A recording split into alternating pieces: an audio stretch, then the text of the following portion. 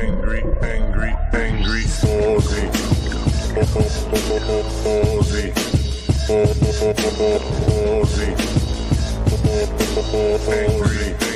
Angry Aussie. Aussie.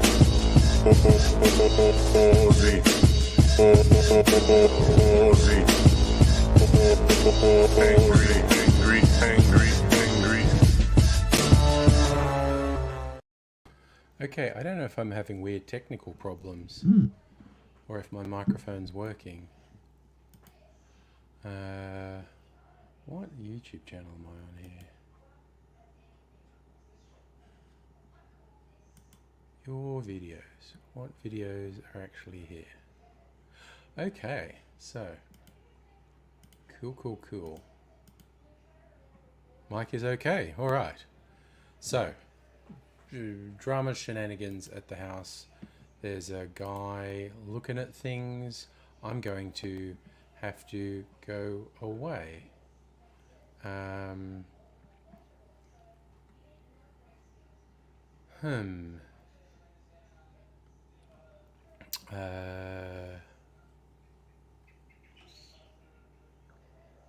Let me see.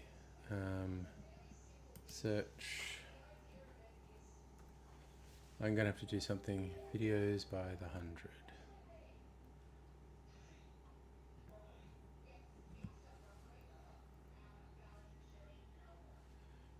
100. Okay. View full playlist. Okay, I am going to have to play some pre-recorded old videos because I'm going to be required for a while to deal with the air conditioning guy. So I'm gonna start this playlist. Wait, what am I doing? Share screen. Share screen. Window tab. Here we go.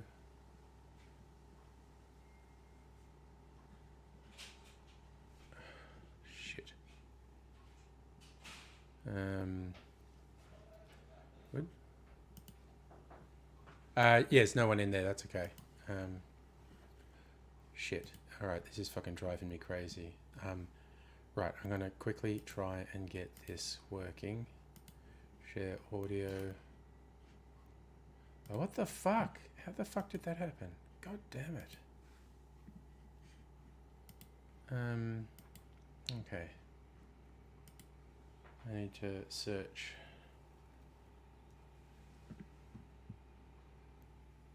View full playlist. Okay. So. Take 100. Share screen. Edge tab. This. Share audio. Share. Angry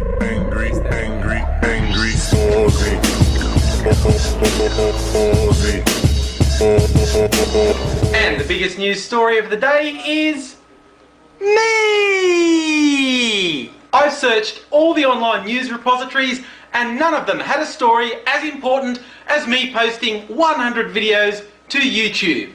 So was that gargantuan effort worth it? Well, after 12 hours of editing, which really doesn't feel like it was worth it, but hopefully you'll think it's worth it when you see this little compendium, 100 videos compressed. If there's anything that I want to be really clean, I'm wiping my dick all over it. No, not love. What's that other word? I want them to fucking die! Fiery rain from the skies, eternal damnation because you insist on calling scones biscuits! Are you happy? Are you happy now? I'm not an aggressive person, but some of these people want to fucking kill you for a parking space. Well, apparently the hippies did not consider how much intelligence they might fucking lose as they sit around taking bong hits on the lounge.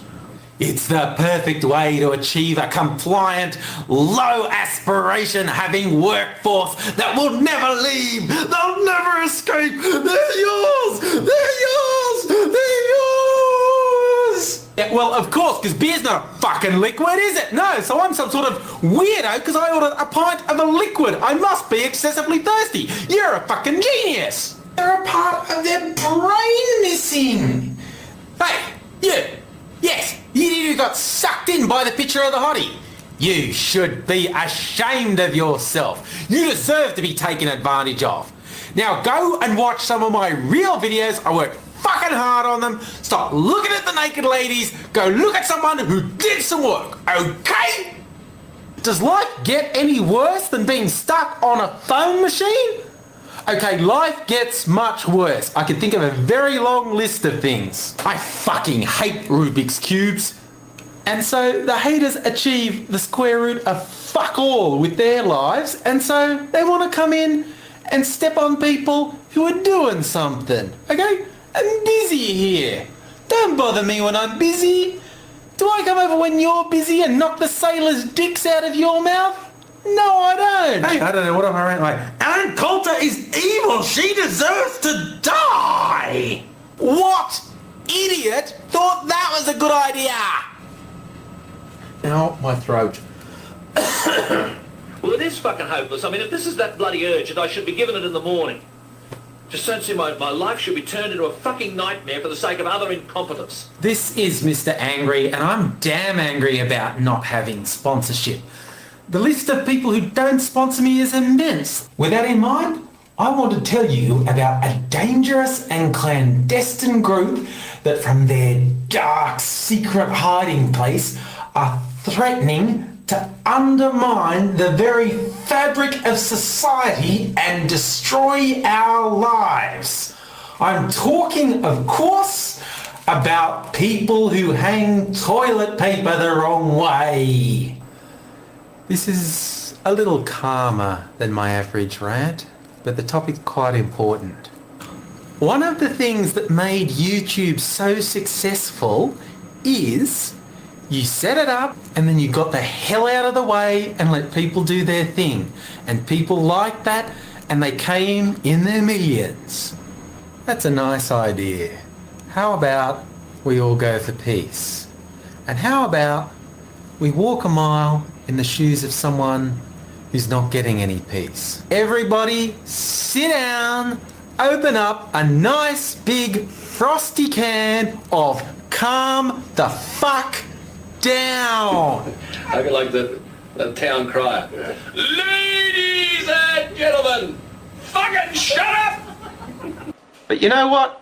Having said that, if these moronic Nazi dorks are sticking their heads up saying they're obnoxious shit, well, it's their fault if someone kicks them in the bloody head, okay? Oh, there's dust in here. Jesus, it's bloody insufferable. How does this happen? Just fucking admit George Bush is a moron! Skid marks. We'll do this another time. Thought I'd try something a bit different today. Just on a whim. See Mr. Angry in the wild. It would really suck if I had an accident doing this. Mr. Angry now is a character. I have a bit of fun. When I was younger, Mr. Angry was me. You're lucky you didn't know me then. It's bad! Oh my god, what's it doing? Oh! Although I'll tell you one thing, I'm really glad MySpace deleted that Tom guy's profile. The guy's a perv! I'm mildly disappointed. I'm not that far off work and no one's done anything really fucking dumb yet. Fuck you in the neck. Fuck you in the neck with a butter knife. Fuck you in the neck with a power drill. Fuck you in the neck with your own shitty, pathetic, worthless, do-nothing, hateful lies. I'm not sure where this video is going to go. I haven't completely thought it through, but it could well end up being the angriest video I've done. Simply because I am so sick of Nazis. Today, I've decided to invite you into my head. You see, the voices told me they want company. Son, I got a 44 and a shovel. Give me an excuse and I'll use both. By day, IT professional. By night, deranged psychopath with a blog who does videos. But here it is, the money quote of the book. Feeling angry isn't wrong. Doing the wrong thing over and over does not make it miraculously right. It continues to be wrong. For anyone who thinks the killing of civilians advances their cause is an idiot. Of course. If these things are potentially explosive, do you think the best thing to do with them is to put them in the middle of a really large crowd? And you don't know what sort of life I have, so I thought I'd show you a little bit of my life with this video postcard of Melbourne. Here's a little bit more. Here's the view from my balcony, which I don't usually show. 47 floors up, haters. How are you liking it?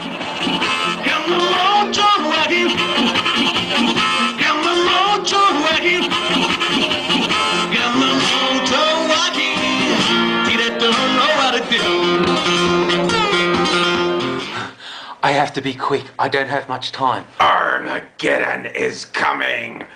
If I was the omnipotent, all-powerful creator of the cosmos, I'd find better things to do with my time than messing with people's heads on planes. Call 6 times without leaving a message. Do you want me to come around and beat you to death with your phone? I don't want to know what you did last night. I don't want to know what you're doing tonight.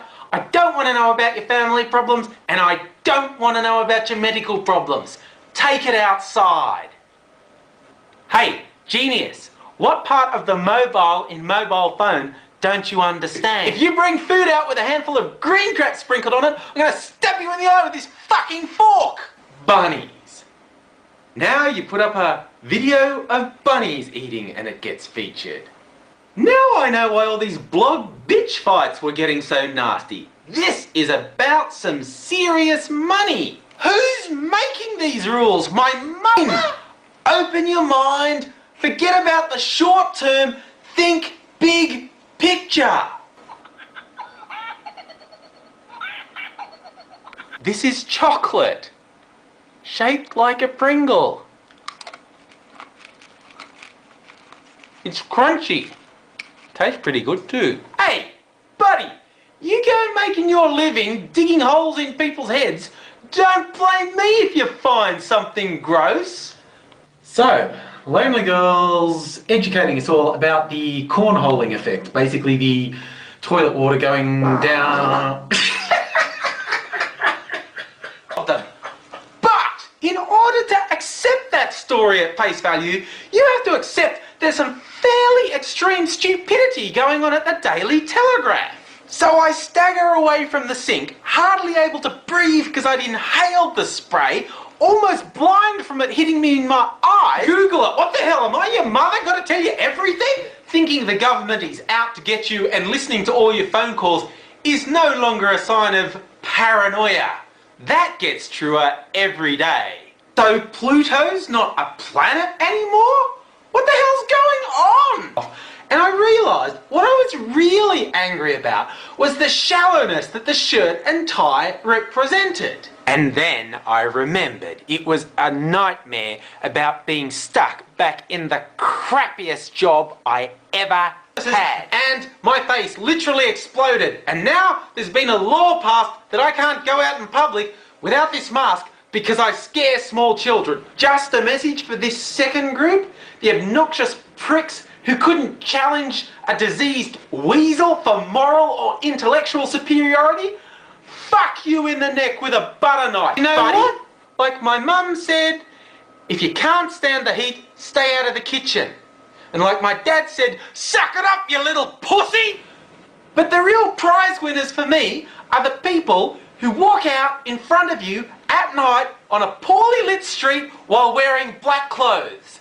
These ones I call speed bumps. Dad, fix the comments, Chad.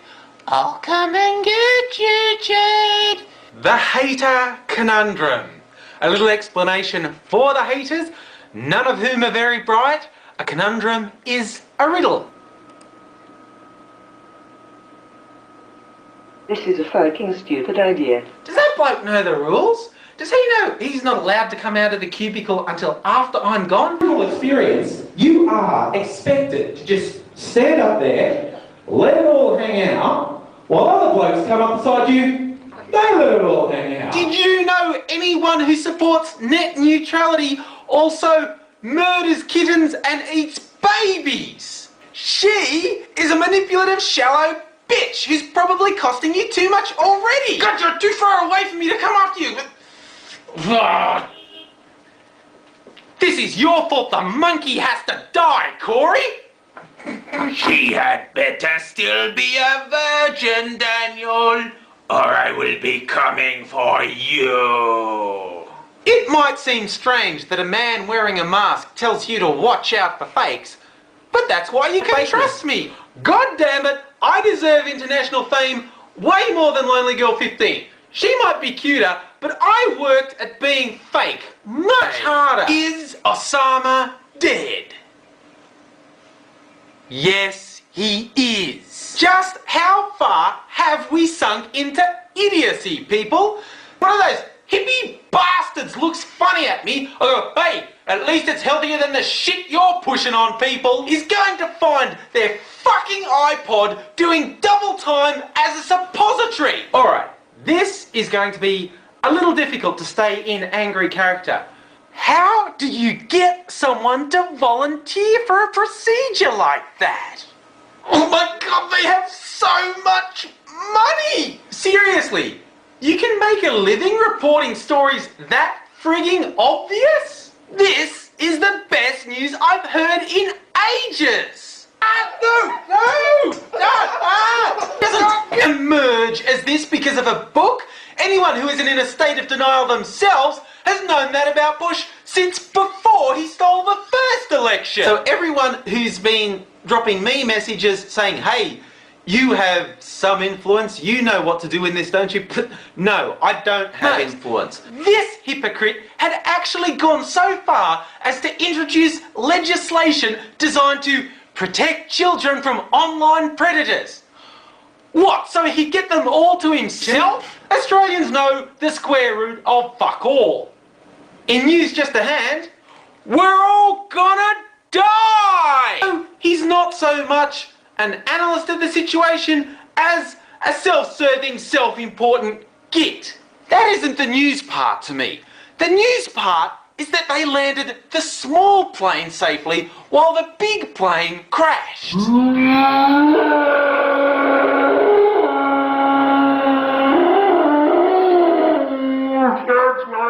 Pop quiz. What would I do if a hater stepped in front of me in traffic? There's one now. The answer is, I wouldn't even slow down. This is it, folks. Video number 200. Well, let's see what's happened for the last 99. Roll 'em! So, 100 videos. I'm starting to think the haters might be right. Maybe I should be getting a life. Nah. Pop quiz. What would I do if a hater stepped in front of me in traffic? There's one now. The answer is, I wouldn't even slow down.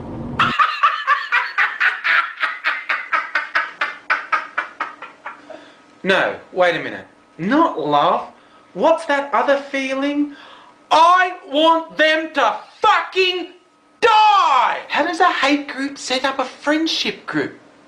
The guys, nothing makes sense because they all eat like animals. What are you talking about? What do you mean fake? She's part of the faith. We've been building her up to the ceremony. Why do you say fake? And if they do that, I'm gonna get the spanky kid and spank them on that. Bye. JC Penney are using sex dolls in their advertising now. That's the news and that's the truth.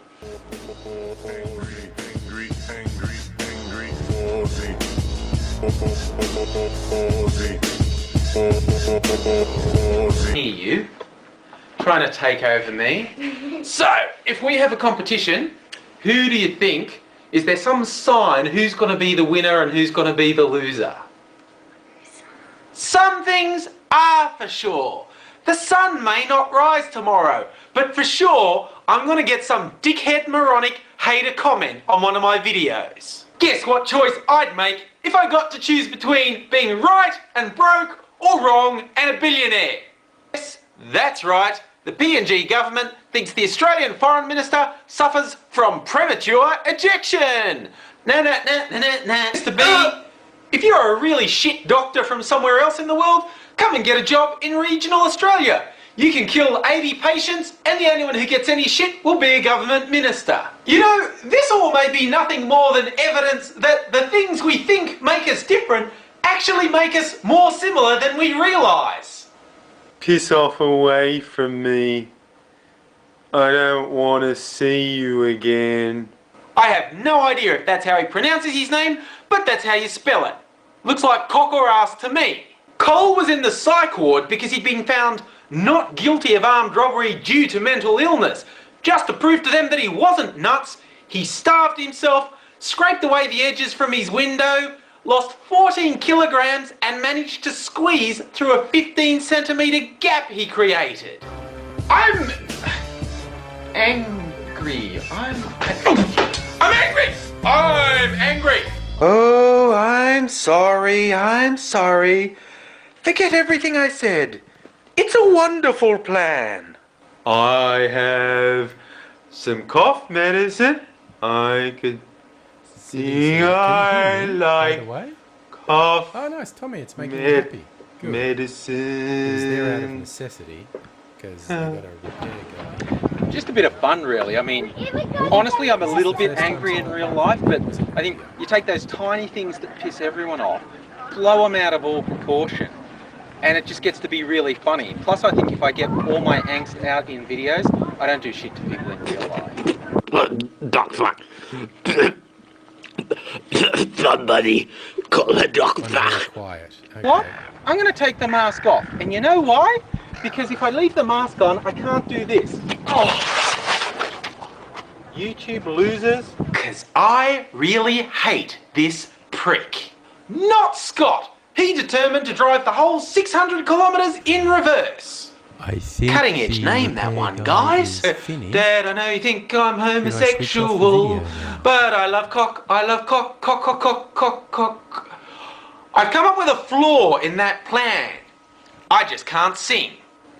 Some may point to these elements as perfectly valid reasons for being grumpy, but us guys know what's going on. They're not just grumpy, they're complaining all the time too. Every time I come up with a plan, you have to shoot me down. But trying to get grown adults to dress up and act like idiots is just not what YouTube's about. Ow! Thank you for calling. Who are they saying that to? The person's hung up. You want to talk about anything else? I hate haters. Well trained. The other. And when you're lying on the ground, choking on your own blood, wondering what you did wrong, they're gonna step on your throat. How many times did I say testicles in that? Housekeeping. I don't think taking off my mask at the moment is a good idea because I really did mess up my skin. The internet is the weirdest fucking place on the planet. The tears of the unfortunate are like a nectar unto which to the ice cream? What? Wait, that's $16 trillion to do the opposite of what the Stern report says. So it doesn't really make a lot of sense to quote that number, does it? Oh. That's Australian footwear thong, not the sexy underwear thong. So a word to Mr. Motivation. Back the fuck off! I just got a promotion at work because the boss liked my new motivational idea. Now, some dirty, trouble-making open source communists have suggested Microsoft could unfairly control the flow of information and restrict the publicising of tests that show flaws or lack of performance in their software. But that would never happen, right? I don't know, what's a good epithet for sweating? Sweating like an Irishman, or sweating like a Filipino Irishman. That one's just for Mocom. So, I decided to take up Corey's challenge to do a video blog while bike riding. And I don't think I've ridden my bike since last summer. So the tyres are flat. Good fucking idea, Corey. I can't afford to buy them. I got an idea! Dude, you like the gay sex. Calm the fuck down. I'm not sure if there's even enough light in here to see anything, but it's a meditation room right in the middle of the city. Sort of the opposite of Mr. Angry. All that talk of human sperm and cow eggs, I think old Callum spent too much time down on the farm myself. A back alley where this sort of self-expression proudly belongs, I think. Don't pay any attention to anything I say when there are so many more intelligent people here contributing. Yeah, you get nothing for nothing in this world, and I want something from you. Stefan's not done being a dickhead yet. Nothing could go wrong with an electronic band wrapped around your stomach that can be controlled from outside, could it? Of all the headlines you don't want to see, I think killer missing from mental hospital is right up there. And in a real turn up for the books, Corey tried to gloss over this dirty secret by referring to his ratty lounge, which he thinks isn't even ratty, but read the article and find the full story. It's not a lounge, it's a love seat. Scary things happen in the territory! No, I'm not dead. I've just been busy. I have actually been doing videos. Okay, I've been trying to do this one straight, but this is delving into just the realm of the fucking weird. It seems a little as if this is an essentially good idea gone horribly, horribly wrong. So the streets are crawling with cops and hippies, neither of which make me feel completely comfortable.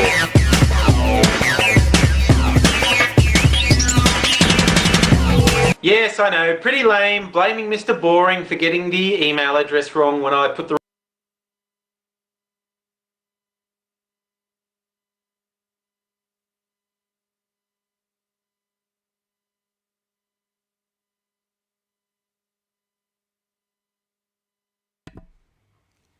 I turned the microphone on. I'm back. There we go. Oh, so I got super bad news that the handyman had actually managed to blow up the air conditioner the other day when he fixed it. And so we've got a week of 30 plus Celsius temperatures in Melbourne, and we will have no fucking air conditioning the whole time. It's going to be a fucking nightmare. You can hardly hear me. Okay, I don't know why that would be. This is the same microphone I always use. Oh wait, what's on here? Did I change anything on here? See, now I don't fucking know. Now I don't know.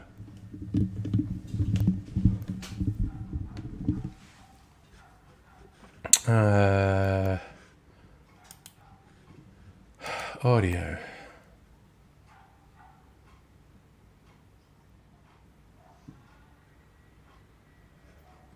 Mike, is this?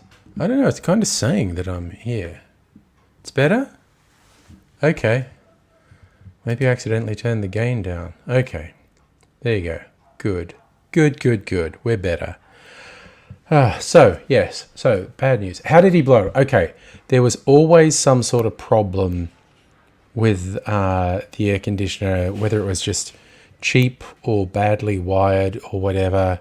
It would trip the circuit breaker, and we had to be very careful how we used it, what setting we had it on, to try and minimize the number of times it tripped the circuit breaker.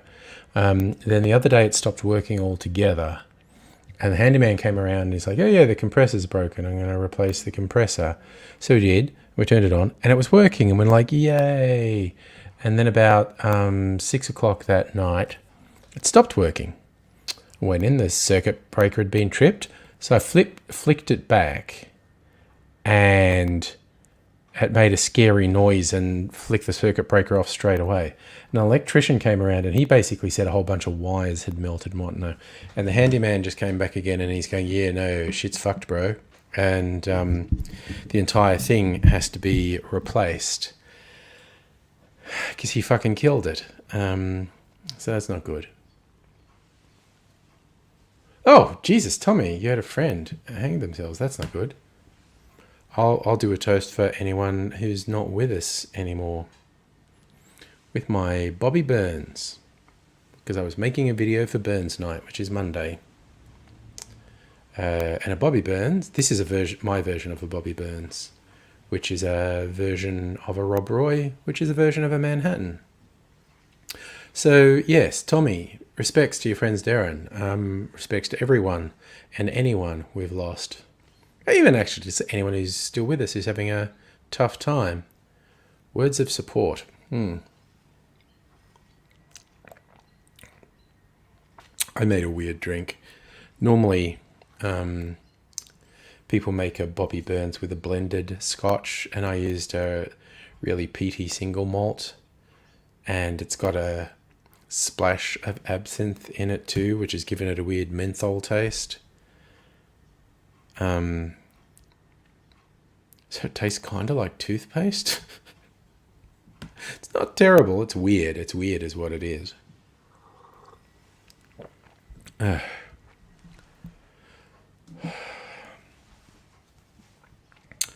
So yes, we do live in difficult and trying times, and we lose people from time to time. And yeah, things get a bit much for people from time to time, and it sucks, but the world can be very harsh. So we can hang out here and be nice to each other. That's the goal. Unless a dickhead comes in, then I won't be nice to them. And there we go. So I was going to do something on my phone, and then I forgot. Oh, I was going to look at the fucking temperature. That's what I was going to do. It says it feels like 25 at the moment. It's only getting down to 18 tonight. And that's not till like 3 a.m. Fuck. I'm gonna fucking die in the next week.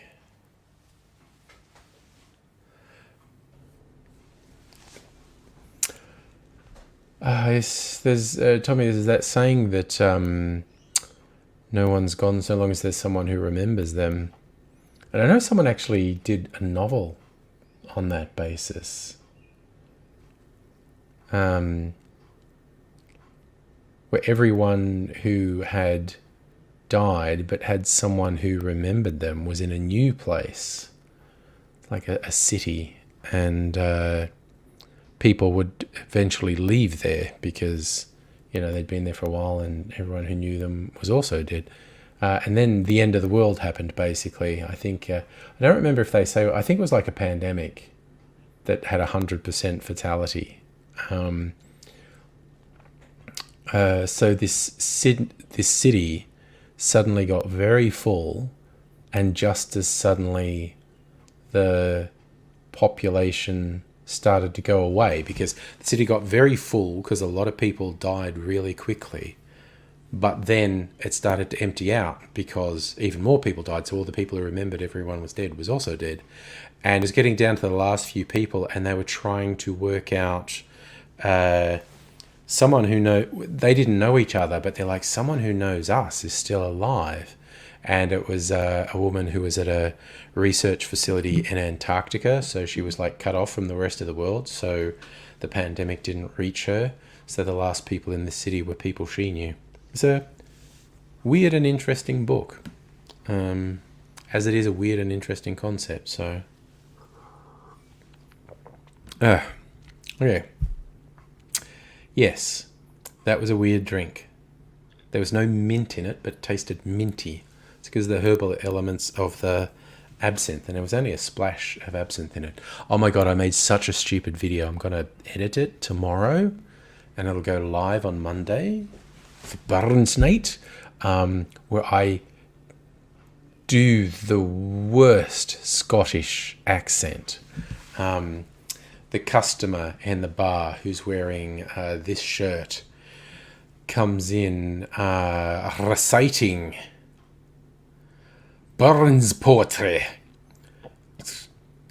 and in this terrible Scottish accent. See, I'm very bad at accents.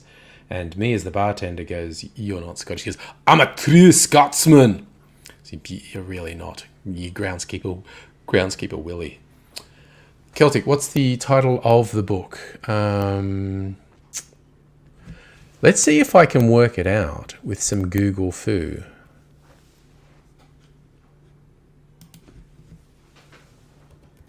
Book about city.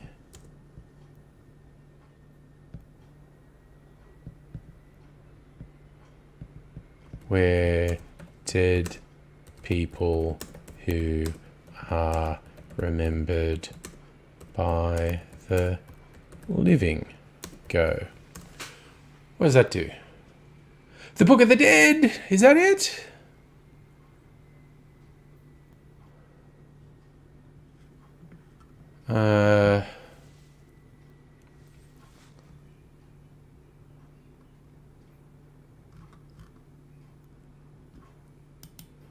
What's this?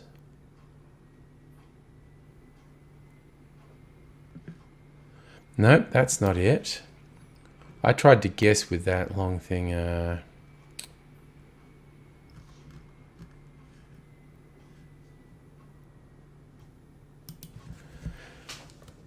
End of the world.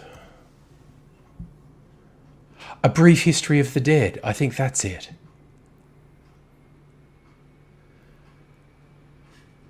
Described as, okay, Brief History of the Dead.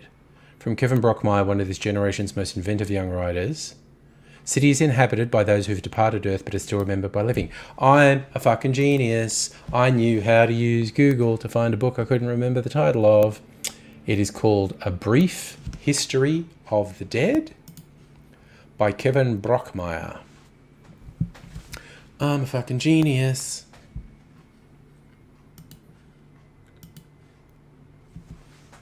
No, the Book of the Dead is the one that brings back Imhotep and the Mummy. I think you're right. Okay, so. I made that cocktail just before the live stream for a video, and it was weird. Now I feel like I need to make one that I'm just going to enjoy. Yes, Laura, the place where dead people go, Orlando, Palm Beach. In Melbourne, in Australia, it's Queensland, the Gold Coast. Queensland is Australia's Florida in more ways than one. Tommy, you want to read that book? Yeah. I'd heard of it, and then I picked it up one day. I think I picked it up in a sale, I don't know, but I did read it. So it's a very interesting concept, because the writer of the book didn't invent that. You know, there's a saying that no one's truly dead so long as there's someone living who remembers them. And in this book, there's an actual city where people go when they're dead, but people still remember them. Yeah. Very interesting concept. Okay. I am gonna try something. All right. Okay. I'm gonna do an interesting fitty drink, and then I think I'll drink some water after that, actually. And I'm going to rinse this glass. I can't be fucked getting another glass. Just make it wash it up for myself. Ugh. I am so depressed at the concept of a week of heat wave with no air conditioning. Jesus. Okay, I want white rum and I want Italicus.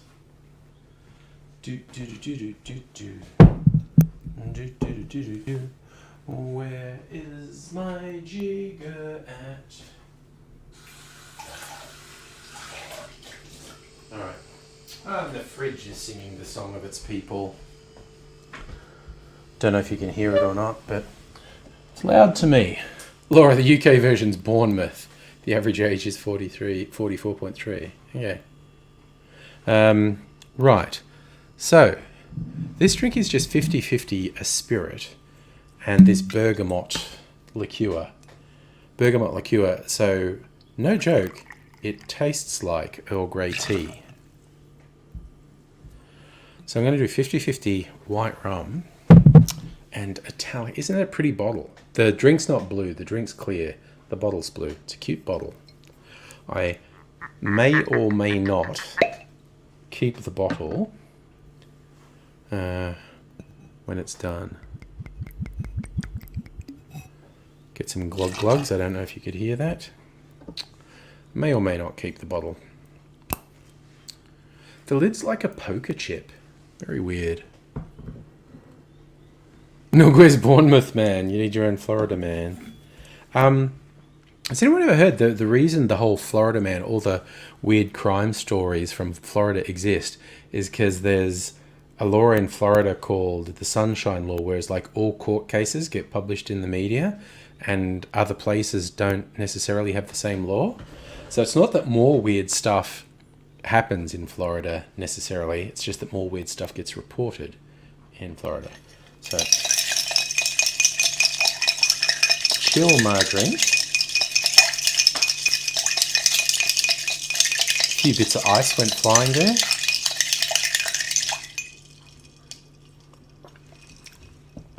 Alright. Strain that into my glass. Ooh, and it's a beautiful clear drink.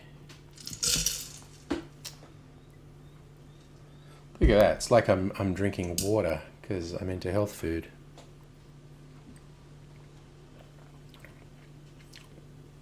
Oh, that's yummy. That is very yummy.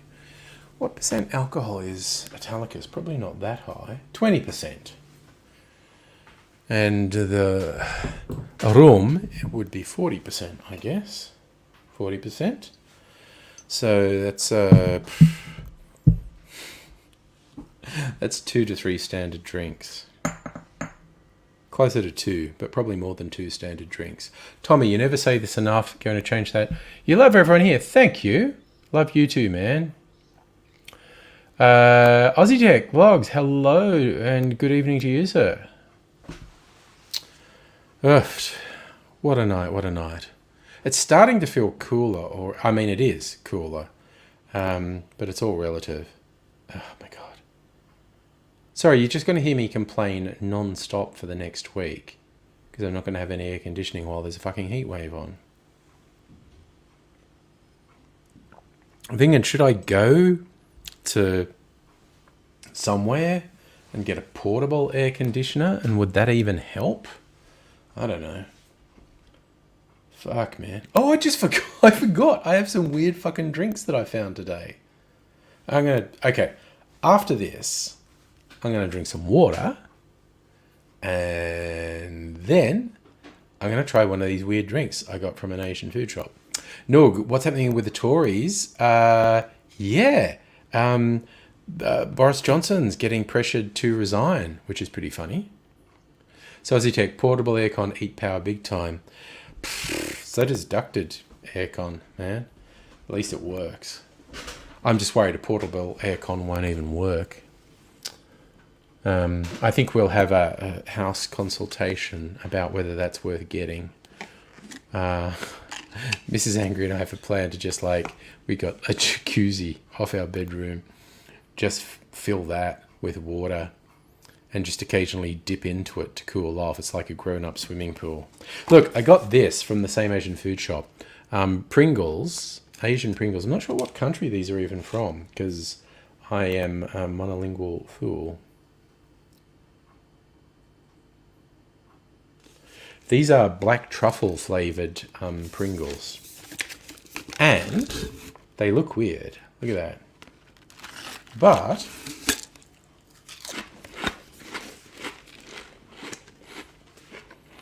they actually taste like truffles. Oh yeah! Aussie Tech, if the news about meatloaf had broken earlier, the whole theme tonight would have been a meatloaf memorial. But on one token, it's a fucking miracle that guy lasted as long as he did. Because you look at him in the 70s and the 80s, he did not look healthy. And living the rock and roll life, you'd think he wouldn't last that long. But he did. Oh, Noog, there's allegations of intimidation and blackmail and a Tory defected to Labour. That's wild. Justin, hello and good evening, sir. So yes, if I'd heard about it earlier, before I'd already set up the stream, the whole stream would have been a Meatloaf memorial. Bit of an epic guy. Again, not hugely into his music, but was he 74? Okay. Yeah, I mean, so that's like, 40, 50 year career.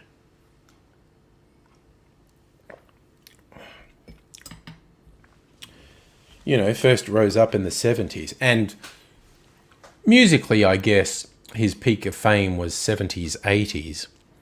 But he stuck around. He did do that embarrassingly bad grand final performance. But we'll let that go by the wayside. He did some great stuff in movies. Like, I loved him in Fight Club. But he's one of those people who deserves the title legend, I think. I don't think that's going too far. I think we can call Meatloaf a rock and roll legend.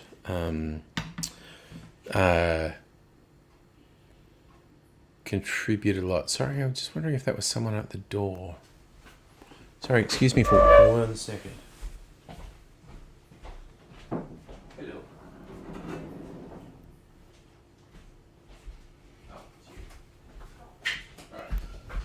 Oh no, appreciate it. Do you want me to do it for you? If you want to. Get you some ice? Yeah, I usually fill it all the way up. So. Alright, how much we got?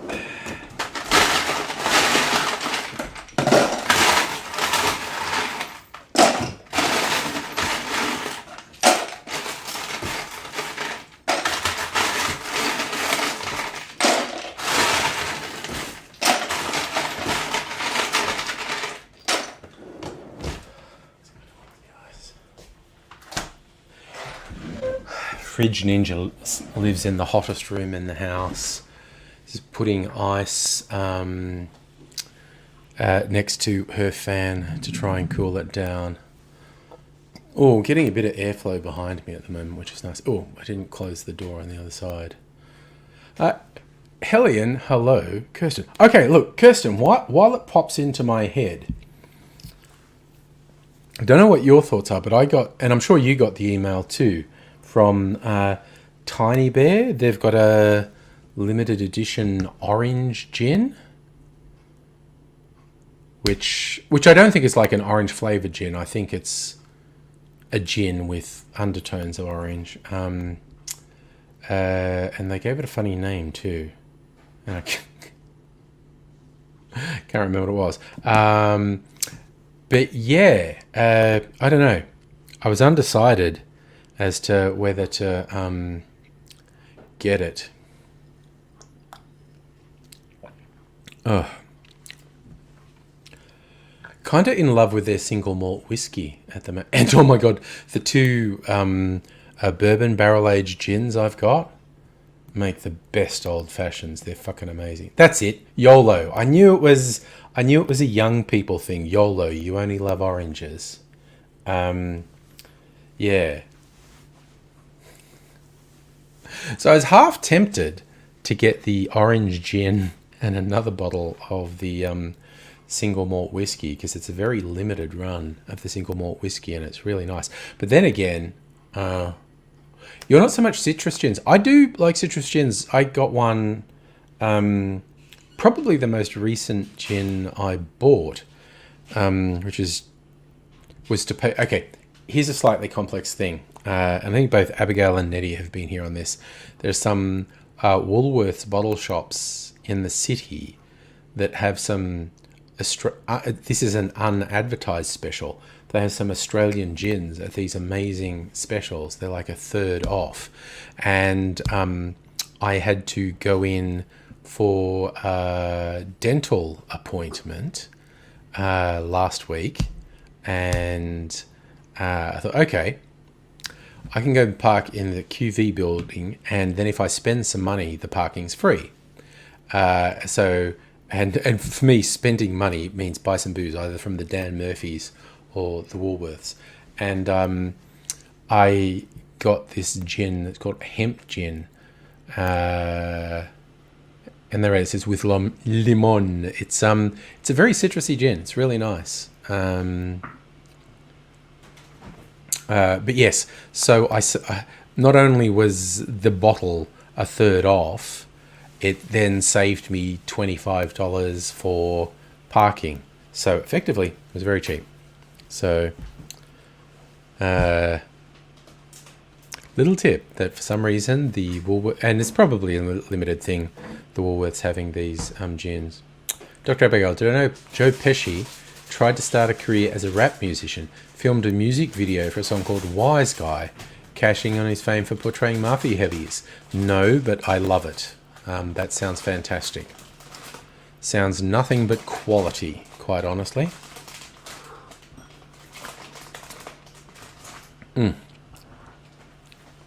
Oh, you wanted to... Yeah, no, I did a 50-50 with rum. You want yours with gin? Yeah.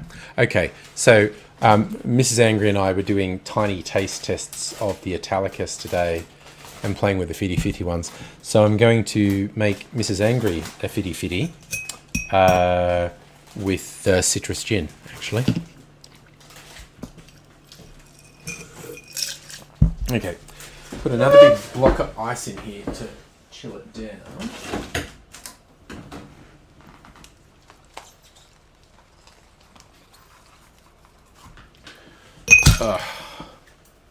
Right. You bloody well, right. Okay, get Mrs. Angry a drink. Let's get a glass. Maybe the cute Nick and Nora. Oh, there is actually a breeze coming in here. It's so nice. It's quite nice outside. Oh, such a relief. Have I mentioned I'm going to complain about the heat non-stop for the next week? Because I am not going to stop complaining. Okay, jigger. Where are my jiggers at? So this is the gin I was talking about, hemp gin. It's Australian grain and limon by the Natural Distilling Company. From the rolling hills of our Gippsland family farm, we're on a quest to bring you environmentally sustainable, guilt-free drinks that taste great. Okay, so powerful organic compound limonene interacts delicately with rich juniper, offering notes of fresh mandarin and lime with a soft, spicy finish. Natural Distilling Company hemp gin is best enjoyed on ice as a feature in a premium tonic or soda or garnished with citrus. It is a really nice citrusy gin. Yes, bum fungus, it's fucking hot. Oh yeah, no, Dr. Abigail, there's no question the Joe Pesci rap thing was going to be 100% cringe. How could it be anything but? So, but still, gotta love him.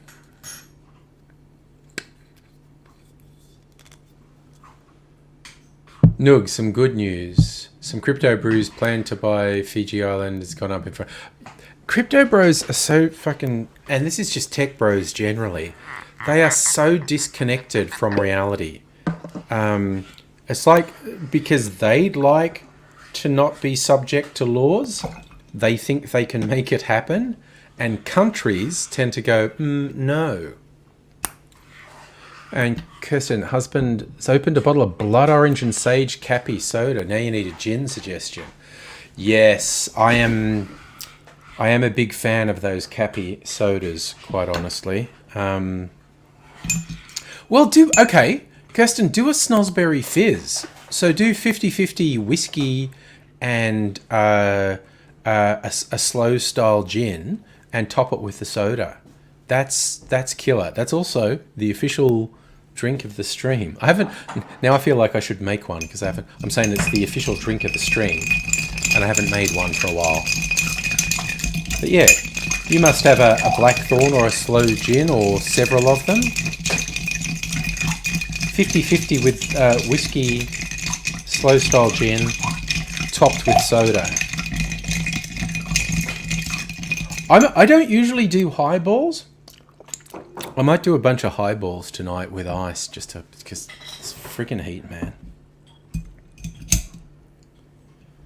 Okay.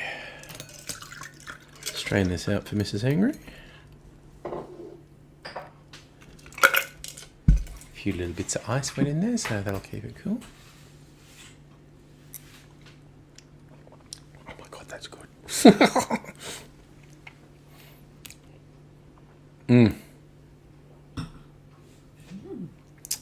Yeah.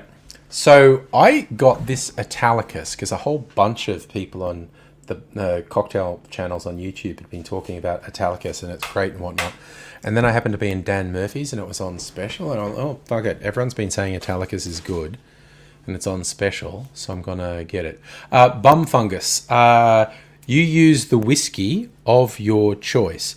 Where this comes from... one time Kirsten was here in Melbourne.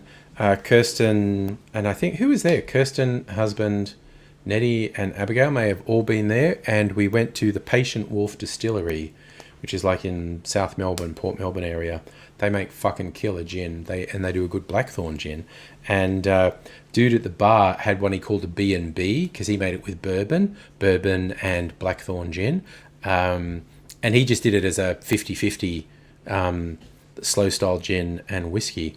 But then when we were talking on the stream, we did it with soda and it's fucking killer. It's a killer highball. Like do it to your heart's content. My default is 1.5 ounces gin, 1.5 ounces whiskey. Do 2 ounces each if you want, and then top it with some sort of soda. Killer highball. So just the whiskey you like, basically. As yes, Abigail, you did your back out today. Pain scale 9 all day. Chronic pain 9, that's fucked. And strong painkillers are left you nauseous and woozing out of it. Fishing for sympathy. You have my sympathy. Dr. Abigail and I had plans she was going to come over, do a tech support thing, hang out here on the stream, and we were going to have a great time, but fucking chronic pain. Chronic pain snuck up and fucked all the plans. So nothing but sympathy for Dr. Abigail, because that fucking sucks. When a chronic pain sufferer says, oh no, this is so bad, I am completely debilitated. Because chronic pain sufferers operate with pain levels that us people who aren't suffering from chronic pain would find completely debilitating. Chronic pain sufferers can't let debilitating chronic pain get to them, or they'll never do anything. But it occasionally gets acute, and this is what's happened to Dr. Abigail today, being fucking crippled by chronic pain, acute pain. Yeah, so yeah, hopefully sometime, maybe next week, maybe next Friday or Saturday, Dr. Abigail might be able to come over. Not least, first just because it's so enjoyable to have company here, and now that I've had my booster and whatnot, like.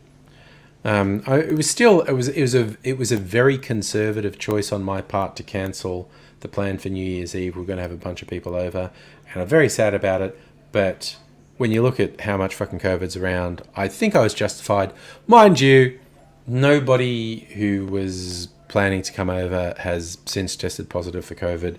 But it's like, oh, you know what? I'm being conservative because let's be honest, when you're my age, in my shape, contracting COVID has a scary level of possibility of serious health complications. So I still think I made the right choice. I'm fucking bummed out that the situation existed where I made that choice, but yeah. And yes, Dr. Abigail, tomorrow is date night, so won't be doing a stream tomorrow night. But next weekend, wide open. Friday and Saturday night, so Oh.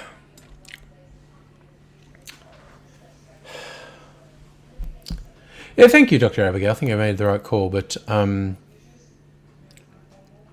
holy Christ, like, if anyone thinks less than 100,000 people in Sydney and Melbourne are contracting COVID each day, you're fucking fooling yourself. Whatever the official numbers are, if you think less than 100,000 people are contracting the virus every day, you're fucking fooling yourself. Now, at that rate of infection, it is very likely to peak, whether it's late this month, whether it's late, Okay. Hey, how many times in the last 2 years have I mentioned trying to predict the future is a mug's game? So, yeah, maybe shit's going to start to improve in February. Maybe it isn't. Maybe it's going to start to improve in March. Maybe it isn't. I don't fucking know. Justin, oh yeah, no, the gym would be a very high risk area. Basically anywhere, depends how many people are in the gym, but like a movie, a restaurant, a bar, a club, a pub, if you go to any crowded venue now, you are 100% being exposed to COVID. Doesn't mean you are going to contract the virus. Doesn't mean you are going to get sick if you do contract the virus, because, 30 to 50% of people who contract COVID don't even really notice it. They're asymptomatic.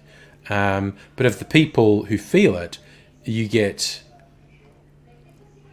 I mean, let's be generous and say 40% of people who contract COVID are asymptomatic. Of the next 60%, like about a third of them, so 20% of the total people, it's like it's a cold. They're like, oh god, yeah, I'm aching, it's bad. So then you're down to 40% of people got it, and about half of them describe it as like turbo flu, like they are fucked. They are hammered by it, and this feeling of being hammered lasts anywhere from 4 days to forever, because they've got long COVID. And then it just gets very serious after that. People end up being hospitalized on fucking I forgot what the thing's called. It's not a respirator, when they've got the fucking tube down their throat. Ventilator. Jesus, that word's been used so much in the last 2 years. Tommy, you hope it doesn't sound stupid. You really think the whole virus thing's too similar to Resident Evil? Oh, dude. Yeah, no. We are just lucky that a virus this virulent... Sorry, a virus this contagious is not particularly deadly.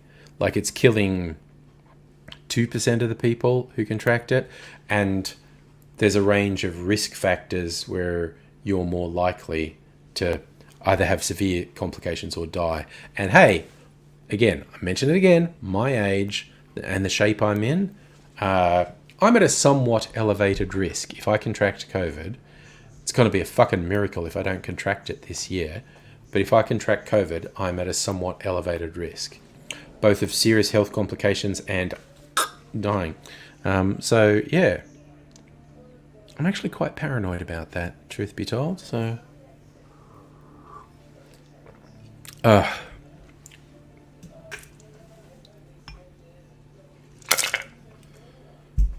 oof.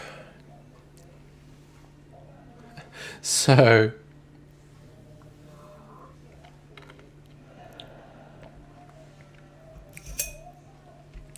right, I'm gonna this ice. Wow, that's a big bit of ice in there.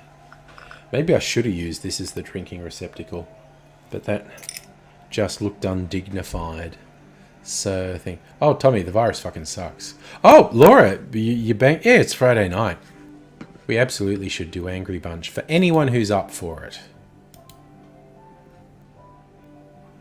Okay. So, anyone who's up for it, that is the link to join. I'm gonna drink some water.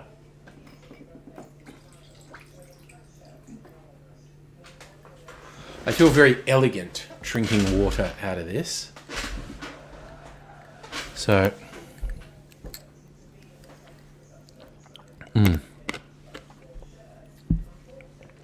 definitely got to hydrate somewhat. Oh, nice. Kirsten mixed yourself a generous B&B, which is nice, and you will eventually top it with... Yeah, but it's nice to have a few sips without the soda as well. It's astonishing how well whiskey and gin go together, because there are very few cocktails that say, hey, put whiskey and gin together. Oh, God, Justin, people being forced to work from the office when everyone's contracting it. The reported COVID cases in my workplace, again, no one's working it. Well, very small number of people have to be on site, but just people reporting positive COVID is the numbers are doubling every 2 weeks. Opinionated Abigail, hello. Hello, Oh, there is a massive echo. We're not hearing it, so it's just at your end. Oh, and Kirsten had an exciting afternoon rescuing a tiny kitten. I love the sound of that. That is exciting. I am only here because Bum Fungus can hear it too. Oh, okay. And yeah, everyone. Okay, everyone but me can hear the echo. Okay. Wow. Yeah, so it's coming through your audio, and your mic is picking it up. All right. So it's you. I think it is. It's probably the amount of gain I put up because everyone said they couldn't hear me before. So I'm gonna. Possibly. Well, you've been messing with your sound settings because of your stream lately. Yeah, and I was just gonna do the Elvis. Don't be cruel to a heart that's true. that was just the initial. That was just the initial thing that I thought is I don't know how long I'm gonna last because I am completely out of it tonight. That's fair. And I'm really sleepy. But I did a bit of a deep dive on Neil deGrasse Tyson after our conversation last night. And my hot take on that is that I'm not a super fan, but I've always been a fan of his. Yeah. And I will still remain a fan of his. Mm-hmm. There are a number of cases that have been reported that it's just creepy behavior that he's apologized for, and it's been he's just been a super nerd being a super nerd, and if you're a nerd and you've in nerdy circles, you know what that's like. And he's responded to it in exactly the right way and done the right thing afterward. He shouldn't have done it in the first place, but it's certainly nothing that he should get Me Too'd over. And I've done way worse stuff. So anyway, but there is this one case from 1984. Someone accused him of drugging and sexually assaulting them, which would be inexcusable. Which is inexcusable if it happened.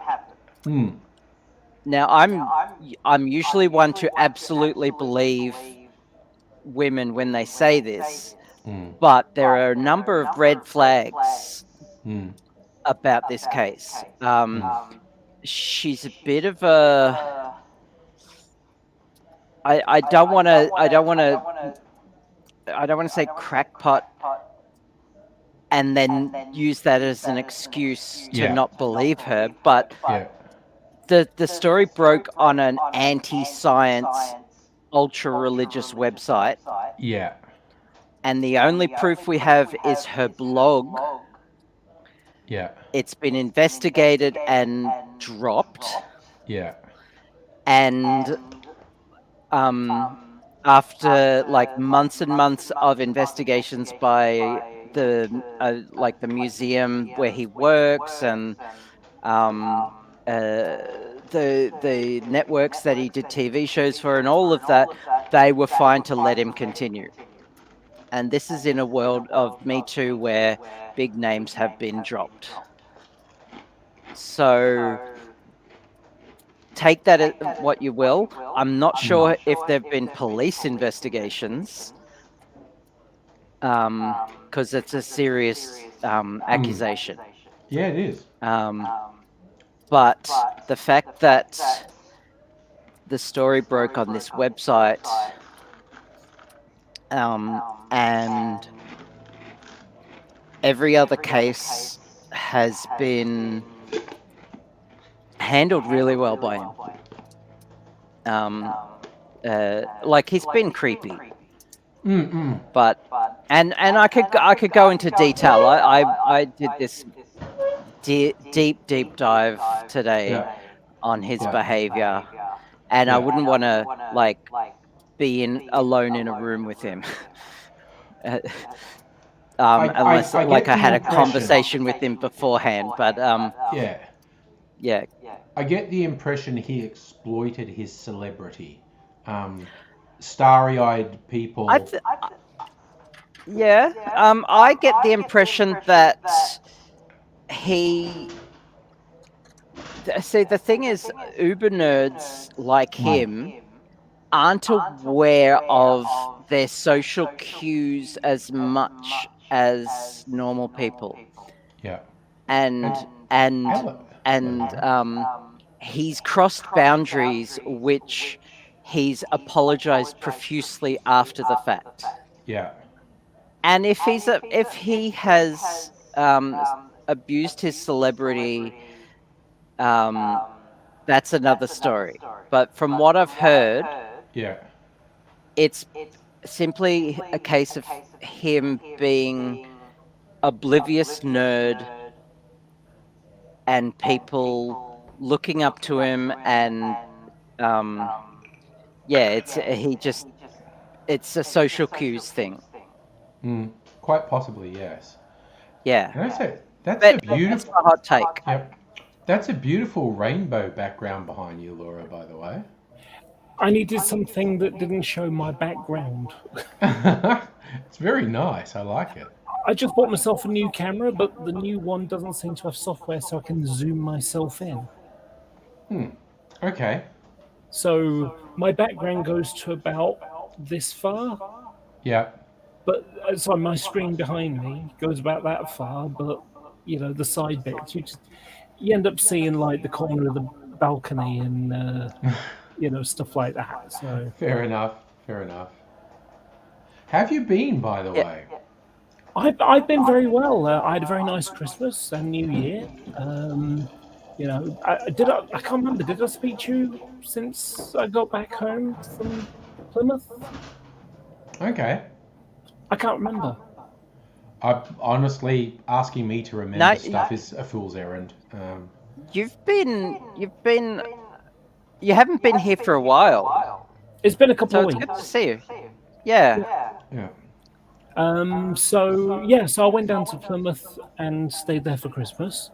And then I came back home and I had my New Year's fireworks display party. And I think that was it. I think I popped in while I was cleaning up for it. Okay. That's right. I remember now. Yeah. So the party went very well. My good. friends enjoyed it. And it was a reasonable display. Obviously, with COVID and Brexit, less fireworks to go around. But yeah, that was nice. And then I just I was sleeping, and then last week I was also sleeping. My sleeping is all screwed at the moment. So this is all acceptable. Sleeping is an acceptable thing to be doing. it's basically I ended up going to bed at like 6 or 7 o'clock in the morning, and now is like 10 o'clock in the morning. Sorry, Abigail, are you saying you're still getting an echo? Because I switched my I'm microphone. I'm still getting an echo. Yeah, I'm hearing Laura echo. It's and this is weird. Okay, it's my fault at the moment, I think.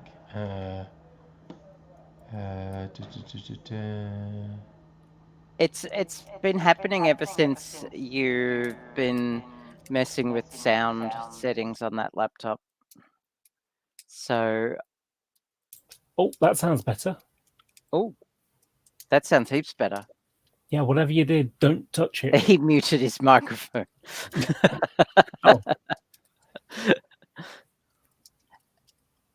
Yeah, that one's not working very well then.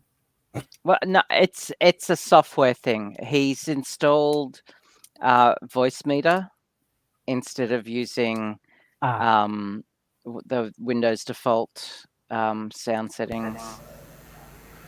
Whoa. How's that? Does that cause echo? Yes, a bit. Yeah. Yes? Okay. Okay. What the fuck, honestly. Simple one. Has it detected? Have you got the right microphone and not the camera one or the laptop one? I've changed the microphone 3 times in an attempt to fix this. Right. So. I'm so sorry I couldn't make it today. In fact, I'm due for some more painkillers. That reminds me. I shall be back.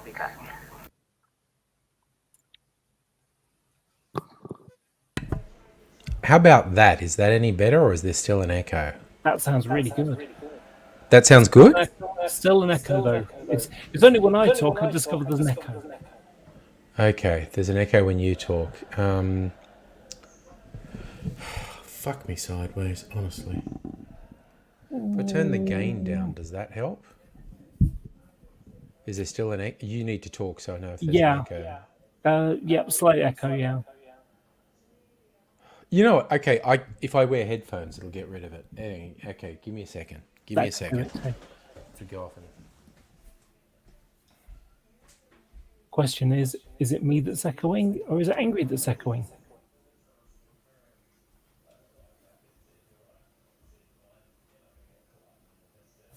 See, my microphone is at the side here. Not that you can really see it very well.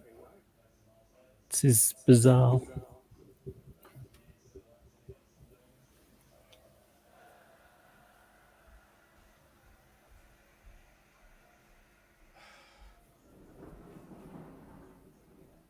Hope everyone in the live chat had a nice Christmas and everything. New Year. Early one morning.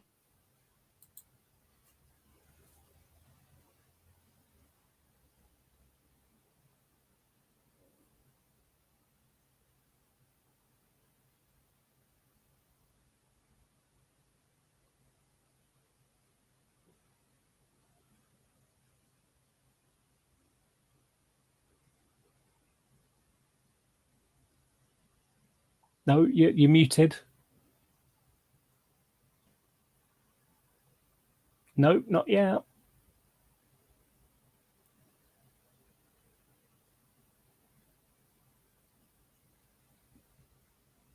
Okay, can you hear me now?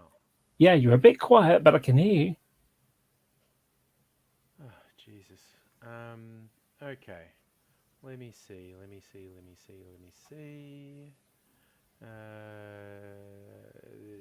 And bear in mind that the microphone should be perfectly adequate that you're using in front of you. You don't need the headset one necessarily. Reality is contradicting you on that. So... Oh, well, now that sounds fantastic. And I don't hear an echo. Okay, you know what? I worked out what it is, I think. Give me a second.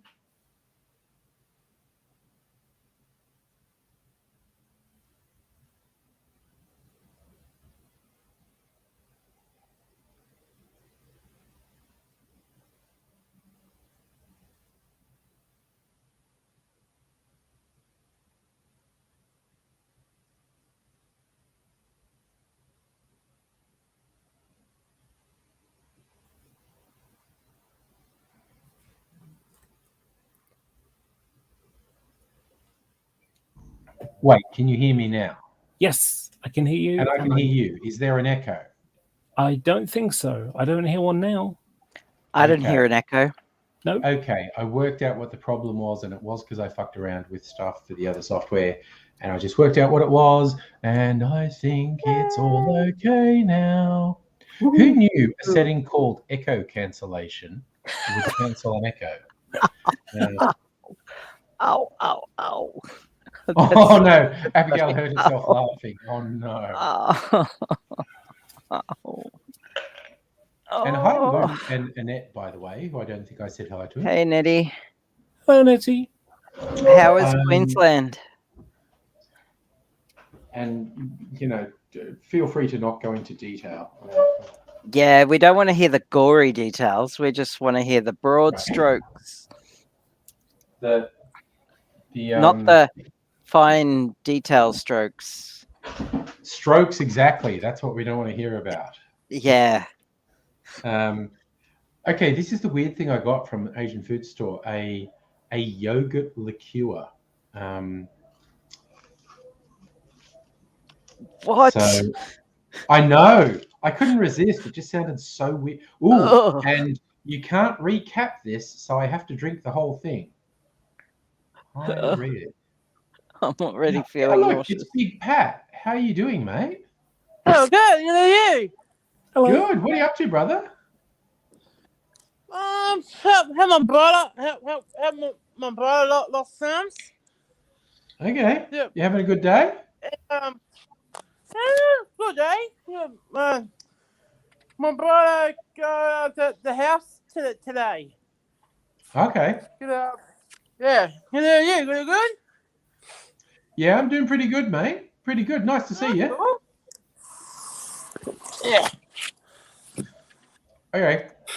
This is a weird, not unpleasant. This is not unpleasant. But it's a weird It sounds unpleasant. Have you ever had a lassi, like that Indian drink? Laksa.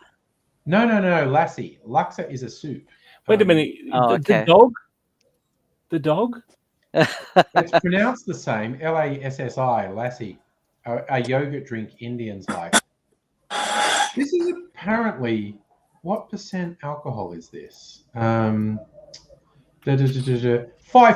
So this is like, I don't know, the strength of a beer, but it's yogurt. It's yogurt that has as much alcohol as beer does. So that's horrifying. It's actually pretty good. It was very expensive, so I'm never getting it again because it was just Kirsten likes mango lassi in the heat. I like a mango lassi with Indian food, actually. So is that an alcoholic thing? This is. The Indian thing lassi isn't. Right. Contains approximately 2/3 of a standard drink. So, you know. And it was stupidly expensive, but it's like, no, this is so weird. I have to drink it. I need to know what this is like. I just had this sort of amusing little thought about. So I've told you about this before. I had a friend come to visit from Japan, and I asked her to bring me some sake. And as well as bringing some sake, she brought me some sake liqueurs. And those sake itself, not so great, but sake liqueur, really, really nice. One of them was a cherry one. So nice. But what really surprised me is that they come in little plastic little cardboard cartons, which are the kind of stuff that you stick in the lunchbox for kids. Yes. Where I live. And so it's like, oh, let's hope nobody sort of goes to Japan and thinks, oh, I'll get that for the kids. And I'm just thinking about the same thing as you've got there. It's like, oh, this looks like something you can give your kids for lunch. You know, a yogurt drink. It's just like a big Yakult bottle. It's just a big bottle of Yakult. A probiotic. Very mild amounts of alcohol in it. Do you know, it amazes me. It probably still has a probiotic percentage? Probably. What does it say on here? Manufacture, address, imported by, product of Japan. Of course, yeah, it no, is. the little spiel on the side that tells you what it is all in Japanese, so I have no idea what the ingredients are. The ingredients just say yogurt, citron, sugar, brewed alcohol, emulsifier, and citric acid. So it's yogurt and lemon flavor and a little bit of alcohol. And it's brewed alcohol, not distilled. So it's like beer. I don't know. I don't know. It's I've got another one of them. The other one's ice cream flavored. So that was also, it was also very sickly sweet, like a dessert. So I might drink a bit more water before I drink it. Was that 80s guy saying I'm more accepting and loving of booze things than he is? Respect and envy that, and you're a drunk. Yeah, but you know, I get my blank spot like Campari. I can't drink Campari, which is actually quite popular, but it's just too bitter. Like a Negroni is one of the trendiest cocktails, and I just can't drink it because it's very Campari heavy, which is extremely bitter. And it's not that I can't drink it, but I'm a real snob about vodka. So I've got no objection to drinking vodka. It's just, I think it's a shitty cocktail ingredient because it has no taste. And that's why people put it in cocktails, so they can have a drink that's alcoholic where they don't taste any alcohol. And it's like, yeah, if that's your bag, if you just want something sugary and sweet that actually gets you drunk, that's where vodka comes into its own. But I just like other things. That's why whenever I have a vodka and orange juice, I have it in your honor. Because it's like the ultimate in shitty cocktails. It is a screwdriver. Orange juice overpowers everything, and vodka just has no taste. That's the other thing I'm a snob about. Not lots, but there are cocktails that say use orange juice, and I'm like, fuck no! Why orange juice overpowers everything? Why would you put orange juice in there? So vodka and orange is like, it's just that, like, it's the extreme ends of taste. Yeah. Instead of a screwdriver, I call it the Angry Aussie. Yeah, that's fair. Just for you, yeah, because I love you so much. That is absolutely fair. I named a drink that makes Angry Aussie, yeah. I know what you mean about orange, though. I mean, it's off-topic kind of thing, but similar. Yeah. So I drink juice.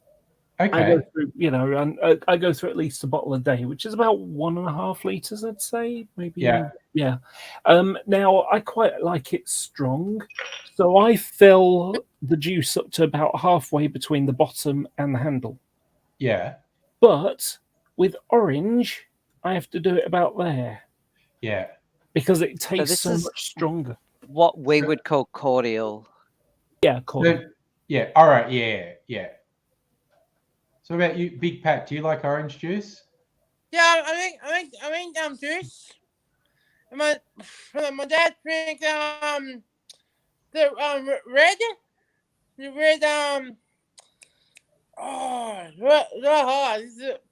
is a big bottle. My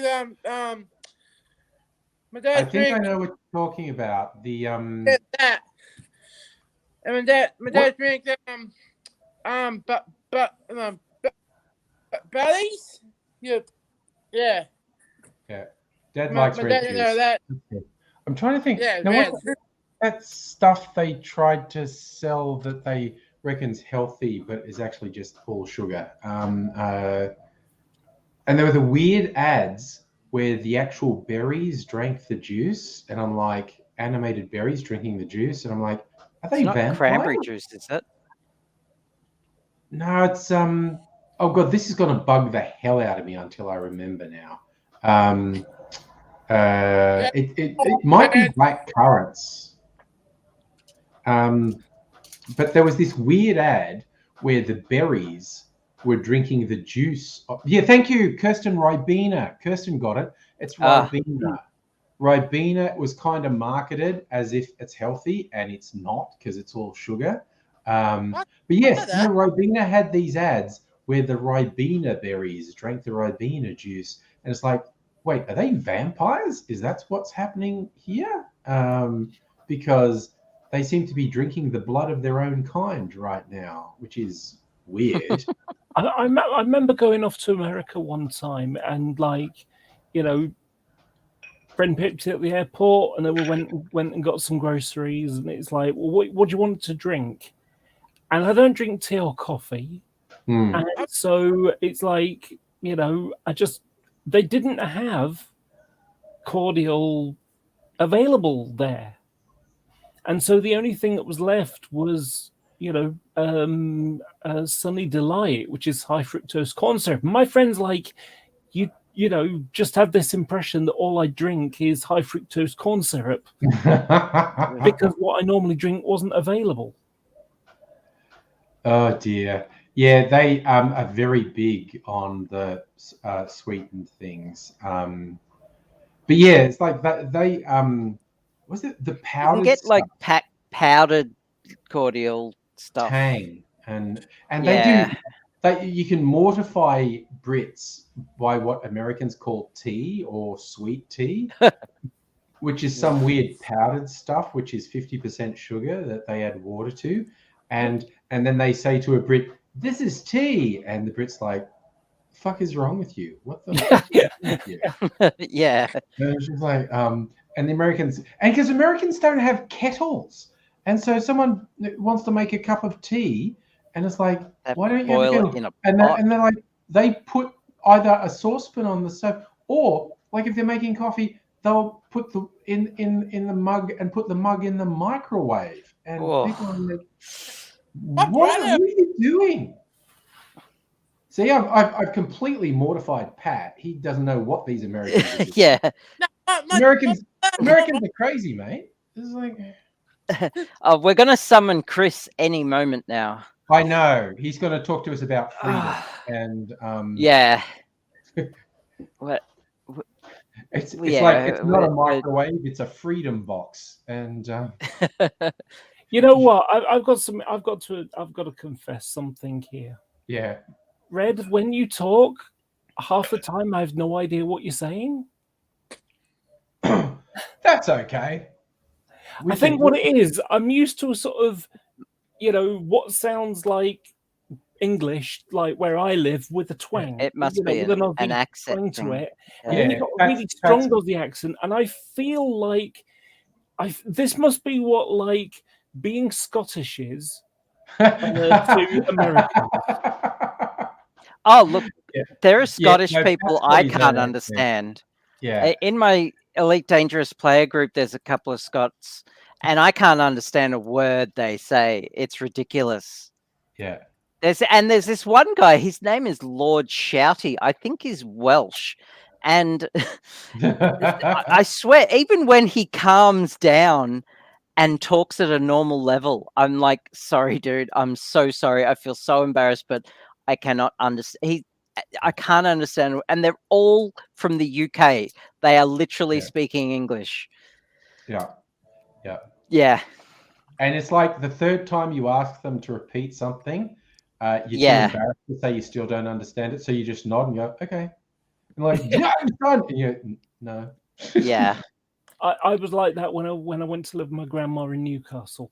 They've got a very strong accent there, and I'm like, yeah. And so every single sentence, I'd ask them to repeat it because I couldn't quite understand what they were saying. And then they chuck in slang. You know, I mean, like, for example, I was a bit mischievous, you know, or mischievous. And so I I remember kids saying, "Don't do that, you'll get Ron." And I'm like, "Who's Ron?" And then they'd laugh. And what I discovered is they were saying, "Don't do that, you'll get wrong." I was like, Okay. what kind of language is that? You know, and it's like where I live in Manchester, people will say, "Will you borrow me that?" And it's like, no, I can lend it to you, or I can borrow something from you, but I can't, borrow you something. That would bug me. That would just bug the shit out of me. Yeah. It's like, that's not English. Yeah. What are you speaking? If you got my brother here and we sat down together, you would not get that we are related. He has such a strong Australian accent compared to me, and you probably wouldn't understand a word he was saying. I would have to translate. He's got such an Aussie twang. Seriously, my accent is so different from the people in the town where I grew up. If I go and talk in the pub, people go, yours is very Melbourneized. All I would get if I went back to Dubbo was, "Are you a poofter?" And it was just, yeah. I just like to enunciate. Okay, I've mentioned this before. When I was a kid growing up, my parents were in the Air Force, and so you've got everything from the kids from slum towns to the kids from the Officers and the Gentlemen. And so they teach the kids to the standard of the Officers and Gentlemen, which is the reason why, if you listen, my diction is very, very formal. It's just that I speak a bit quicker and I've shortened the vowel, so it's bath instead of bath and things like that. And so when people listen to me from here, they think I'm from the south. And when I go down south, they think I'm from the north. Yeah, you're nomadic. I think the 80s guys say... Yeah. The 80s guy is also a bit nomadic and has the weird accent. So every time I've traveled, if I meet Americans, they think I'm British. That happened to me in America too. I sound nothing like Australian, even though to me, I mean, yeah, of course, because I have a strong Melbourne accent. Yeah. But even when I went to Brisbane, and I can spot the difference. Yeah. And once again, calling back to Elite Dangerous, there's they get voice actors from around the world to portray the flight control for stations in the galaxy, and they've hired an Australian. This Australian woman to do a couple of the stations, and you can hear she has a really strong professional Brisbane accent. Like it's Gold Coast Brisbane it's Gold Coast accent, and it's like I can hear it out of a lineup, and no one in my player group can understand. Like, yeah. Speaking about playing, I invented a thing. It now locks into position mostly. It didn't before? No. It was okay. So it would go from 0 to 100 fine, but it didn't have a middle ground. Oh, cool. Yeah, so I've now gone and created one. 3D printed one, and it's not a stupid thing that clips on the outside either. It's something internal. What you've got is inside. You've got effectively it's like 4 roller pieces that slide backwards and forward. I created a little V notch in one. Yep. And then on the bottom there's a cog thing. So the idea is that this rotates, which rotates a cog, which tightens up. It moves it up and down and tightens it together. Cool. I removed all that stuff, and all I've got is a flat bed with a couple of U brackets on it. Cool. And on the top of that is a little notch on it, which then locks into the thing when it's in the center. I want to do something very similar with my X50, my X52. And we've got nobody. I'm going to zone out for a bit. I'm going to zone out. I'm just pain levels. Abigail needs to zone out for a while. Oh my God, AS guy with your military background, when you're with your kin outside, it's called you dirty Irish scum. Well, that's not very nice. No, you know, here's the thing, nobody. You see, I've got a problem now because what you've got is that should be somebody and nobody, because unless you're going to change things. You're gonna have to deal with it, Lord. You'll have to deal. I'm drinking the other weird thing I got today, and this is called soft ice cream liqueur. And this is actively good. This tastes like melted ice cream. I think there's a huge amount of sugar in this. It's really yummy. Diabetes in a bottle. Oh, you wouldn't want to drink a lot of this. This tastes like it has a lot of sugar in it. It's very tasty, though. I'm By a the fan. way, I do want to say, Red, don't be afraid to say anything as well, because you know it's just that I need to experience more to be able to pick it up. Oh, that's okay.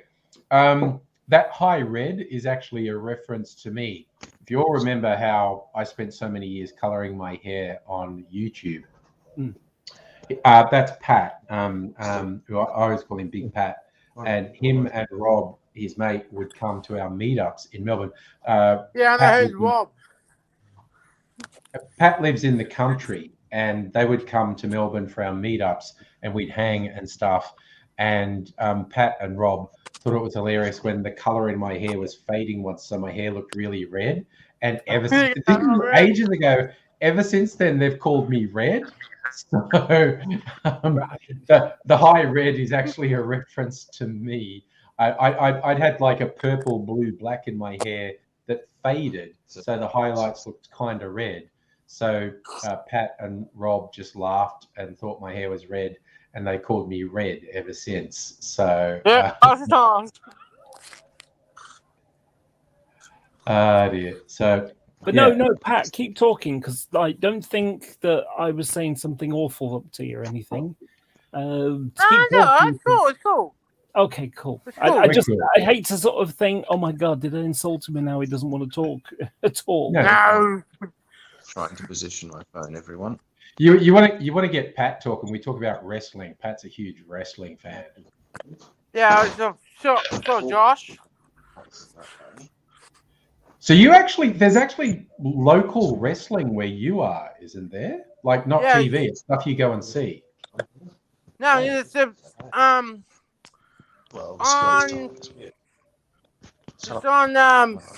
the morning other one. Yeah. No, not on. Get overweight. Get a disease. Get a back. All right. Get out way out of that. 80s guy. Sorry, I was going to say, Abigail's not getting bored. Abigail's getting bad waves of pain, and she needs to chill out. So, yes. Ow. Oh, actually, Abigail, this might be Tiny, you're late to the thing. I mean, I'm getting bored too, but... yeah. Heidi's just coming to the chat. We've already my had the back out. That's just an insult to everybody here. Oh, I saw Rachel on every day. Oh yeah. Rachel, say hello. Well, say hello to Rachel for me if you see her again. Yep, really cool. So all the folks from like around Pat's neck of the woods out in the country would occasionally come to our meetups, and we get to hang out. But big surprise, with COVID, we haven't been doing these meetups for a couple of years now. It's just like, no, not. I can't bring myself to. Every now and then, because I'm in some Facebook groups for YouTube people, and people saying, "Oh, does anyone want to catch up and we should talk about things?" I'm like, kind of yeah, but also no, because of disease. So don't take it personally, but I'm assuming your disease. Sorry, what was that? Nobody? It would be very nice. It would be very nice if COVID would just fuck right off, wouldn't it? The latest possible bit of good news, because we've been limping along with vaccines now. The latest possible good news is there may be effective treatments, not preventatives, but like literally a fucking pill that if you contract COVID, you take the pill and there's an incredibly high chance that it basically protects you from getting seriously ill. I don't want to say cures it because it doesn't really cure it, but it sounds like it must be like a turbo cold and flu tablet. But apparently they're getting good results in some of the testing that these pills really radically improve your chance of combating COVID. So a treatment would fucking rock. The idea that we could stop being freaked out about being around people because it's like, oh, if I get sick, I just take a course of this medication and there's an overwhelming chance I'll be fine. I mean, like, oh. I really miss pseudoephedrine. Doesn't it suck that you just can't get that over the counter? Yeah. Listening. And I miss being able to like pop 2 Sudafeds with like and skull jolt cola, yeah, and just go back to work. You know. Oh yeah. High as a fucking kite. When I were a lad, the first one of those that came out, I think it was Codral cold and flu tablets. They actually advertised like you cut the pill in half. It's like an aspirin buffer, and they go, oh, and this yellow bit in the middle is pseudoephedrine. So people were just buying boxes of it and just carving out the pseudoephedrine, medical grade speed. And so they stopped that. It's like that, and people were turning it into methamphetamine. Well, that's the thing, but it made it so easy to turn it into methamphetamine because it's like this bit is the pseudoephedrine bit. And yes. Even when they blended it, people were still turning it into meth. You can still get it, but you need to show ID, and you can only get a certain amount. Don't you have to get a bloody prescription these days? No, you can get it over the counter. You can get it over the counter. You have to have ID, and they log it in a database. And so you can only get like a certain amount, and you can't just like go to another chemist and get more. No, because you're on a database. Yeah. And Tommy's joining us too. Oh, Tommy, haven't seen you for ages, mate. How you doing? It's been a while. How are you? Good. Nice to see you. Glad to be here. Yeah, what have you been up to? Well, I was sick for a bit. Oh, that's no good. Thankfully, it was only a common cold, but still got tested to make sure. Yeah, no, these days that's what you do. Get tested. Yeah. I had a funny thing happen the other day. I went out and it's cold here now. Because it's the opposite of Australia. We're now in the winter. My feet haven't been warm for like a month and a half. And so what happened was I went out to go do some shopping and stuff, and because it was cold and I wasn't used to it being cold, breathing in cold air, it gave me a cough.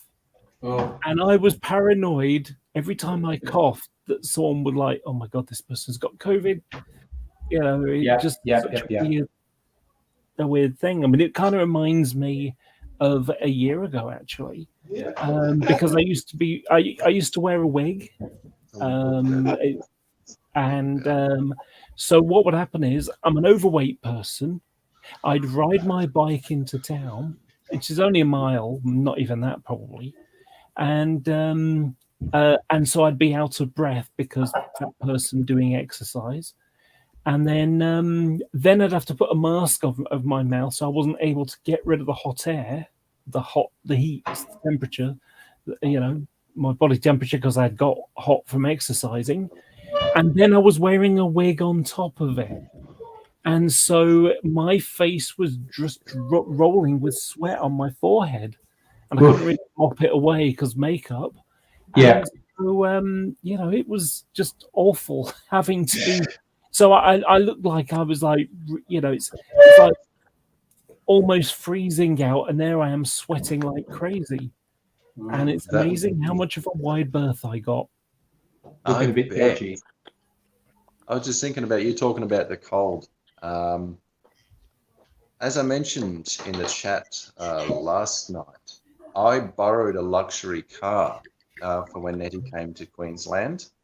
Yeah. Because my car's kind of a bit old and grubby, and I wanted to drive around in something nice so she could have the full chauffeur experience. And the car I borrowed has dual climate control and heated front seats. Oh, nice. Which, well, we didn't need the heated front seats because it's summer and hot as hell over here. But in wintertime, it's like press a button and get your buns roasted. How does a car have dual climate control? Well, basically, colder or hotter air comes out one side vent more than the other or something. You know, I mean, at the end of the day, the car's going to end up reaching a bloody equilibrium, isn't it? Yeah. But the air that's blowing on your face may be colder or hotter, depending on preference. Yeah. Okay. I had a vehicle I had when my offspring were little uns was, you know, a van, a people mover or whatever. And it had dual climate control. You had one setting for the people, like the driver and the front passenger, and another setting for the people further back. Okay. It was a source of huge amusement to my less than 5-year-old kids. I just go like, because I had a control that I'd go like, in summer it's like, is enough cool air? And they're going, and then they go, no. And so I'd turn it full bore, and so these fans that were right next to their head would then just be blasting cold air in their faces, and they thought that was the funniest thing ever, and they would laugh hysterically. And then I'd turn it down a bit, and they'd go, no, we need more air, and I'd turn it up full and blow their hair, and they'd laugh for about 5. It's like kids are so easy to amuse. I remember one little fun game my brother liked, because my brother had a bit of a bowel problem when he was a kid, and it would take him like 3 weeks to go to the toilet. So he'd be sat there, you know, with like rabbit droppings for, you know, and it'd take like an hour for him to do that. So he's on the toilet, I'm just lying on the floor chatting or whatever.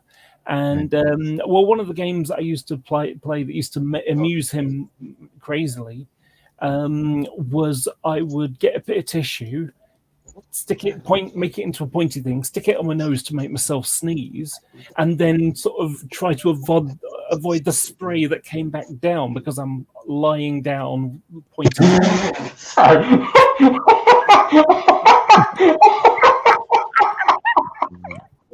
Oh God! Whoa! Sorry, he was 4. What can I tell you? Back. Oh dear. You know. Oh, and of course, the more spray, the more amusing it was. So of course. Yeah, no, that's great. Oh, 80s guy saying, do I remember the obsession with death, fire, and other stuff? Comments over the years. Oh, we've had just hilarious comments over the years. Again, that's always the fun thing. Every now and then someone comes into the chat like, oh, you're still here. I like comment, and I'll remember them and go, oh yeah, no, we had whole text conversations years ago. The internet's weird. A thing happens and you forget about it, and then someone reminds you and you go, oh my God, yeah, that was a thing. That was a thing that happened. It's just like, my God. Like when I was playing the old video at the start of the stream when I was trying to fucking wrangle the fact I had a handyman in the house.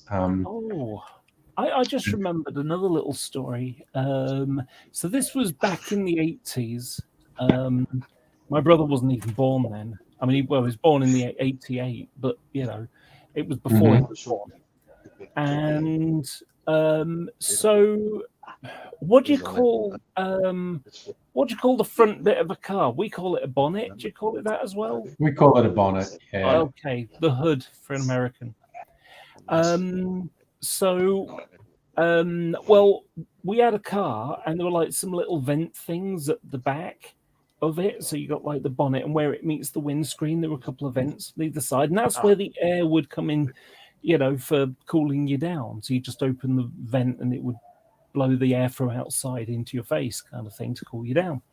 Well, it was the summer, and we ended up driving through a large cloud of mosquitoes or midges or whatever. And so it got sucked in and blown in our faces, which was entertaining, as you can imagine. Yeah, that's not good. You're lucky you weren't around at the time of the great Ladybug invasion of the UK.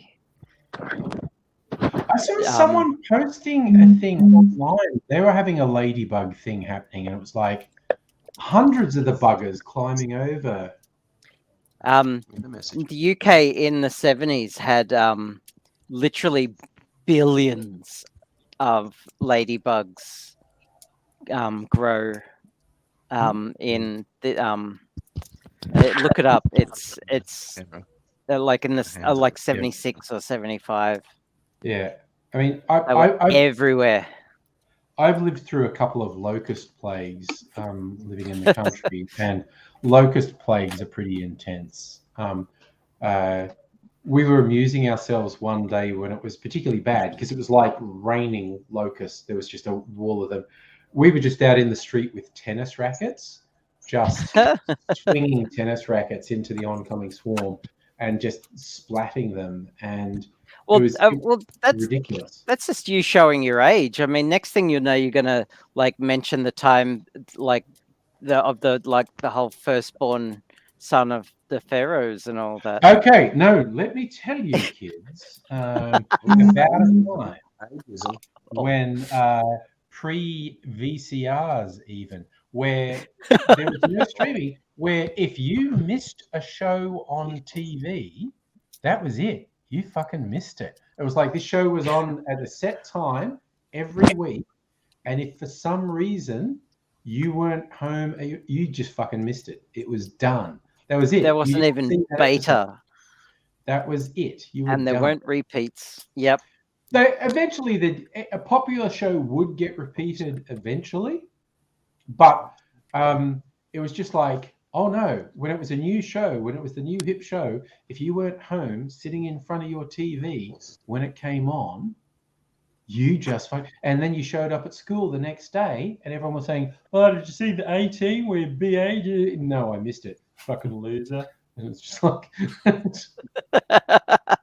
Do you know, I watched the 18 a couple of years ago. And, you know, I thought, oh, let's have a little reminisce of my childhood. It was such a shit show as an adult. Yeah. Looking back at it, it was rubbish. And yeah, I loved as a kid, though. Yeah. Like, you know, these guys are experts and they never kill anybody. Yeah. Yeah. Oh, there's no bullets. No one ever dies. And fucking, I used to love the Dukes of Hazzard. Oh my god! Cannot show that show anymore. Like, talk about being cancelled. Yeah. Oh, yeah. Them Duke boys. Yeah. I honestly, okay. This is the other weird thing because I grew up in the country. In the cities in Australia, there were 3 commercial TV channels, and all the different shows were on, and you chose what to watch. In the country, there was 1 commercial TV channel, and they cut deals with the 3 big networks in the city for certain shows. So we didn't get all the shows. We got about half the shows. So when I got to like college and stuff, and people say, oh, do you remember being a kid watching X? And I go, oh yeah, that was a great show. And then we'd watch Y. That was a great, that was a great. And then we'd watch Z. And I go, I have no idea what you're talking about. I don't know what that show is. I never saw it. It was that was fucking grow up in the country. And there's your problem. It's no, that was a problem. It was a frigging problem. Growing up in the country, big problem. There we go. I may have mentioned this before. I can't remember. I have mentioned it in other places. Mm-hmm. But it wasn't until probably the last 5 years that I discovered that that Los Angeles didn't have a subway system. Apparently they do now, but you know, it's Los Angeles has gone back and forth. They used to have cable cars. They used to have trams. They used to have light rail. and They they have still do in buses, San Francisco. and they have a subway, but I don't think it's not like New York subway. No.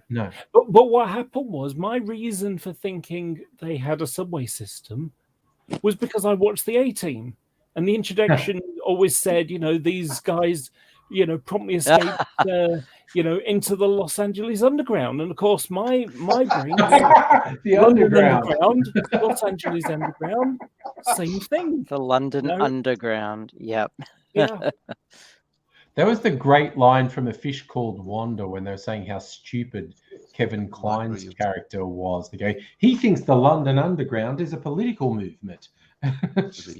Yeah. Otherwise, this live stream's going to cut off very soon. So just this comment from that 80s guy. The only thing you're involved in the internet that hurt was some movies that were filmed for perverts on VCR that are now digital. Dude, that sounds very troubling. I'm not sure exactly what you're saying, but it honestly sounds very troubling. Something like that Serbian film or The Human Centipede or something. I don't know. And okay, I'm just throwing it out there. I've never watched The Human Centipede. I'm just aware it exists and I know the premise. Haven't you? I saw that. Don't waste your time. It's the first one. Okay, so there's 3 Human Centipede movies. Yes, there is. The first one is an art piece. Yes, it is. It's a modern art masterpiece of horror, and it's actually worth the watch. The second one is so disgusting. It's like they make it to be gross. It's made to gross you out. Yeah. And I haven't watched the third. It's like watching AIDS eating. Yeah, that kind of thing. Oh, it's like watching AIDS fucking. That's an image. You see, you just took You a joke. don't need.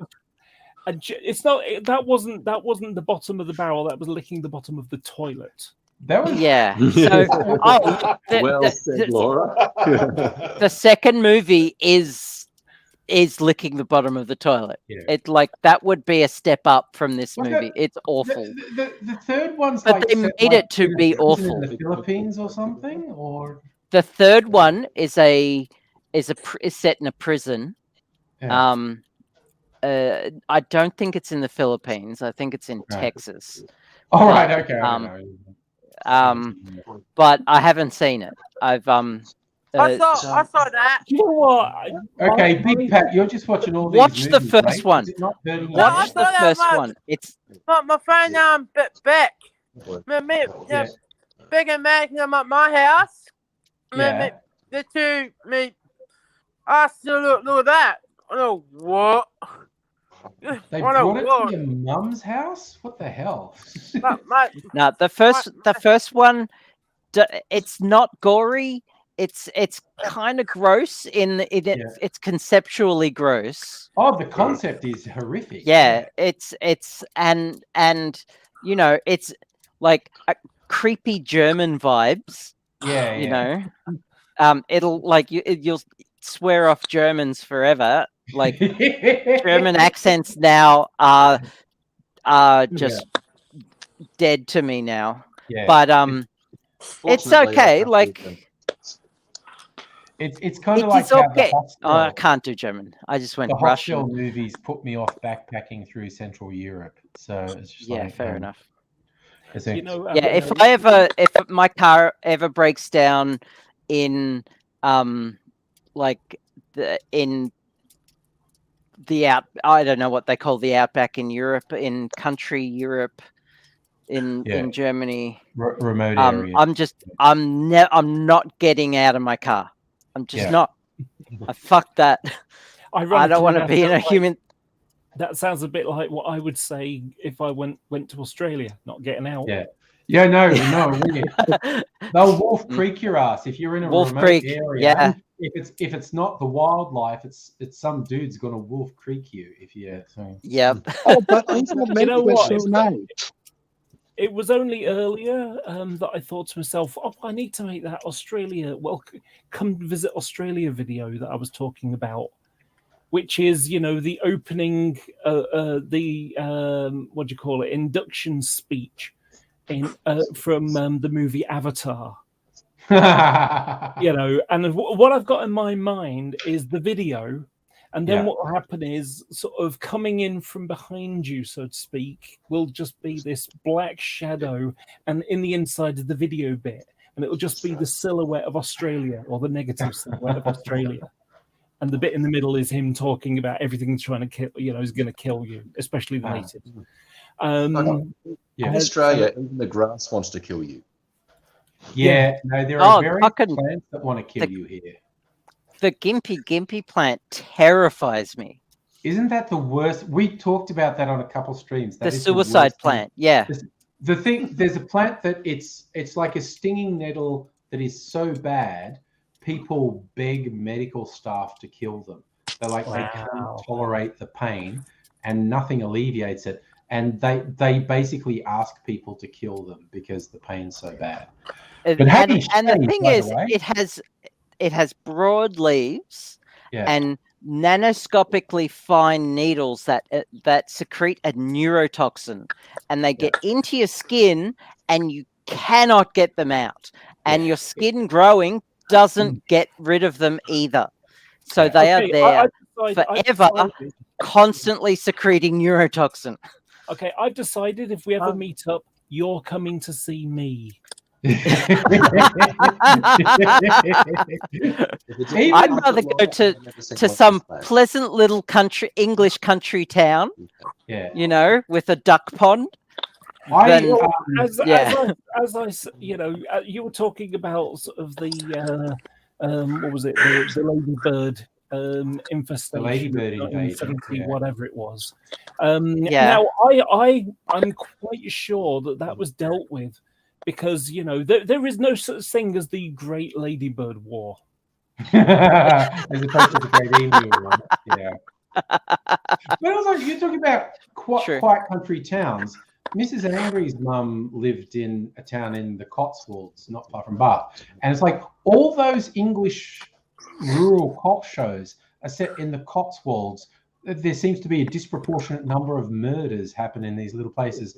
And, there's literally there's a book called Mrs. Angry's mum had a book called Murder in the Cotswolds, and there's all these things. And I thought there'd be a whole series, Murder in the Cotswolds. Ooh, another murder in the Cotswolds.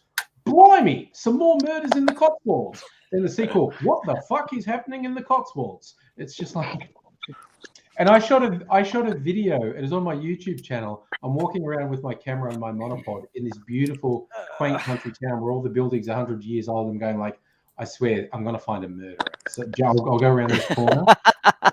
Someone will be getting murdered around the corner. How many people have you met from the Cotswolds? Well, I met some people in this town. So if there's tons of murders, from there, and you're married to someone from there, how do you know she's not the murderer? She's not from the Cotswolds. Her mum moved to the Cotswolds. Oh, okay. And so when we visited her mum. So, changing the subject, Kirsten, I'm inferring from what she has just said in the chat that she has a new car now. Right. Yes. Kirsten had an enormous Huntsman on her car, so we assume she has a new car. Set fire to the car and bought a new one. Yep. My daddy got a car now. What car, mate?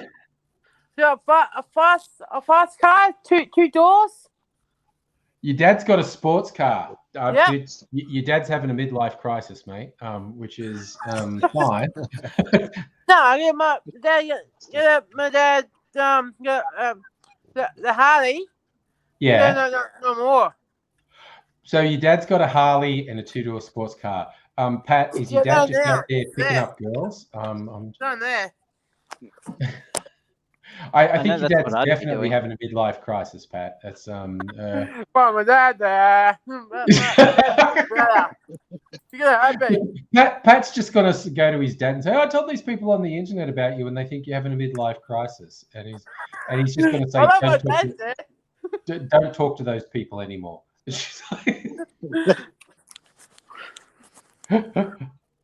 No, I love my dad there. Such a shit. You're such a shit stirrer. I know, I am. I love Kirsten saying Not the car better. was a rental, so they just abandoned it and they call up the rental company. Yeah, we ditched that car. You should go get it because we're not going near it. And it's...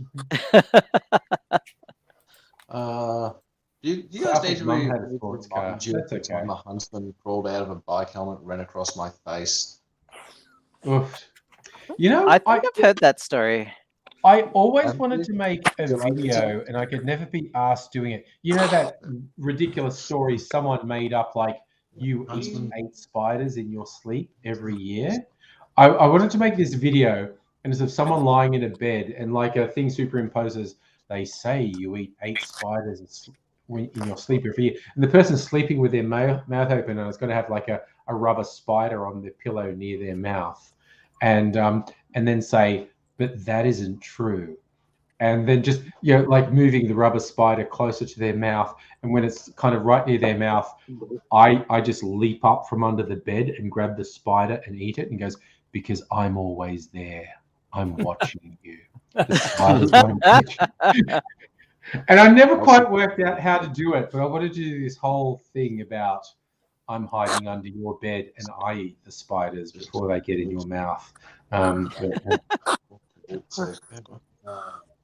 Now, you know, you were saying about sort of English countryside. Yes. There's a TV show called Midsummer Murders. That's the one I'm talking about. Yeah, right. It's got 22. It's got 22 series and 129 episodes. Yeah. I would never want to go to the town of Midsummer ever. Yeah, but that's like Midsummer. You know, it's like would you rural want to England. be friends with oh crikey, what's her name? Jessica Fletcher. Jessica Fletcher. Yeah, would you want to be friends because with if you're friends with Jessica Fletcher, no. you get fucking murdered. And I was like, hi, my name's Jessica Fletcher. Bye. You'll probably feel anxious about it. yeah, why she was never in prison, I don't know, because there's no way it's a coincidence that people just die around her all the time. It's kind of like the joke about in the old Columbo things. People just confess to crimes because Columbo was so annoying and wouldn't go away. And it's like, I would actually prefer to be in prison than to have you still hassling me. Just one more thing. You know, I did it. Okay, buddy, I did it. And it's just like, You know, it always made me chuckle when being a train nerd like I am. I'll watch TV shows and then you'll see trains and it's like, wait a minute, those trains don't go anywhere near each other from one episode to another, and it's like, you know, this town is huge. Hello, Nettie. Hey. So we're all here now. So far away from me. You're so So far. this is what horny jail looks like. Oh no, that didn't. Oh, look at that, Abigail. There you go. Now, for a moment there, you had me right on top of Nettie. Oh. Was that you, Angry? No, I'm just moving everyone around because I can. Oh, that's nice. That's cool. See, and if I move Pat again, and then it's like boy, girl. That's what they used to try to do at school. What's that?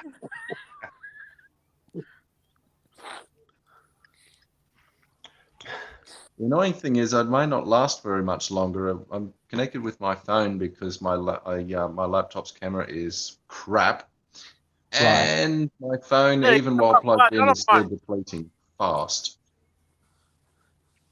So Yeah, I sucks. think Pat and Tommy are on phones too. I don't know. Yeah.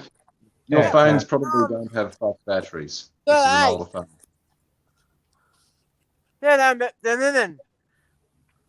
All right, it's all good. Oh, what are we? 10 o'clock. Okay. Friday night. I'm sort of like, okay, ooh, wow, what the woods? Okay, I'm the most important. Look, Weird. Nettie. God damn it. There's Nettie doing it. I'm still logged in on Nettie's machine. Unlike everybody else, I'm tiny. That just weirded me right out. There we go. Yeah. That's that weird. Yeah, no, that's weird. Just the swinging between things. Some songs are very, very long. This one isn't. Can I talk about something serious for a few moments? Oh, okay. Something serious. Go for it, So Robert. it's basically, we are probably a week or two away from Russia invading Ukraine. Oh, yeah. And Quite this is possibly, just yes. completely messed up. And I'm actually working on a video for this. Last night I did, I think it was like 32 or, no, it wasn't. I got over 40. 40 individual little maps of Europe that just have different things changing color to show the change of stuff. And that just gets you from, you know, sort of like the 1920s through Nazi Germany to the end of the Cold War. And effectively, the reason why, you know, because a lot of people like, well, why did Russia steal the Crimea, you know, Crimean Peninsula? And really, what it comes down to is that Russia only has had one warm water port, and that was on the Black Sea at Sevastopol, which is Crimea. And so when Ukraine was a part of the USSR, and then, you know, the Nazis invaded, the Russians pushed them out and pushed them into, you know, pushed further in. So they created a bunch of buffer states. So you've got Poland, Bulgaria, Romania, Czechoslovakia, Yugoslavia, all that kind of stuff. So they had these friendly buffer zones so that, you know, someone in Europe couldn't just like walk straight in like the Nazis had done. That was basically it. Well, then what happens is Cold War finishes, and not only have those countries disappeared to, you know, in that sphere of influence of the USSR has collapsed. And so you've got Ukraine and Latvia and, you know, in Estonia and all those sorts of places as well, which used to be a part of the Soviet Union. You know, going back to like, you know, Stalin kind of time, you know, before World War II. So what happened was they had the Russians basically had an agreement, you know, a leasing system to lease the port of Sevastopol for the Russian Black Sea Fleet. And the only way to get out of the Black Sea into the Mediterranean is to go through the middle of Turkey, which is a NATO country. And that's one of the reasons why the Russians have got really pally with Turkey over the last few years. And the reason they stole Sevastopol, Crimea, was because so you have to kind of look at the political situation. So what happened was under Stalin, loads of Russians were kind of like, you know, go to different parts. So you ended up with ethnic Russians living in Ukraine, particularly in the east. So what happened was, with the fall of communism and everything, you know, the Soviet Union, Russia's got no money, so most of these countries end up leaning towards Europe. So, you know, many have joined the EU and even NATO. And so Russia feel like NATO is right on their border.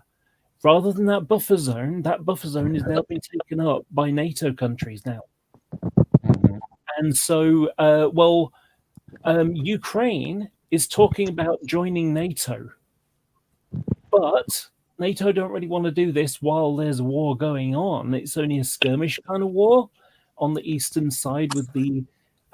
so that political shift, what happened was they were leaning towards Europe. And then what happened was there was an election and there was a pro-Russian guy. And then the people went, no, what the fuck is this? And so there was that Orange Revolution thing, or was it Yellow Revolution? I can't remember. The revolution about 10 years or so ago.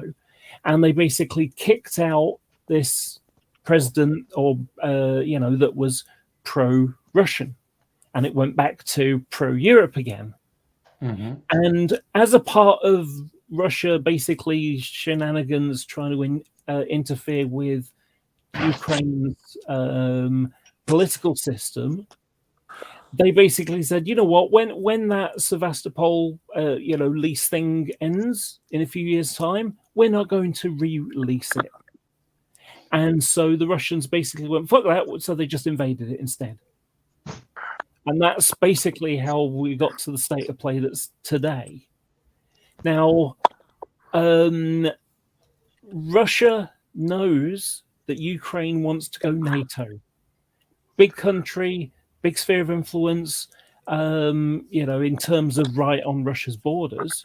Mm-hmm. And like I say, with the exception of like Belarus, they're the only one, and Serbia, they're the only ones on the west part of what used to be the Eastern Bloc that aren't aren't siding with Russia.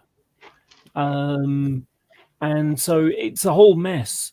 Well, like I say, it's like, do you remember how the Germans invaded Poland because of the idea that there's all these ethnic Germans there? Yes. Same story. On the eastern side of Ukraine, you got Donetsk, which is ethnic Russians in Ukraine. And so the suggestion is that they're going to invade that chunk. It would be like losing, I don't know, I'm trying to think of an analogy. Imagine losing New Zealand. Okay. Compared to Australia. It'd be a bit like that. Imagine New Zealand was owned by Australia. Just use that as an idea. Or Tasmania. Yeah, Tasmania is too small, but yeah, similar kind of thing. It's like probably about a fifth of the country. Mm-hmm. So it'd be like you losing, what's the state that's got Perth in it? Western Australia. Okay, there you go. That's really descriptive. It'd be like losing Western Australia. Now, if it was Queensland, I'm sure most of you say, I don't really care. But, some of us would care, actually. I'm sure Nettie wouldn't mind as long as I'm not in Queensland at the time. Yeah. But, you seek refuge in Melbourne, yeah. Yeah, so there could be worse outcomes. Yeah, so if you remember, when the Germans the Nazis invaded into Russia, they did it at the worst possible time. Stuff had got delayed, and so they ended up doing it in the sort of late autumn into the winter, and everything got bogged down, and it got muddy and everything. Well, that was the wrong time to invade in that part of the world, because it's freezing cold. All of the in that on the Eastern Europe right now. But it's going to get colder, and when it gets colder, and this will be over the next couple of weeks, that's when the ground becomes really hard and like almost like rock rather than mud, and that's perfect territory for tanks and troops. So I predict it's going to happen in the next couple of weeks as the temperature drops to about -6 or something like that Celsius. That's when Russia's going to invade. And that's kind of scary. Because the thing is, the Americans are like, and of course, nobody wants this to happen. I do not. But do we want to have a war? Nobody. Yeah, sorry, a different nobody. I know. It's just an opportunity I wasn't going to leave. So it's like, we don't, they're not a part of NATO, so we don't have an obligation to basically send NATO in and, push the Russians out. And then we've also got a big chunk of Russia that's basically supplying the gas to what's it? So next thing you know, the tap's being turned off, fuel problems. that'll send the prices up and screw everything all up. So, it's a whole mess. And it kind of links back to Crimea. Why didn't the Americans come down hard? Well, the only way to get up to the space station was via Russia. And, all these sorts of little things going on. It's amazing how many little, Politics factors. is messy. It is, yeah. It's not. When it comes to this, you can't really say basically and then have a small sentence. Doesn't happen. So, yeah, that's that's a little bit worrying having another war in Europe. It's look, it's a troubling world, and I can hear a weird conversation going on in my neighbour's yard as well. So that's why, if anyone was wondering what I was doing when I was running back there, I went, wait, I've got my back door open and I can hear this whole conversation with my neighbours going on, and they're not speaking English. So I have a very broad mix. You get a lot of Russian Jewish people in my neighborhood. So sometimes people are speaking Russian, sometimes they're speaking Hebrew. But it's maybe just talk. Abigail. I'm going. I must go. I've reached the end of my tether. My pain levels have peaked. My spoons are barren, and I must go. Alrighty, that's fair. Live long Thank and you for joining prosper. us. Good night, Abigail. See you later. Bye. And look, okay, it's like we're swapping seats. Lee's joining us. Hello, Lee. Hello. Unfortunately, I probably won't get to stay much longer. My phone battery is depleting quicker than the charger can reach out. So I'm on 3%. I'm pretty much about to drop out. Yeah. Which sucks. Because I'd like to be more in the conversation, and it is going to fucking die on me.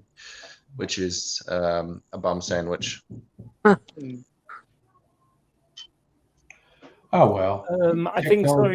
Bye somebody and nobody when you just vanish. It is directed this, I can get fucked. So sorry, somebody said something to me. Yeah, I said bye somebody and nobody when you'd actually disappear, which could be any second now. Yeah. I will take this opportunity to say how very pretty Nettie is looking. She is. She's looking lovely, isn't she? Yes. She looks gorgeous. That's a great lipstick. And what was that, Nettie? I'm an excellent judge. Did you actually say something yet, Nettie? Okay, we can't hear you. Have you muted? Yeah, you've muted yourself or something.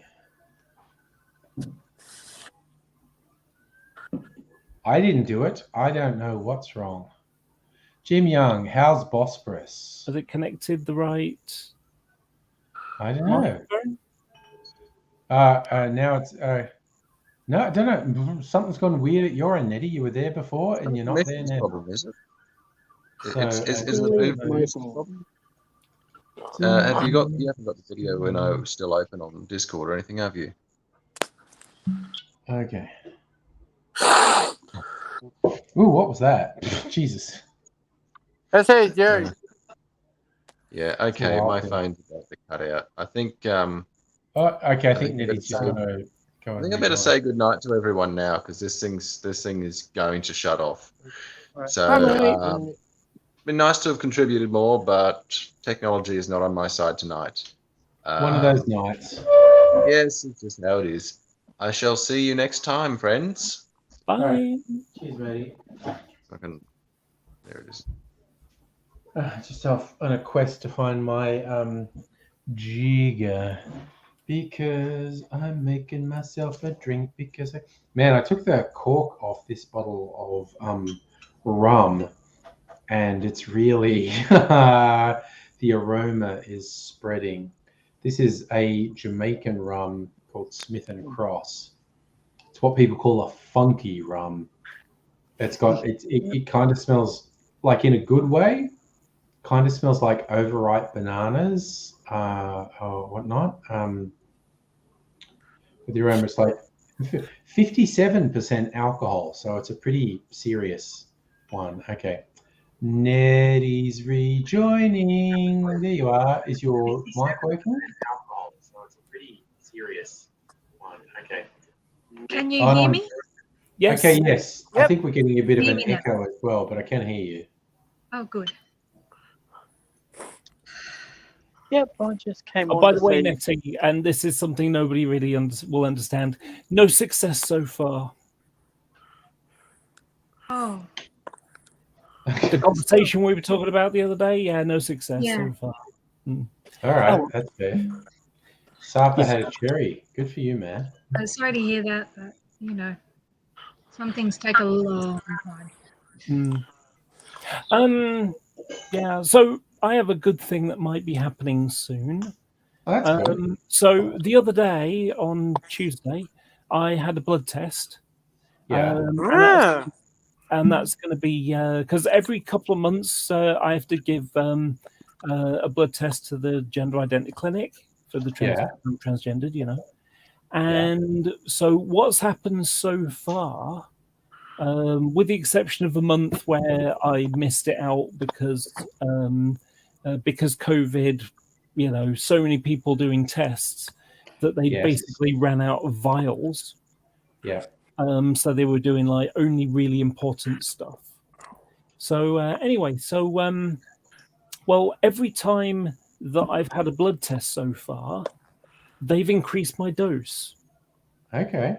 So it went from 0.5 micrograms to 1 microgram and now 2. And then, you know, what I get are these things, little, there you go, little tiny, look like sort of juicy fruit gum, about like half the size kind of thing. And it's just a gel. I rub it in my leg, and you know, that's how I get my estrogen. Oh my god, there was one of the funniest things I saw last year was some turfy lady on Twitter saying, complaining, outraged at how you know, cis women were having their estrogen siphoned from them to give them to trans people, trans women. Yeah, really. The reality of it is that the estrogen comes from pregnant horses. Oh my god. Oh It's yeah. like- so you know, cis women is like, are you a pregnant horse? Yeah. You know. So that was the funniest thing I heard last year about, you know, outrage out of a thing that doesn't actually exist.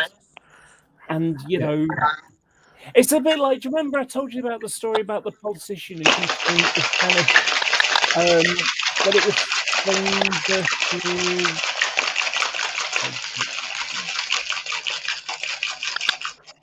So when Spain were playing Italy or whatever country it was, and the Italians sang the national anthem, but the Spanish didn't, and this British politician was outraged that they didn't, you know, sing their national anthem, and it had to be pointed out that Spain doesn't have lyrics. It's just to their music. national anthem, and you know, this would have been easily found out if they'd done that thing that most people seem to not do, which is Google it. Yeah.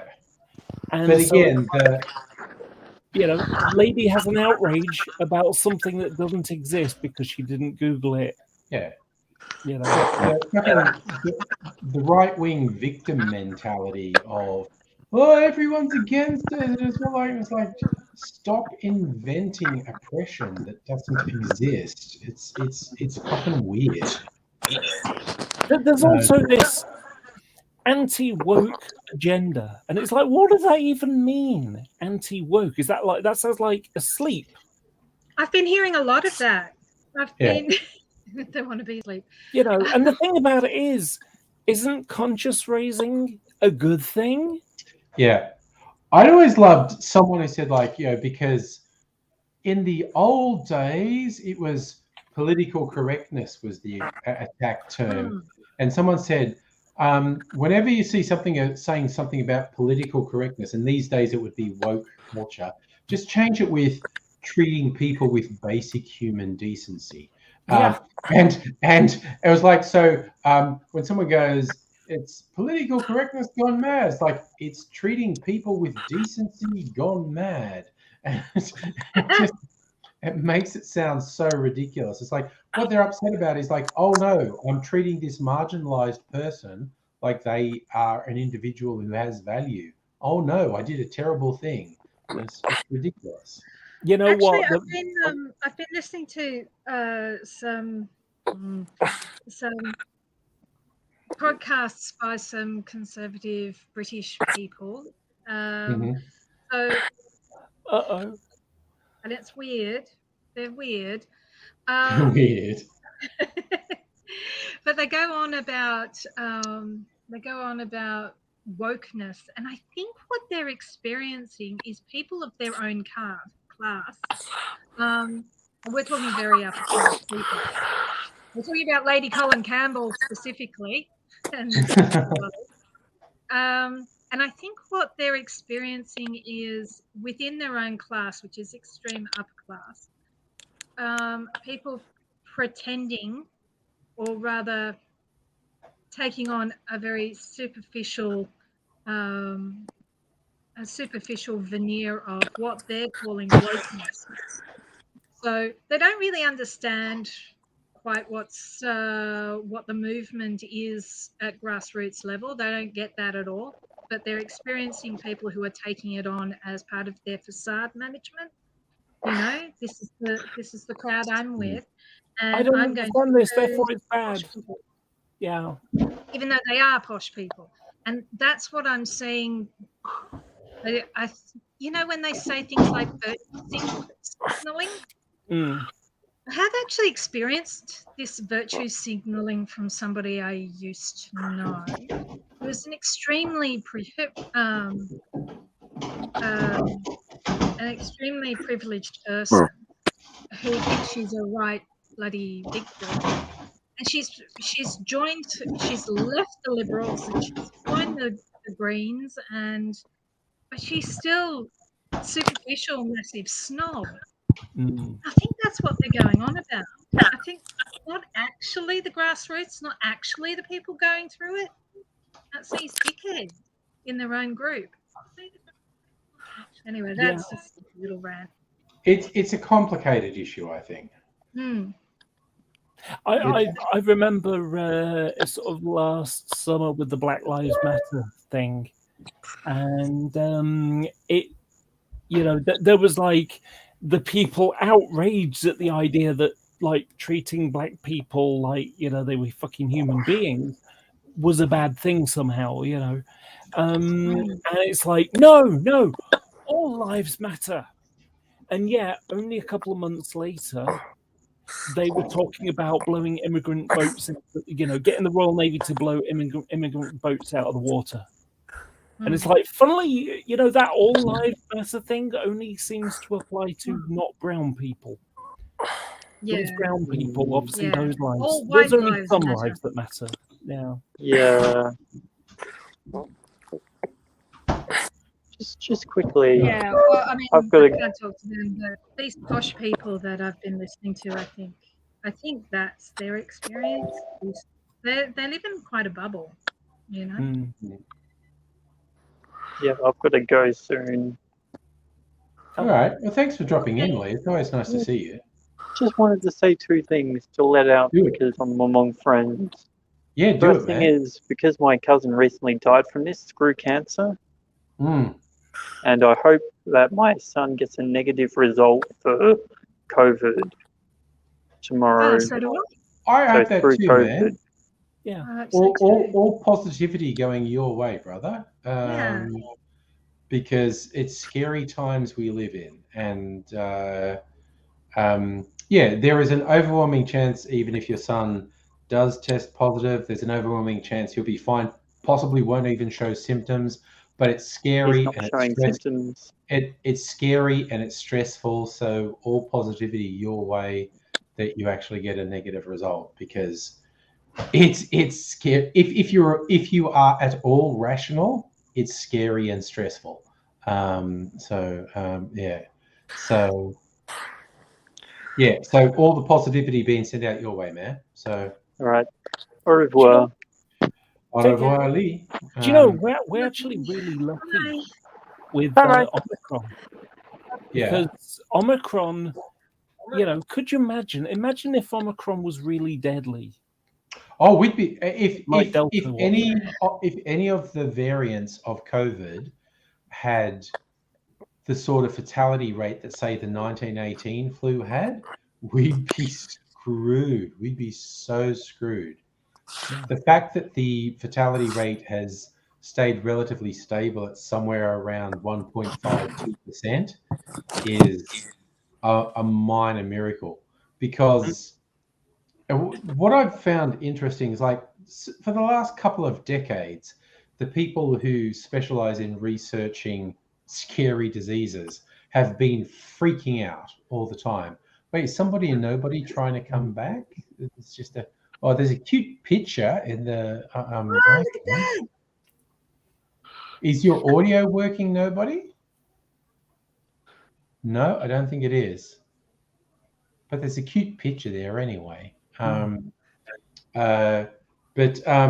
Yeah, for the last couple of decades, contagious disease people have basically been freaking out and losing their shit because they've been expecting something horrible to come up at any moment, whether it was Ebola or an avian flu or something. And now COVID was the realization of what they were worried about for decades. Turns out to have a comparatively low death rate. And what's scary is we've had outbreaks of diseases that turned out to have a comparatively high death rate, but they didn't spread that widely. So it's like, phew, dodged a bullet. So every time something happens and all the people who know what they're talking about freak the fuck out, and it doesn't get out of control, people go, oh, what were you worried about? It's like, dude, they know more than you. They know this is very scary. And you talk to immunologists and people who specialize in contagious diseases, and they're just going like, oh, it's a question of when, not if. Something that spreads as widely as COVID, but has a 5 to 10% fatality rate, that would be a friggin' nightmare. That would be a societal collapse nightmare. I mean, here in the UK, about a week or so ago, 1 in 12 people had COVID. Had Omicron. We currently, in Sydney and Melbourne, we have the highest infection rates in the fucking world. We've gone from having... No, we do. We have the highest infection rates in the fucking world. We've I'm gone sorry, from I'm having jumping almost in going, no what? community Nobody spread. told me. I was in Queensland, you know, having a good time. No, we've gone from having almost no community spread to having the worst contagion rate in the fucking world. And that's why I say, if you go out anywhere, you are definitely being exposed to COVID. Doesn't mean you're going to get it. And if you do actually contract the virus, doesn't mean you're going to get sick. But if you go to a pub, club, restaurant, cinema, anything with a crowd of people in a closed space, you are definitely 100% being exposed to COVID. And it's just a question of what happens from there. And I reckon we're at the maximum, about 100,000 people contracting the virus a day in Sydney and Melbourne. And I got my Moderna booster 2 weeks ago, 3 weeks ago, so I'm the most protected I can be at the moment. Also, not going anywhere. I'm just... I love the way you're nodding, Tommy, like, yeah, motherfucker, I'm not going anywhere. I am not going anywhere.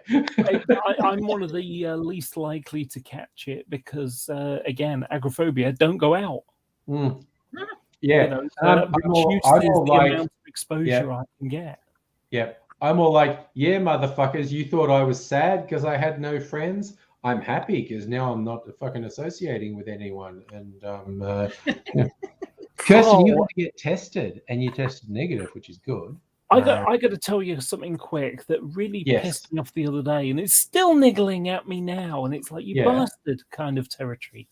Yeah. So I get my groceries delivered, and with it, I get my flowers every fortnight, which sit behind my monitor. Really nice. Yeah.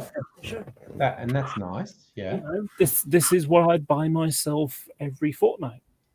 Oh, that's lovely. That is really nice. And here's the thing: if girls, if you ever get flowers, just rotate the vase every day for a different look. Oh, nice, nice. Anyway, so I got my flowers delivered on Tuesday, and when it comes to it, the guy turns up with basically a bunch of trays, and I just get him to put them in the bag that I hold out for him. Well, when it came to the flowers, he just went down and grabbed them like, you know, just like he was a packet of biscuits or something, you know, like flinging it about kind of stuff. And it's like, you know, and it rattled on the handle bit. And I'm thinking, you know, and I said, like, be careful, you know, be careful with my flowers. I think I said something like that because it's delicate. And he's just like grabbing it and just like yanking it out of the tray. And it's like, you know, no, don't do this. That really annoyed me. It's a stupid little thing, but it's like, you know, you pay for them to look nice. If he's yanking them around, they won't look nice. No, well, I've had heads come off and petals all fall off. So you got like 3 petals on a flower because someone's manhandled them, you know, and not being careful with them. And it's like, don't do that. It just annoyed me all day long. Just all day long. It just spoiled my whole day because the guy was just, you know, it was like, do you remember when you had those 80, you know, in the 80s, they had those little toy things we had like the balls, ding, ding, ding, ding, you know, executive toys. That was what they were called. It'd be like a kid going rushing with it. It's like, no, don't do that. You know, it's like you got to be careful with these things, but no, this guy wasn't, and it just like. Oof. Yeah, no, I'm with you on that. That's unnecessarily stressful. I love Kirsten saying she tested negative. She just needed a long nap. I know that feeling. Me too. Yeah, we're all on board with a long nap. There you go. I'm just going to make myself a Long Island iced tea. A Long Island iced tea, Nettie, that's just one of everything. It's just like one of everything that's white liquor. All my non-coloured spirits, one of each of them, and then you add something for colour in it. Vanilla Coke. You look on my cocktail channel. I did one that was like, hey, one of every spirit I have that's more than 50% alcohol, and it was. And I think I called it the skull fucker. And it was I saw that. I know, Pat. It was very. Decision juice. That was. Do you know what? I saw that. Good. It almost sounds like there was something they did in, I think it was either the late 80s or the early 90s, and they had hedgehog flavor crisps. Oh my god! And, you know, and it's like, well, what the hell is that? You know, and they weren't really hedgehog flavored. What they did was, so the way that crisps work is they cut the pieces, they stick it in a booth, and they steam it basically. Yeah. And they have like a, you know, pool of the liquid of what flavor it's going to be. So if it's bacon flavor, they've got a bacon liquid that they heat up. The steam gets out, and that's what gives them the flavor that they have. Yeah. What they did was they basically just got all the flavors and put them in one bucket. So it had, you know, salt and vinegar, prawn cocktail, all the flavors, beef, chicken, you know, all the flavors, just stuck it in one, you know, like that. And so that almost sounds a bit like, you know, what you were describing there. All the alcohols, just stick a bit in a bit all of it. Bit of all. No, of it. there's a few drinks that are the one of everything drinks. I love Nobody's line. His laptop needs to be rebooted with actual fucking boots. And Rapid Game Fan. Do you mean long blockchain iced tea? Dude, the instant I saw that comment, I need to come up with a drink called a long blockchain iced tea. I don't know what it would be, but I need something to tap into the whole blockchain NFT obsession at the moment. My suggestion for this would be Yes. go to one of those, I'm getting a bit of an echo from someone. There is a weird noise happening now, yes. Yeah. Can people mute themselves to see if we can track it down?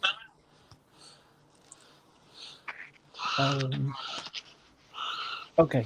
Anyway, so I have a solution, and that would be to go to one of these Bitcoin type places and see what different currencies there are, what cryptocurrencies there are, and see if any sound like drinks.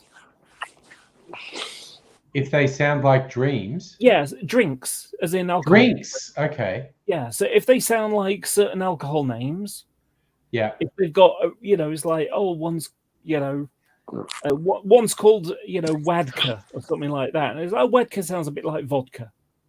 Oh, yeah, I get where you're coming from. Yeah.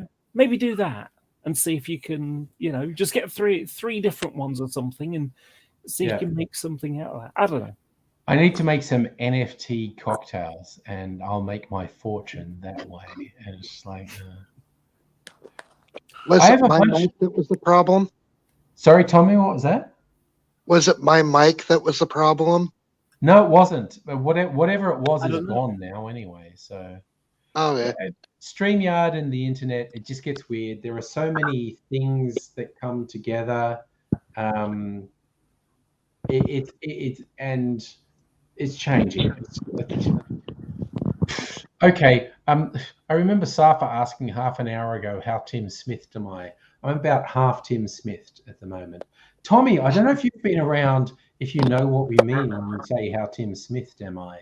He was a conservative politician here who had to leave politics because he got drunk and crashed his car. And so now I talk about when I've had a couple of drinks on a stream, how Tim Smithed am I?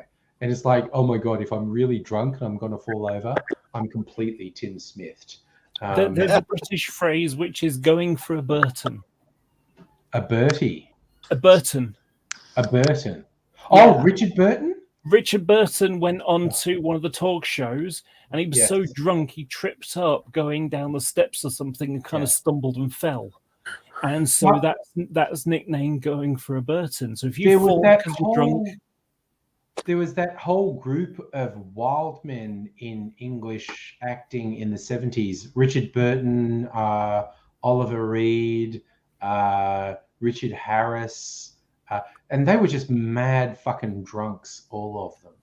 And there was more than those three. But same story. Yeah.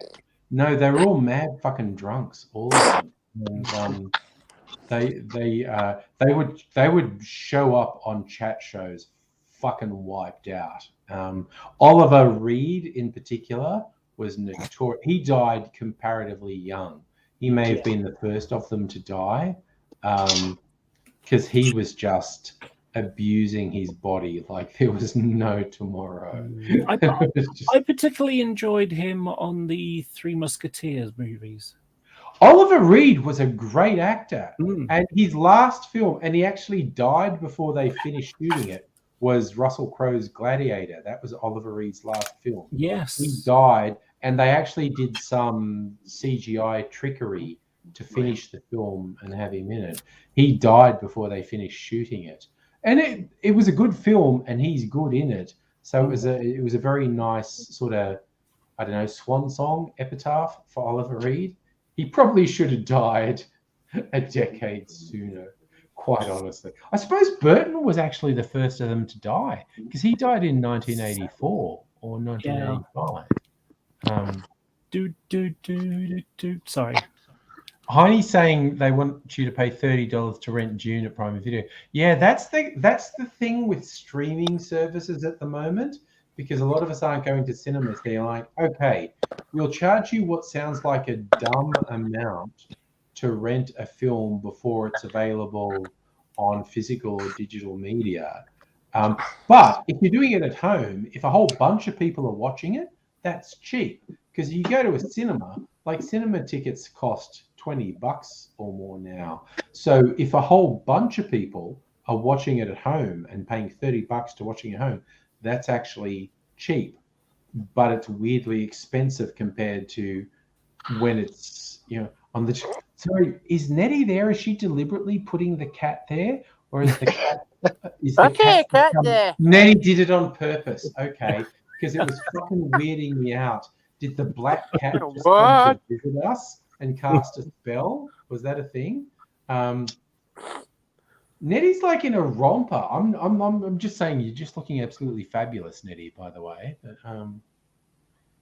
I was going to put my fucking caftan back on because it's so fucking hot.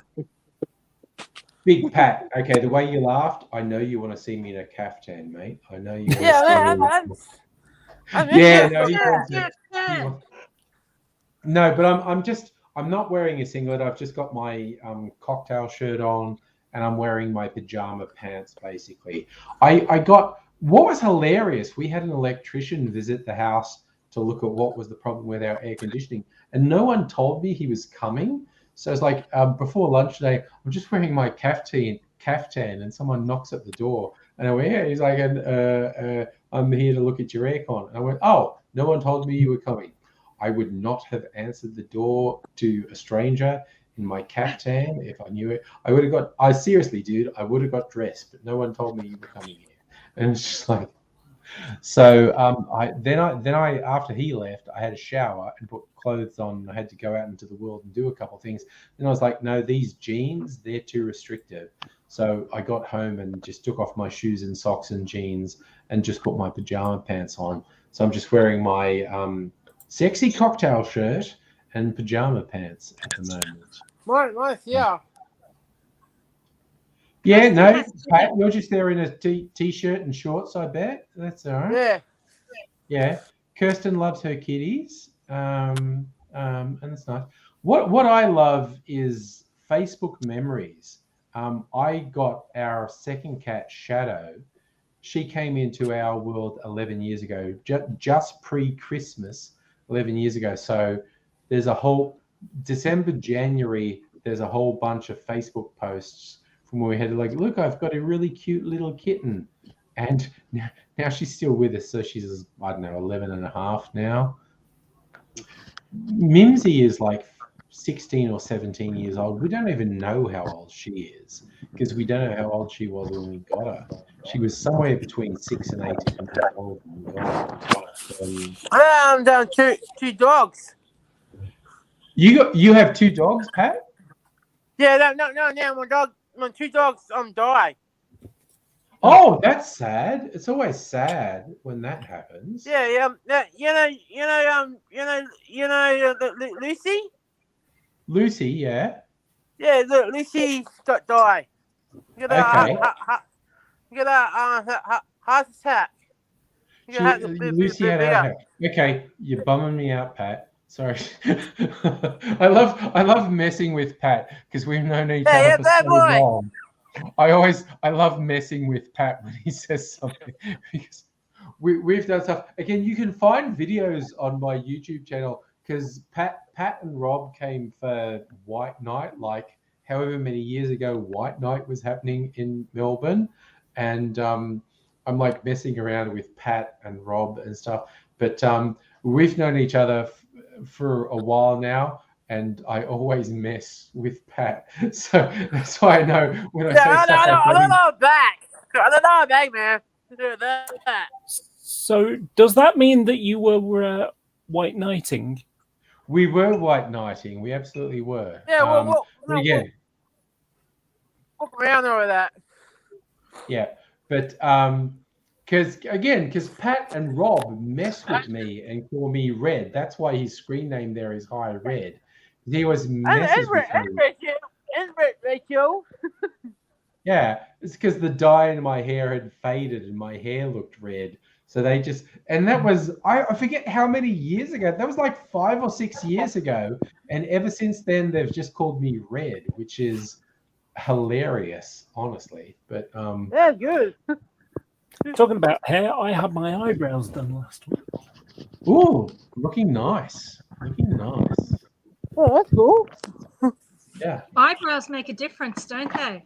Eyebrows. I don't have any, so I have to put them on.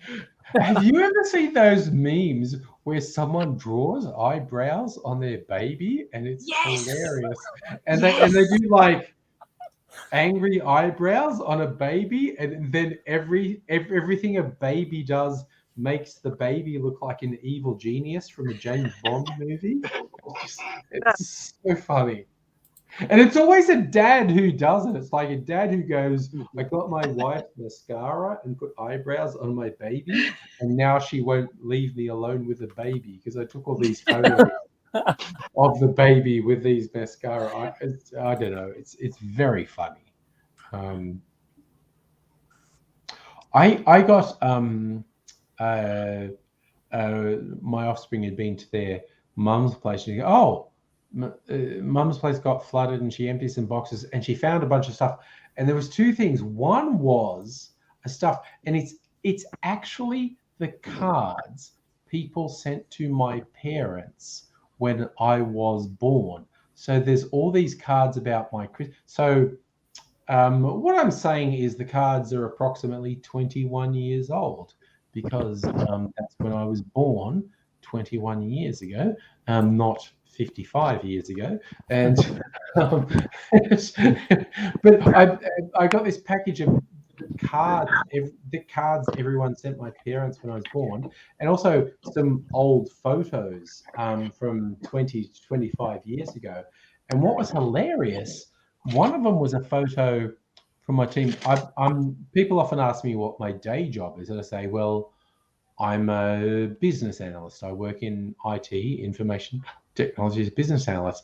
There's a photo of my team from my first job as a business analyst, and it's from 1996.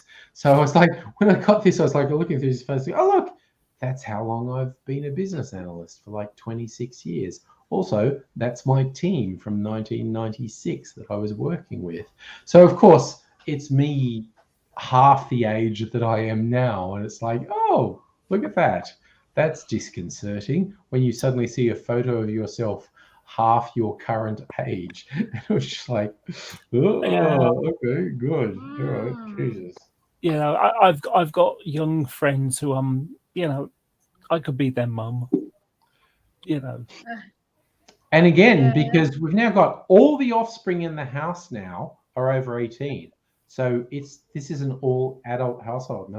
And so occasionally one of them will bring friends over. The youngest is Mrs. Angry's lad. He's 18, and he's had friends over a couple of times, and it's like, yeah, I'll make you cocktails. And you may remember, because it's happened on live streams, I've been doing a stream, and they've come in and said, oh, we've decided, can you make us this? And so I make them a cocktail and share it among them. And young Mr. Angry is the other most social one. He's, what's he? He's like, because he was born in 2000, so he's 22 now. No, his next birthday will be his 22nd. That's I can always remember how old he is, because he was born in 2000. Young Ms. Angry was born in 97, so I need to exercise my brain and do some maths. You know something? It really does amaze me sometimes when I mean, as much as I can't stand J.K. Rowling, you got the Harry Potter stuff, and I see people getting really annoyed that, like, people in their 30s are liking Harry Potter stuff. And it's like, why is this a problem? I mean, if they were 12 when the first Harry Potter movie came out, which was what, in the 90s, yes, they're in their 30s now, so of course they're going to be, I mean, this will be like my generation liking Star Wars or something. Yeah, and again, the Potter generation, the millennials, that's some of them were into the books, because the movies started years after the books started. And some of them were just into the movies. But yeah, it's like, it's so long ago. It's like, it's the pivotal moment of youth for a lot of people. And yes, Laura, I'm with you. For me, it's Star Wars. It is absolutely Star Wars for me. Me, it was more Empire Strikes Back, Return of the Jedi, because I don't remember what the 70s were. Fred, I don't get go. I don't know about You got bed. to go, Pat? Yeah, I don't know Dude, bed. it was so nice seeing you, man. Thank you for coming on. You go and sort stuff out in your world, mate. Nice to meet you. Yeah, cool. Nice to meet All you. right. That's cool. All right. So, Yeah, I just I heard was what Kirsten's saying. I was born in 1974, so I'm fortunate to have no memory of it, of the Yeah. 70s. Oh, Yeah. yes. You're the a mid-range 70s Gen where X. brown and orange were cool colors. Yeah. Flares. And No. oh my gosh, have you ever seen those long, paisley dresses that women used to wear? Yeah. Like chiffon, and they're just oh my gosh, they look so awful. Yeah. I like them. Exactly. See, Nettie and I are more the elder Gen X. Laura, you're like mid-range Gen X. Yeah. So it's like, I Saying love that, what Kirsten's I'm not saying. that far behind you. Yeah. Because I was 40 since the last time I was here. It was my 48th birthday. Happy birthday. It was on the to 8th you, of Laura. January. So thank you. So Sorry, yeah. Yeah, I'm nearly able to remember 4 decades. In fact, I can remember 4 decades, but I love what Kirsten was saying. She's experiencing the younger folk at her workplace looking at her as a mentor. Yeah, the first time you realize someone's looking up to you and looking to you for your guidance, and you're like, dude, I don't know what the fuck I'm doing. Why the fuck are you looking to me for guidance? Do you know what it reminds me of? Do you remember I've mentioned this before. Do you remember the movie? Oh crikey, what's it called?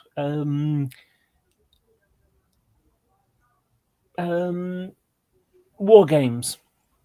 Yeah, the Matthew Broderick So in movie. it, you've got sort of the young kids, and they're talking about this computer scientist guy who supposedly died, and he died like at like 38 or something. It's like, oh, that's old. It's like, no, it isn't.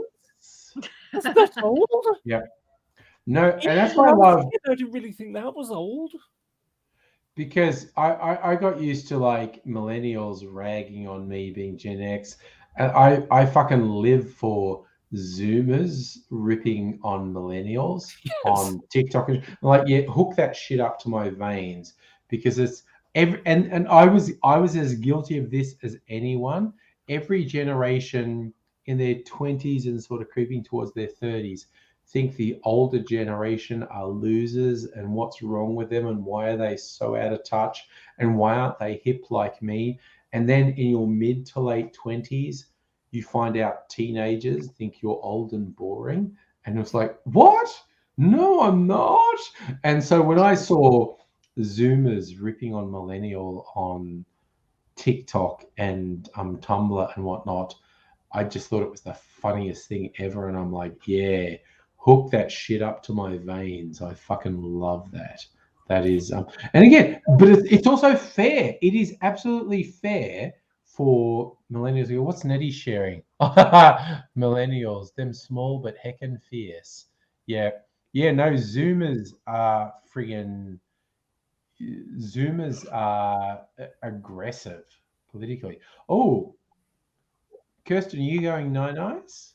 No, Kirsten. Thank you for joining. Kirsten. I just made myself, and I'm now. Kirsten joined us live again one day. Yes, Kirsten, when you're up for it, no, you should definitely join us because I always enjoy it when you are here with us. God, dude, I am definitely half Tim Smithed at the moment. It's only 11 o'clock. I made a drink that's called fuck, where is it on this list of drinks? I don't think that's the name of it, is it? No, I'll get there. No, I'm just amused at the idea of sort of like a cocktail called fuck. Where is it? Yeah, no, I could make up a cocktail called the fuck. Now it's called the Jack Tar, and I made it because it's weird because it actually has a rum, whiskey, and gin, and it's very unusual to see all of those in one cocktail. And it was rum, whiskey, gin, lime juice, lemon juice, and sugar syrup. And it's all gone now. But it was actually very good. And apparently, I also looked up the history of the Jack Tar. That's to do with the British Navy in yon olden days. And Jack of all trades was someone who knew how to do everything. And Jack Tar was a generic term for anyone who was in the Navy. It's all tied up in the whole history of Britain and the Navy and giving people who are serving in the Navy alcohol every day, the daily tot, as it was called, which was actually only stopped in the early 70s, which I think is hilarious. They only stopped giving sailors in the British Navy alcohol on a daily basis in the 70s. I think that is hilarious, quite honestly. Oh, Kirsten's saying she doesn't have a working webcam on her computer. We'll have to do something about that, Kirsten. Yeah, no, I think it's something we will. Okay, there is this voice. You're probably not hearing it because the moment there is. It's like a political broadcast is happening in the background. Politics in the UK have gone bonkers. Yeah? Entertainingly so, as well. Entertainingly? Well, you know, Boris got caught having parties. Yes, and so what's happening with that? Yeah, so basically what's happened is there's been like parties going on. Hints have been that there's like one every week. And so Boris basically came out this week and said, no one told me, you know, that this wasn't allowed. He's the one making the fucking rules. He's the one on the podium saying these are explaining what the rules are, and then he's saying he didn't know. You know, the day before the Queen buried her husband, Prince Philip, alone, they were having a party in Downing Street. Yeah, every week. You know. Now, yeah, I know that's like. I mean, they're supposed to have some respect for the crown, and oh god, and the poor old Queen sitting there all on her own in black, looking very sad.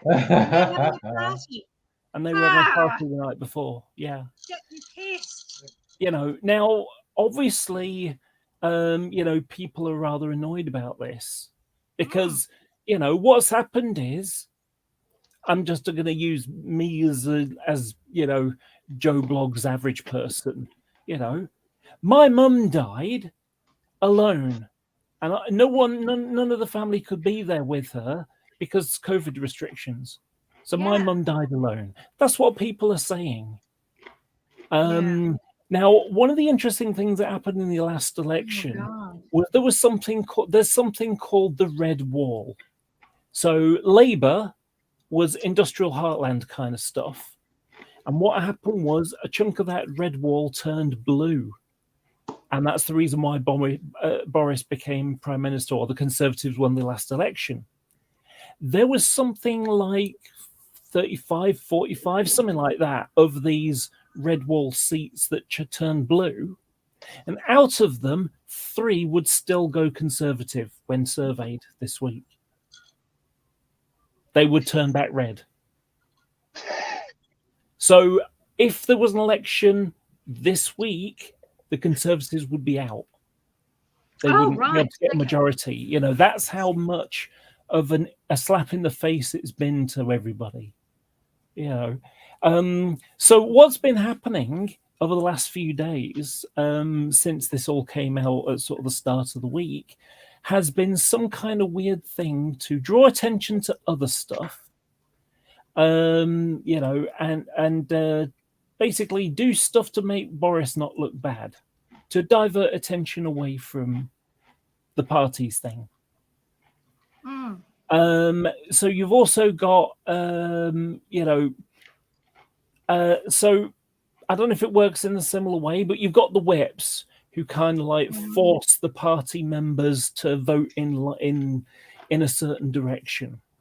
Apparently, they're threatening people if they're not supporting Boris, if they're coming out saying, because they can give letters. The Conservatives are really weird. They've got something called the 1922 Committee.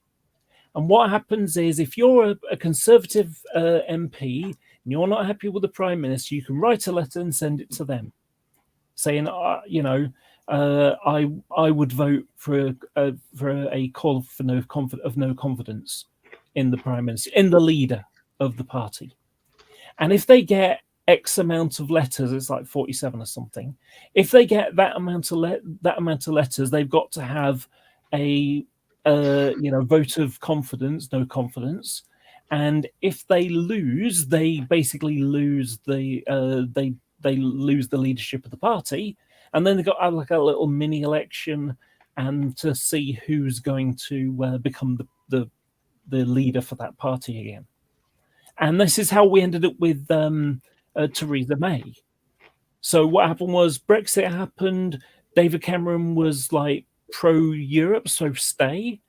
And then when the vote went the other way, he went, well, I really can't lead the country on something that I completely disagree with, so I'm out of here.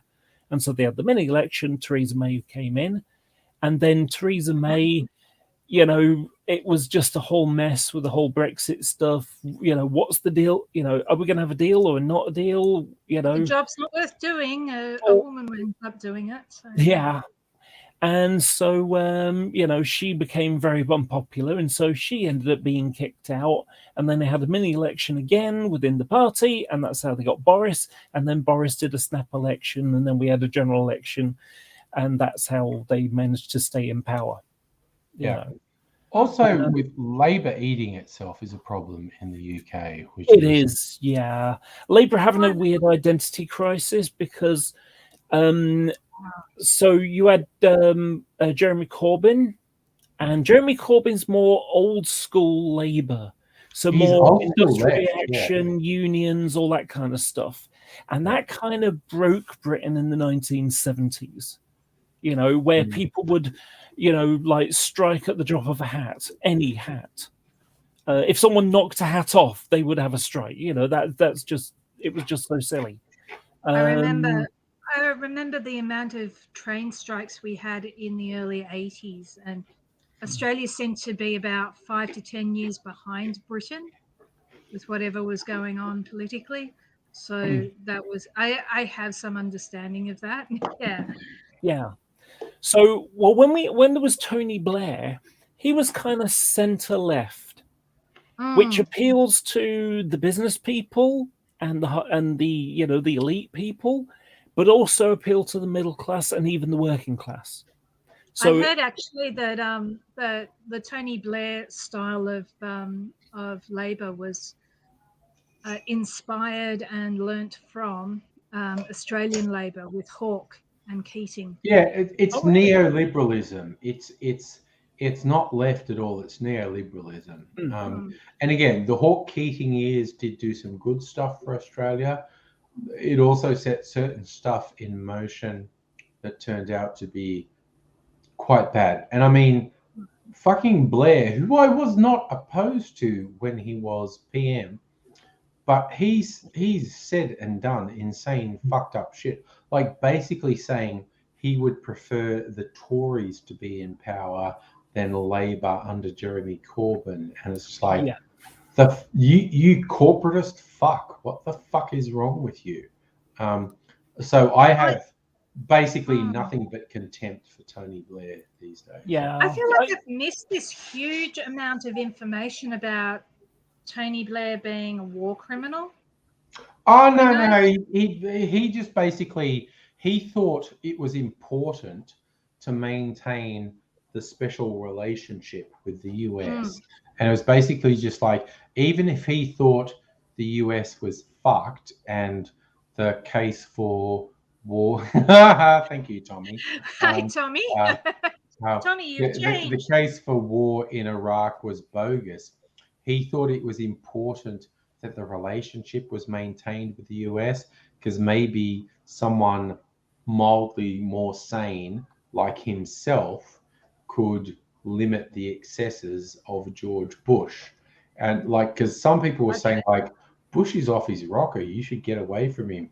But Blair was saying, no, I should actually get closer to Bush because we need someone to moderate Bush's behavior because Bush is in danger of going completely off the rails. You can argue whether Blair was right or wrong in that, but that seemed to be Blair's big driver. See, I have some sort of mixed things when it comes to the Iraq War stuff. Now, Afghanistan, no sweat. I understand that one completely. But when it comes to Iraq, you know, the problem is that it was kind of clouded in what the hell's going on kind of situation. So the thing to remember is, you know, because it's like, oh, there weren't any weapons of mass destruction. And yes, that's true.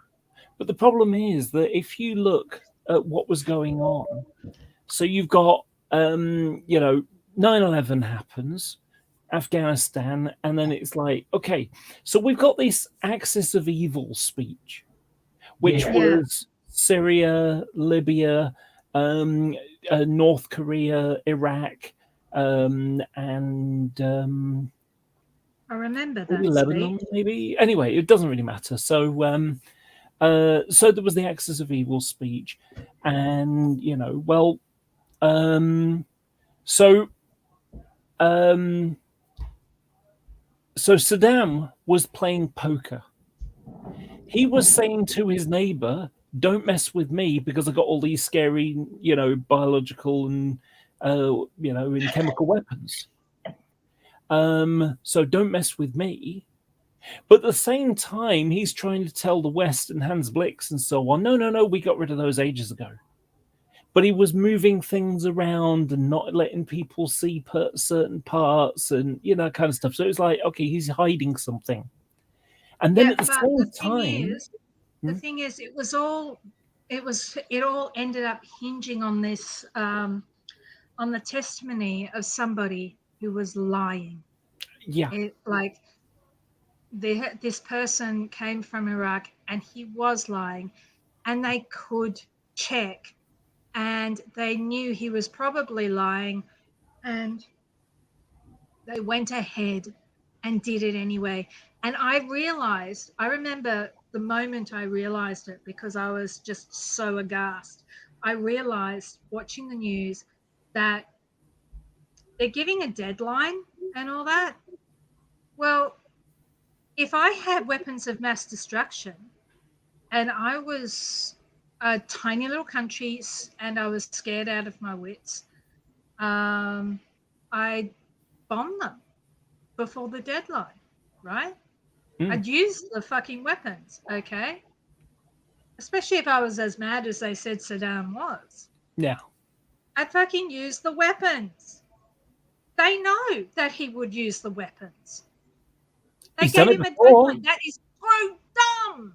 Yeah, he'd done it on his own people, you know. He's already done it on his own people. Why would he not do it on anybody else? Yeah. He would have used the weapons if he had them, and he obviously did not.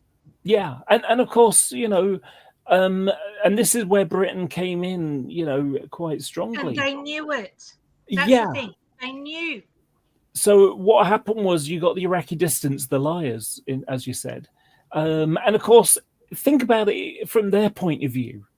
They're not going to be able to kick Saddam out on their own, but having America and Britain and Australia and European countries or whatever, you know, having them do their dirty work for them, brilliant strategy. They lied. Yeah. What else would you do?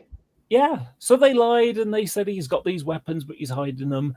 And of course, there was already the agenda, you know, that Bush Jr. wanted to basically finish off what his dad didn't do.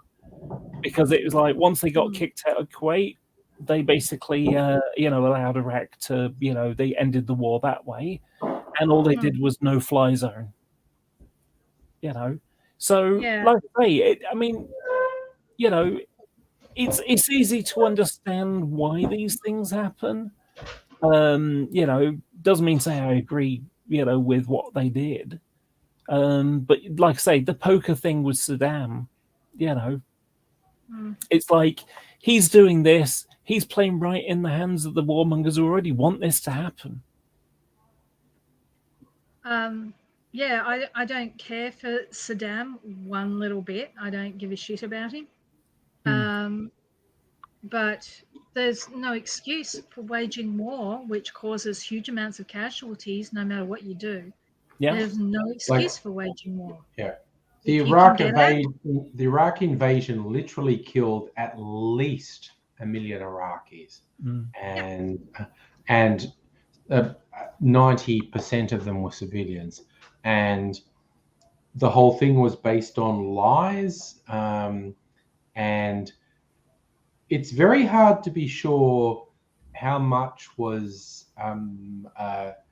the Bush thing where they actually believed their own bullshit. It's like, oh no, we knock off Saddam,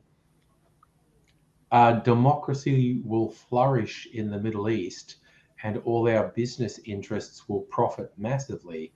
It's very hard to know how much they believed their own bullshit, and how much they were just lying. And I don't know which is scarier, if they invented a fictitious thing. If we knock off Saddam, there will be an election and democracy will happen and it will flourish and it will be wonderful. I don't know what's scarier, if that was a premeditated lie or if they actually truly thought that would happen.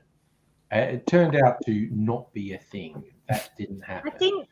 I think a lot of the time, lies, especially when told by a person in authority, become the truth in just about everybody's mind, including the liar, the one who's at the top, Bush. It becomes what they believe, and, you can't get away with a lie if you don't believe it. At least partially, and eventually after some time the lie becomes your truth, and then we have people saying, this is my truth and that's your truth and you should listen to me and my truth. And alternative facts. Yes. Alternative facts. Yeah. And in the end you're just listening to lies that some people have fooled themselves into believing. There's a phrase that's come out in the last few years, which is post-truth. That's all from the fucking Trump years, which is creepy and horrible. But there is a great movie called Vice, which is actually about Dick Cheney, because George Bush Jr. was a fucking dumb Goomba who didn't do anything, and he was controlled by Dick Cheney and other people. That movie, it's a fictionalization of how Cheney got to the position of vice president and how he governed American foreign policy and whatnot. But there's a lot of truth in it as well. It's worth watching because it's fun. Because there's one really funny moment in the movie where it's like Dick Cheney and his wife abandoned politics and just like had a horse farm, and it was a horse stud and they raised horses and they lived happily ever after. And the credits start rolling because it's like, that's it. They abandoned politics and they raised horses and nothing bad ever happened. This is only halfway through the movie. Credits start rolling because it's done. The story's over. It's done. And then it just sort of does the record scratch. No, that didn't happen.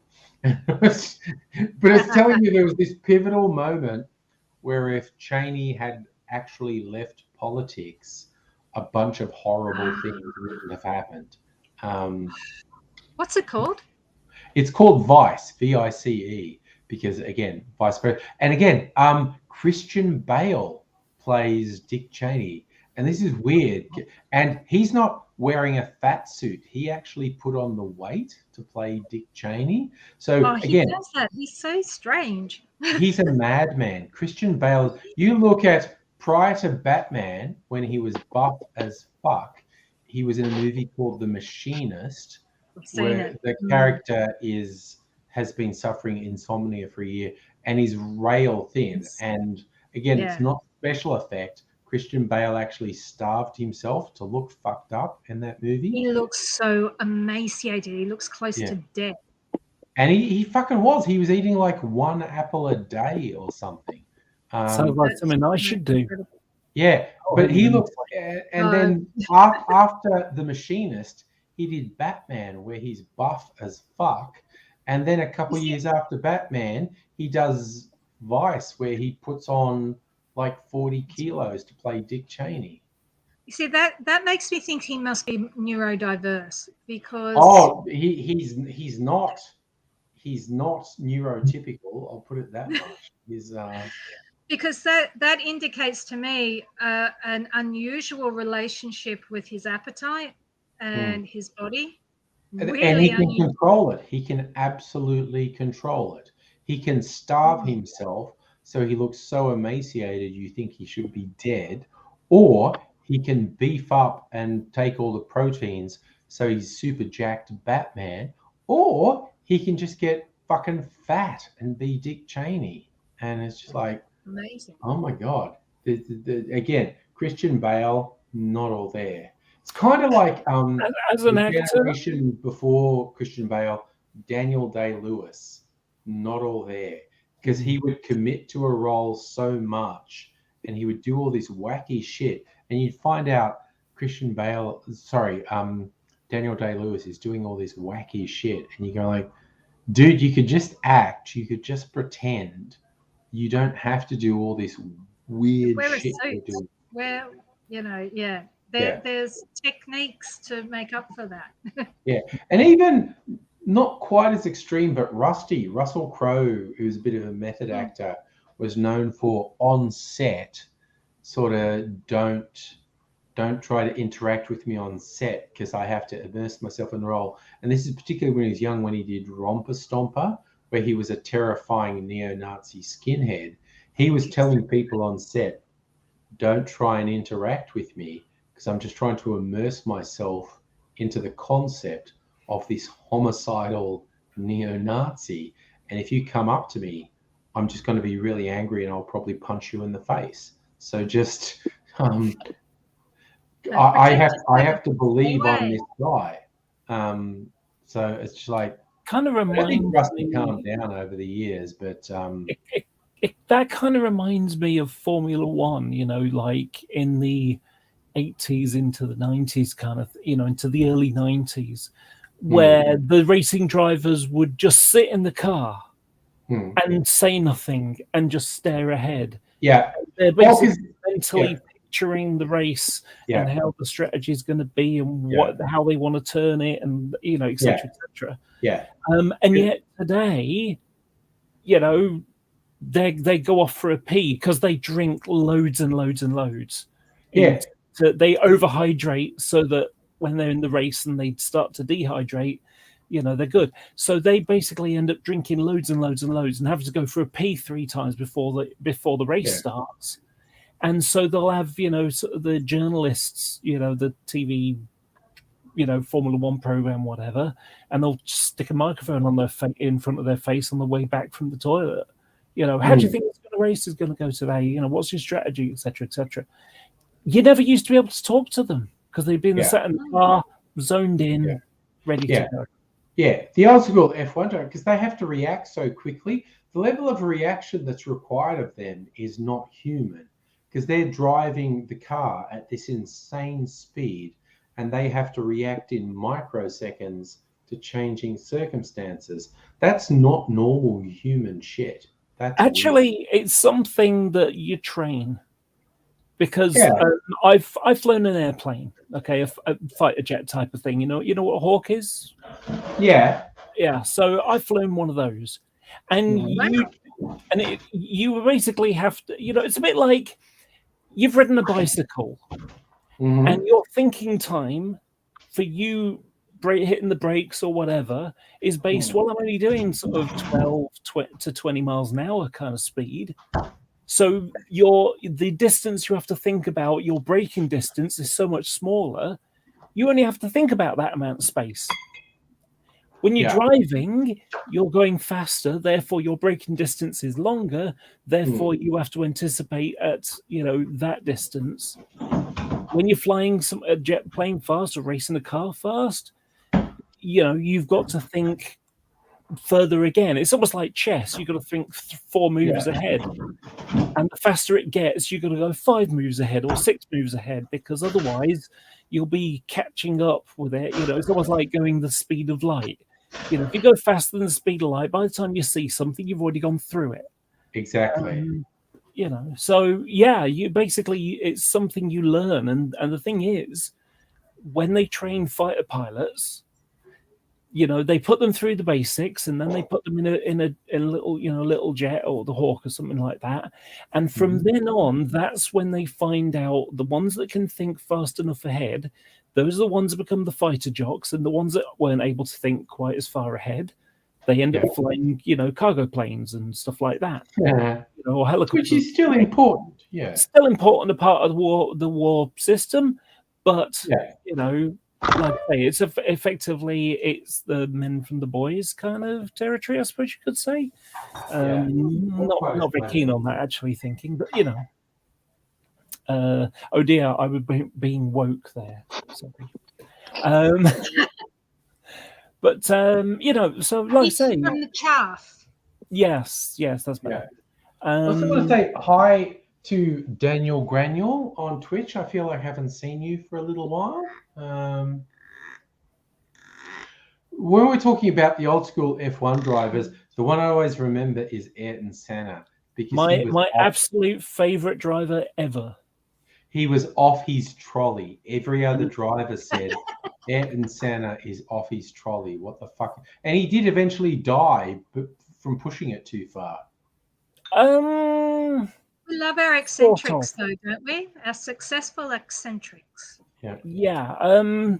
So Ayrton Senna was absolutely focused. He was probably the first racing driver that was insanely fit, because he knew that being that fit gave him an edge.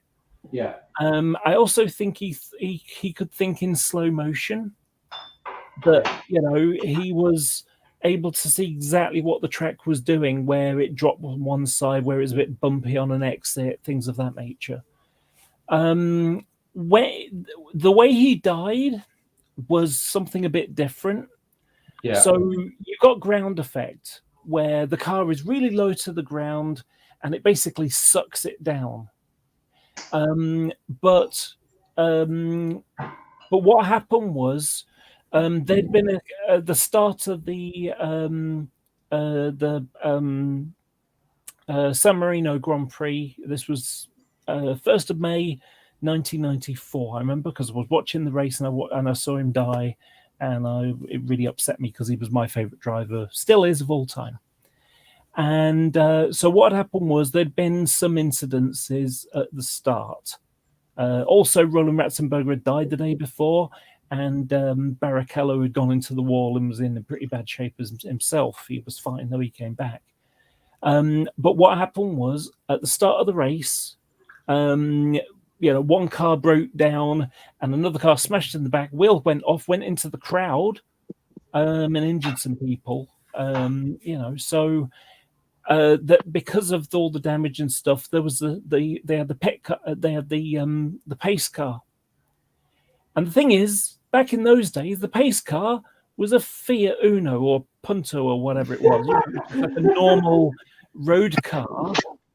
And so it could only go a certain speed, and they had to sit behind it.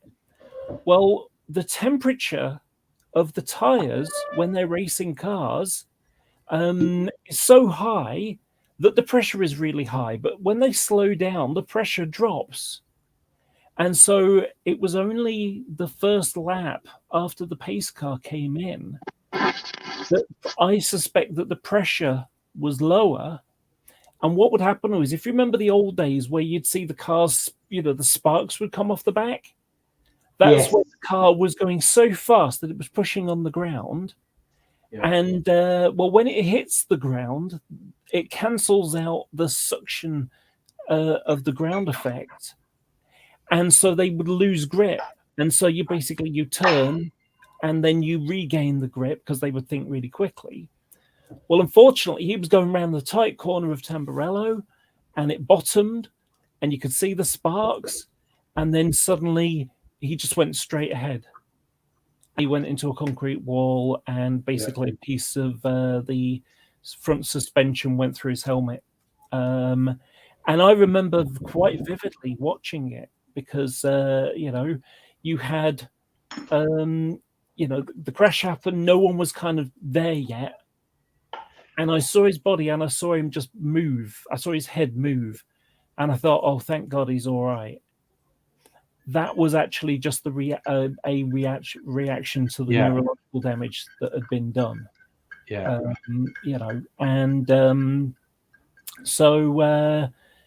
they got the helmet off and he was in a really bad state and he died right there on the ground. Yeah. So I'm just going to be really crass. You just reminded me of this is an old person joke. You have to be an old person to get this.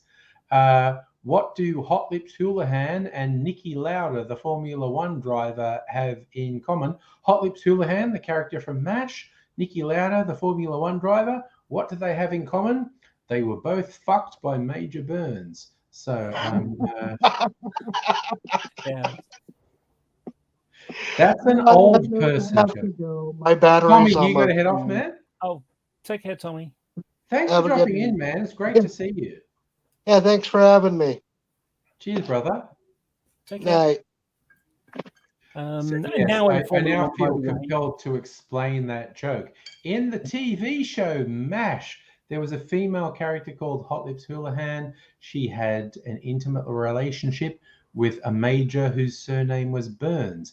Niki Lauda, a Formula One driver, crashed his car and was trapped in it when it was on fire, and he survived, but he was burned quite badly. Therefore, both Niki Lauda and Hot Lips Houlihan fucked by Major Burns. You know what the scariest one was with Niki Lauda? Yeah. He was racing within about a month, I think it was. Oh, yeah, no. Again, Formula One drivers, not quite normal people. They are driven. They are driven people. Yeah, and the weird, the horrifying part, because there's a movie and it was the Hunt versus Niki Lauda story. I forgot what it was now. Can't remember the name of the movie offhand now. Yeah.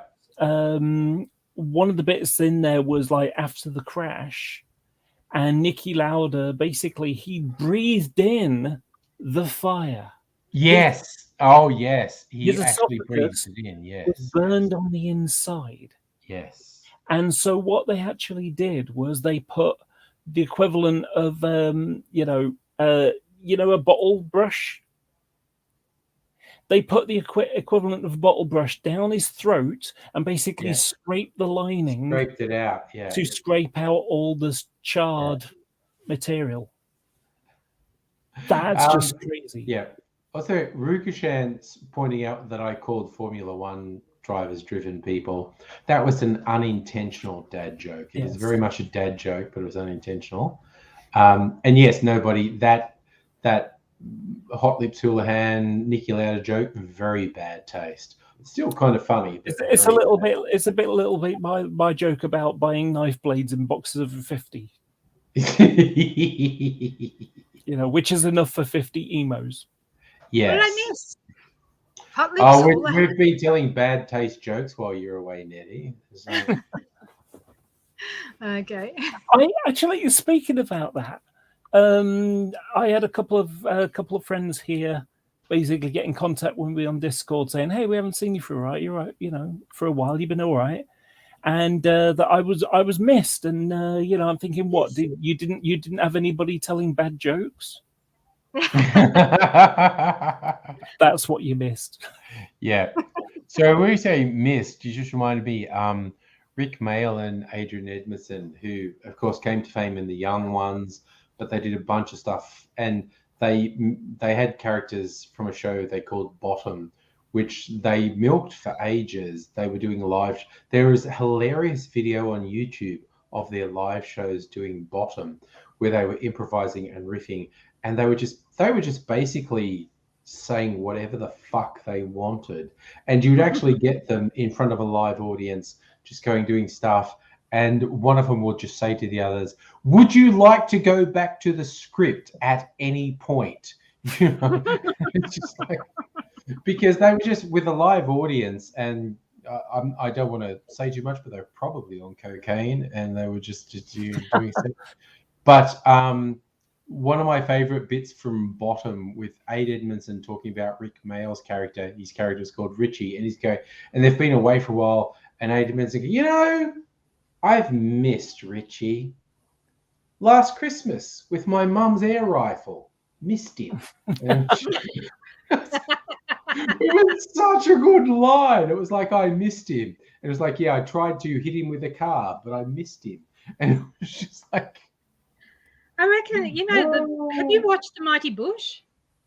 oh yes, The Mighty Bush was a wonderful bit of absurdist humor. It was the young ones for the millennials. Yes, and again, yeah, the Mighty Bush. I'm a big fan of absurdist comedy, and the young ones was absurdist. The Mighty Bush was for millennials, but is absolutely absurdist humor. Ricochet, the Dangerous Brothers, Bottom, Comic Strip Presents Bad News. Yeah, there was so much in the 80s and 90s of this weird post-punk British comedy, and it was just like, oofed. What I love. Sorry, Nettie, go. I loved The Mighty Bush the moment I saw Noel Fielding going on about goth hairspray made with the tears of Robert Smith, the strongest hairspray the world has ever known. And I'm trying to remember who the little guy was, because the Mighty Bush, there was two main guys in the Mighty Bush, and but there was also this guy who was kind of he always appeared kind of like a fortune teller or a swami with a turban, and you'd have Noel Fielding going to see him, and this guy would just turn to the camera and go, "Yeah, you don't want to do too many mushrooms because," you know, and it was this beautiful absurdist stuff where they kept breaking the fourth wall and whatnot.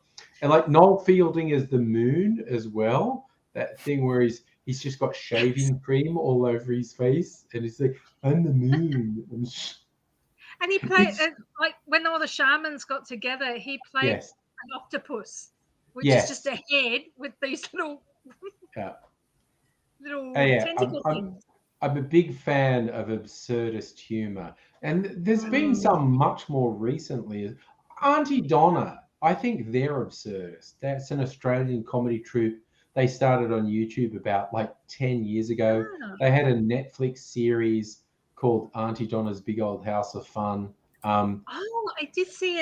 I saw a trailer for that. Yeah. Yeah, no, Auntie Donna, they started doing like live stand-up and being on YouTube like 10 years ago. And they are particularly good absurdist humor, because they'll do stuff. You look at their stuff on YouTube, they do stuff, and it's the structure of like an old-fashioned comedy sketch, but then it just goes off the fucking rails, and nothing they're saying or doing makes any sense. And I fucking love it, because they just embrace absurdism and just get super fucking weird. Like even on their Netflix series, Auntie Donna's Big Old House of Fun, one of the executive producers was Ed Helms. He was a very established American comedian. He'd been doing shit for like 2 decades. And there was this absolutely surreal sketch where Ed Helms comes in and says like, "Fellas, yeah, we've got to do a thing." And they call him Ed, and he goes, "No, my name's Egg." And they're like, "What?" And he goes, "My name's Egg Helms." They, no, your name's Ed. And he's like, "No, my name's Ed." And he gets very angry. Like, why does anyone think my name is Ed? My name is Egg. And it's this, it makes no sense at all. And it's just like, and they just go for it. It's just like, fucking hell. Did you ever see the Fast Show? Did that ever make it to Australia? Yes, no, the Fast Show that had great moments of absurdism as well. Yeah. Now, Do you remember the Yeah. drunk guy? You know, it's like something QC. So he was a lawyer or something. Maybe, I don't know. And so he's there. I mean, I'll share the screen, not the video, just to, you know, you'll be able to see. Yeah. You'll see the picture of him, and it'd be like, oh yeah, that's who. Yeah, I remember now. Oh yeah. No. Again, Yeah. being a drunk old So Tory. basically, what it was, because the fast show, the whole point of the fast show was, you know, it was like quick to the punchline. It wasn't like a long, stupid script to get to a joke. Yeah. It was just, here's the joke. Yeah. And so what you had was this old guy sitting in a chair with a brandy or whatever, and he's reminiscing about the past, but he would say weird thing, you know, he'd have one thing, and then he'd have something else he'd say, and in the middle he'd be like, and then we went to, you know, that kind of thing. So you just had like, okay, what did he say in that mumbling part between that bit sentence and that sentence? Because these don't fit together. Yeah. And that was where the entertainment was. And then ultimately it's like, but I couldn't remember anything because I was very, very drunk. And that's the punchline. The thing about it is, though, you watch one of those videos and you think that's Boris Johnson in 30 years. Because if you want to have, and I've probably mentioned this before, if you want to get any idea of how much of a lunatic and just what the fuck kind of person he is, Boris Johnson is, this is the fucking prime minister of my country. Yeah, I know, it's terrifying. And so it was him giving a speech for the opening of the London 2012 Olympic. When he was mayor of London, the cycling venue. Mm-hmm. And, you know, basically what happened was the steel for it had a reddy brown hue to it because it had rhubarb juice mixed in with the steel to tint it. Oh, I heard about this. Sure. And he made this speech and he just like talking about rhubarb. And it's like, what the fuck are you talking about? And you can see behind him is Sebastian Coe, who's like former Olympian, big name guy, you know. Yes. And he's the head of the British Olympic Committee. Yeah. You know, this whole thing is being done under his umbrella. Yeah. But you've got the mayor of London who is just talking about rhubarb. And you can see his eyes beaming in the back of Boris Johnson's head as in, shut the fuck up with this rhubarb shit. Mm. You know? And it's like you got about a minute and a half of him talking about rhubarb and then 10 seconds and saying, you know, thanks to the committee for bringing this in on budget and on time, you know. And, you know, and also you've got a couple of kids next to him, and you can see them kind of with faces that kind of slightly drop gradually through this speech because it's dawned upon them that few moments, you know, 5 minutes ago, I'm going to be on TV. I'm going to be on TV, stood here. And gradually it's like, and this is what everyone's going to remember. Here I am, my moment of fame, I'm going to be on TV, and I got some fucking moron next to me talking about rhubarb.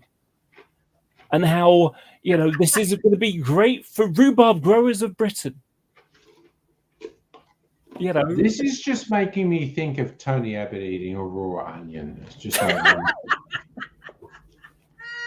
and my favorite thing about Tony Abbott is biting a raw onion. Yeah, let me guess. He was eating the onion, but you were the ones that wanted to cry.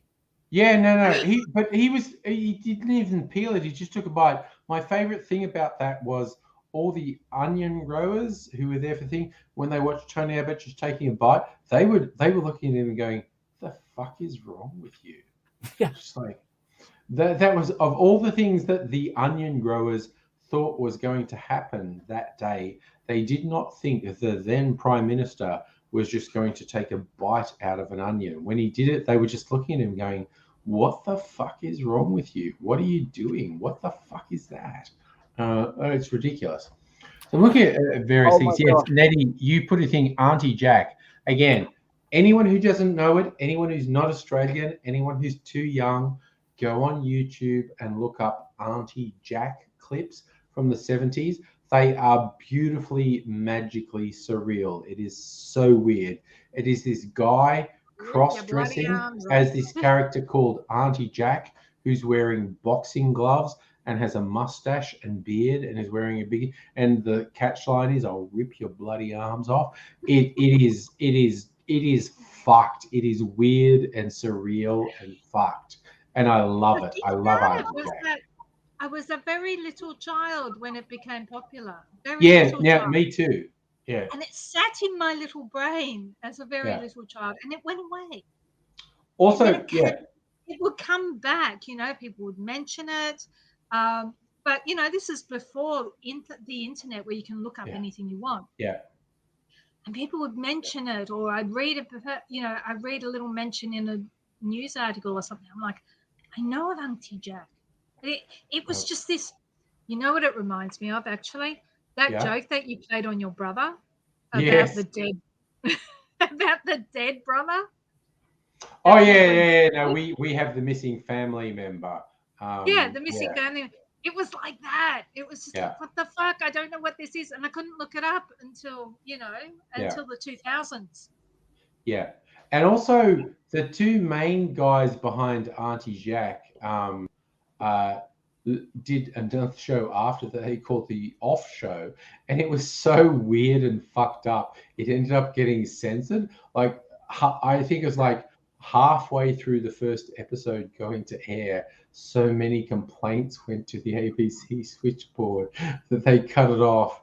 And I still remember the little jingle they made, like, "Oh, the Off Show, it isn't even on the air."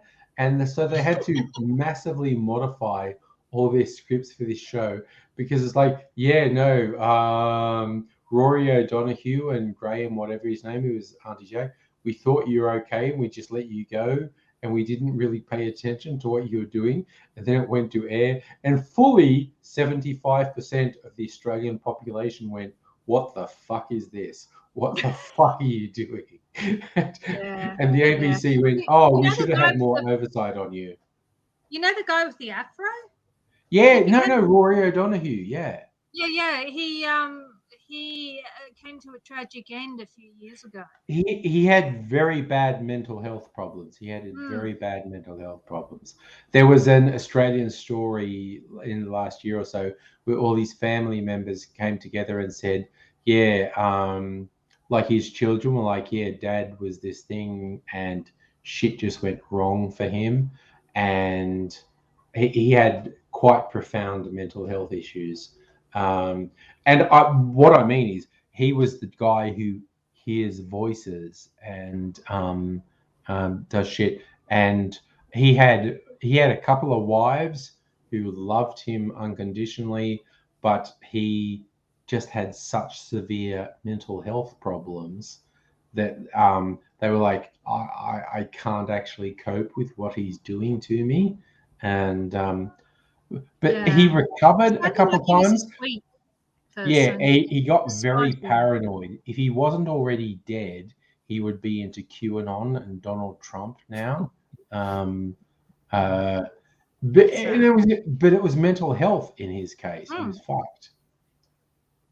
Oh, nobody likes Mrs. Brown's Boys. The guy who plays Mrs. Brown, which is just a guy who cross-dresses and he's being an Irish matriarch, I kind of have time for.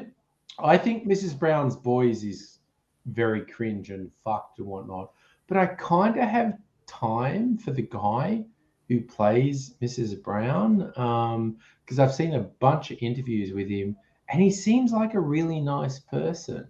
And again, he's absolutely not trans. He's just doing weird vaudeville cross-dressing with Mrs. Brown. It's just, and the jokes in Mrs. Brown are not subtle. They are not subtle.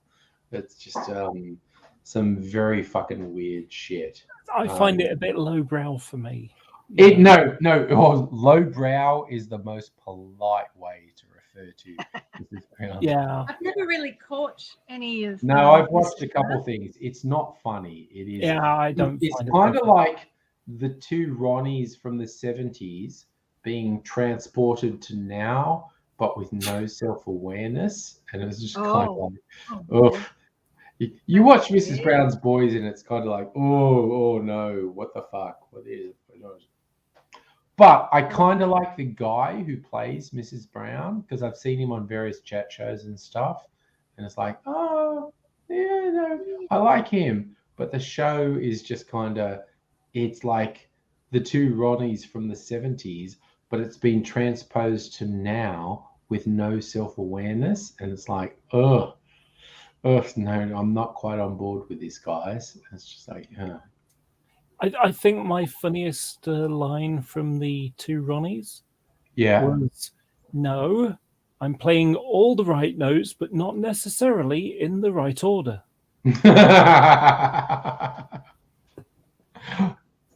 was just random because I watch a lot of comedy stuff on YouTube, and the way the YouTube algorithm works, you watch one thing and it says, well, this is kind of like that last thing you watched. Do you want to watch this? And it mutates when you start watching things. And I ended up watching a doco about Not the 9 O'Clock News. And that was kind of the last sort of really impactful boomer comedy. They were post Monty Python. They were post the two Ronnies, but they were still boomers. And I quite enjoyed it. And the central thing that I thought was hilarious, they were doing their comedy and they were like, we grew up with Monty Python. The two Ronnies was all about innuendo. It was like, ooh, innuendo. So on Not the 9 O'Clock News, they did a couple of sketches that were mocking the two Ronnies where AD and I have also done stuff like this on YouTube. Forget the concept of double entendres. We're like single entendres. It's like you say a thing and it doesn't mean anything else. It's just like, ooh, matron, we're talking about having anal sex with you.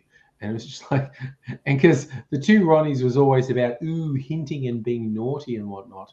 And Not the 9 O'Clock News did these very funny sketches where they basically said, this shit the two Ronnies do with ooh, we're just doing double entendres. It's fucking stupid.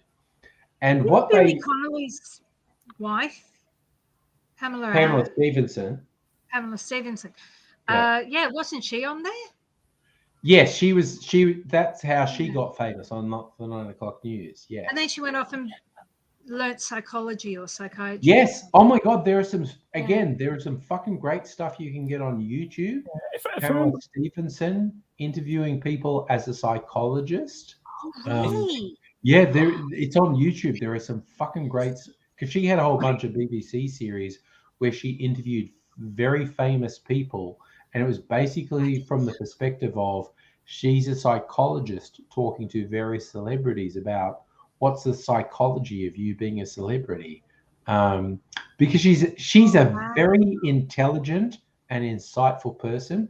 And on Not the 9 O'Clock News, she was basically there because she was kind of super hot and blonde. Again, she was sexy as fuck. She was very good looking. And that was kind of what she was on Not the 9 O'Clock News. But she's actually an incredibly intelligent person, which wasn't really what she was on the 9 O'Clock News. But yeah, no, you can look up Pamela Stevenson on YouTube. There's stuff, I forget what the show's called, but she interviewed people as a psychologist, and holy shit, you find out some very interesting stuff about various people on that one. If I remember correctly, not the 9 O'Clock News was where Rowan Atkinson kind of emerged. Yes, that's where Rowan Atkinson became a superstar. Rowan Atkinson, in the original cast of Not the 9 O'Clock News, Rowan Atkinson was probably the most famous, but that sort of catapulted him to superstardom. He was more famous than like Mel Smith or Griff Rhys-Jones or Pamela Stevenson or all the rest of them, but Not the 9 O'Clock News catapulted him to like global superstardom. And again, there's a doco that's on YouTube, which is really interesting because all the Comedy people, not just Connections? the performers, the writers and producers are interviewed on it, and they are incredibly honest to the point of revealing their own failings and whatnot.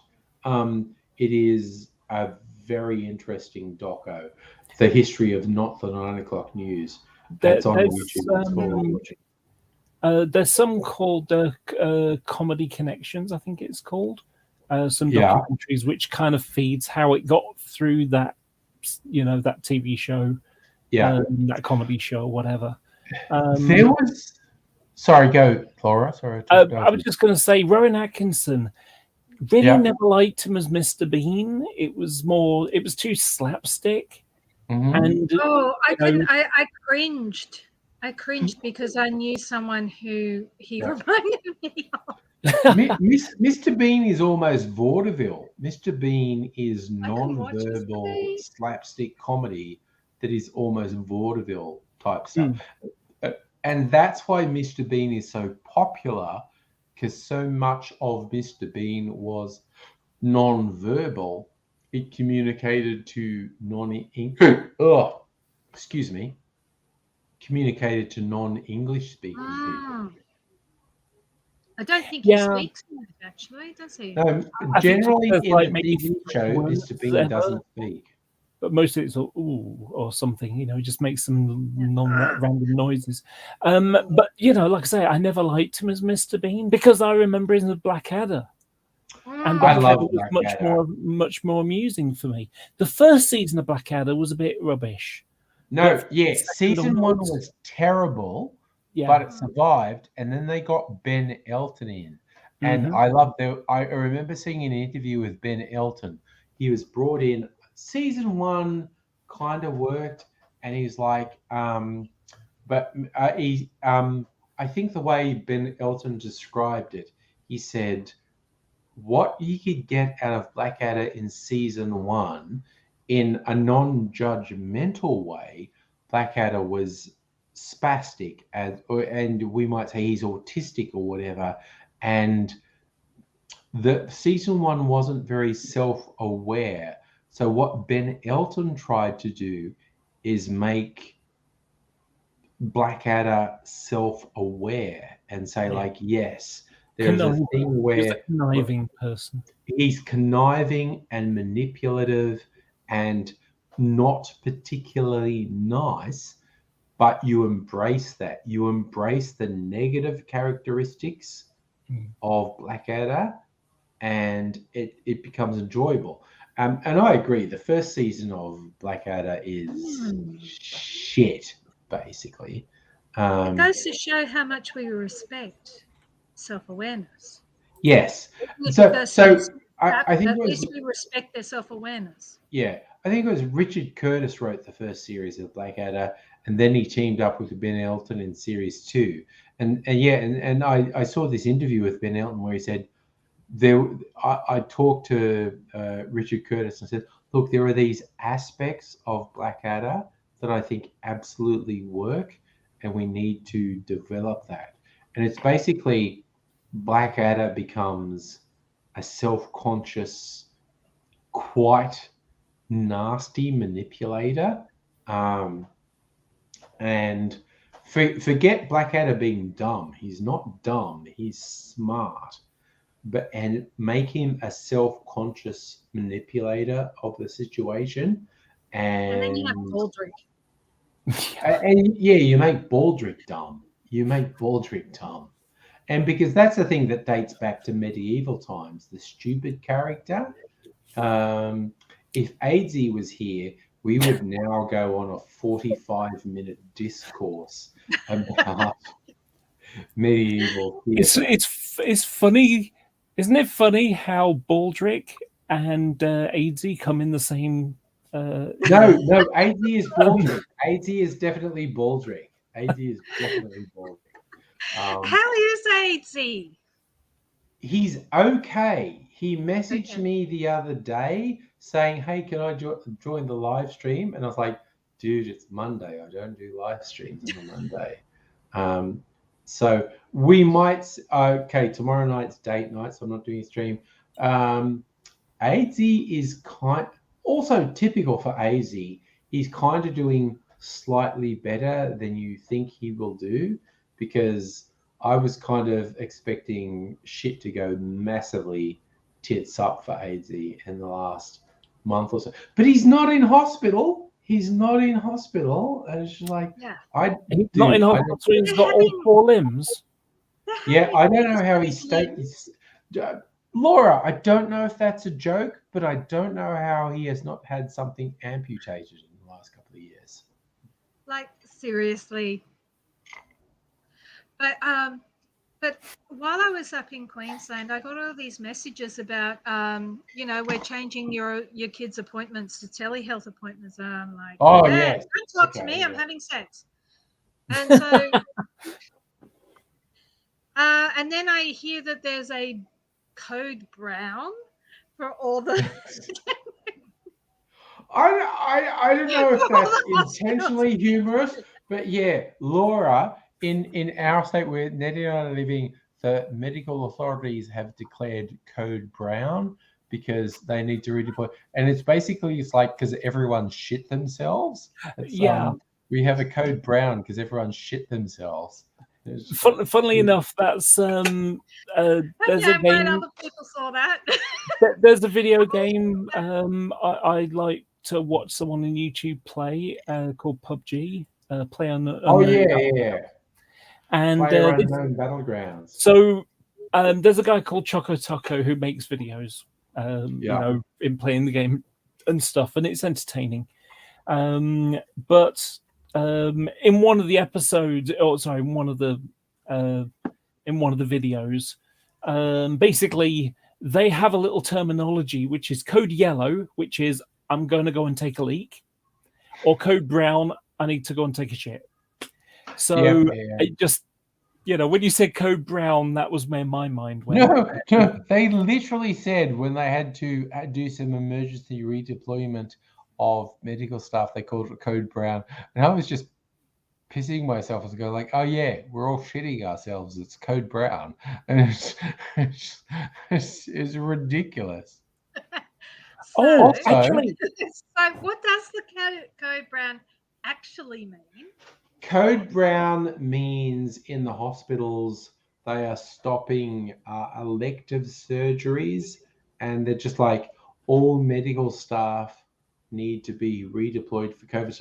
Again, Mrs. Angry works for Vic Health. She's a psychologist counselor, and for people in her field, they're going cancel all your appointments where you're counseling people who have mental health issues, because we might need you to redeploy to some basic support stuff in the health system, because the health system is just fucking overwhelmed.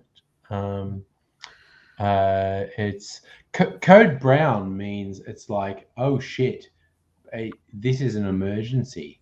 We need to, and again, it's just funny to me. It's like code brown, we're shitting our pants. It's just like, ironically, code brown seems to be what's happening around the Prime Minister right now. Yeah, and then now I just think of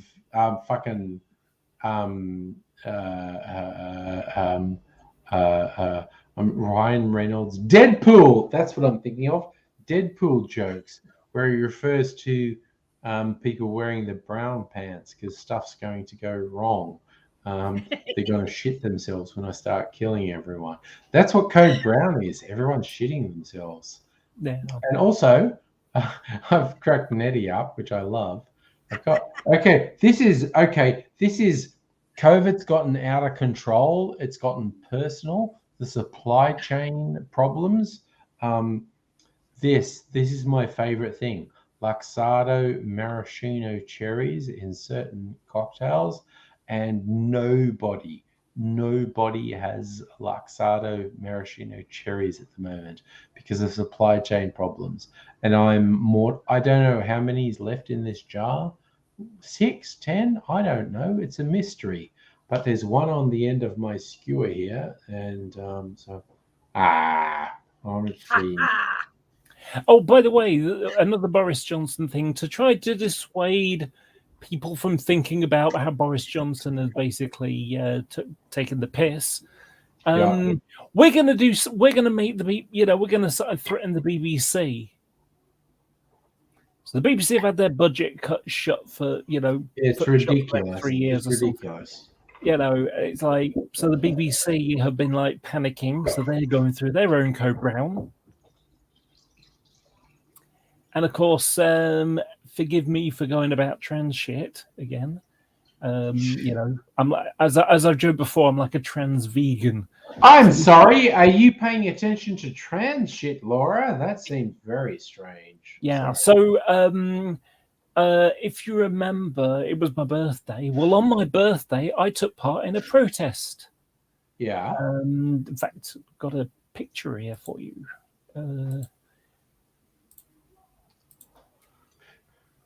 Oh, sorry. Laura's sharing something. I've got to share it on the screen.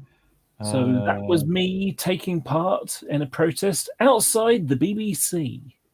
Nice. Because in Manchester, because along with a bunch of other people. Mm-hmm.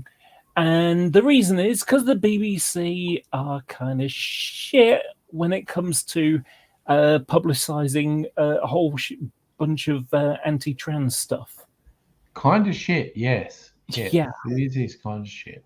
So when I say kind of shit, Cunts. They're cunts. I don't use that word very often, but it is very appropriate. Yes. So basically, what happened was in October, they their website, their news website, published an article suggesting how cis lesbians are being coerced into having sex with trans women.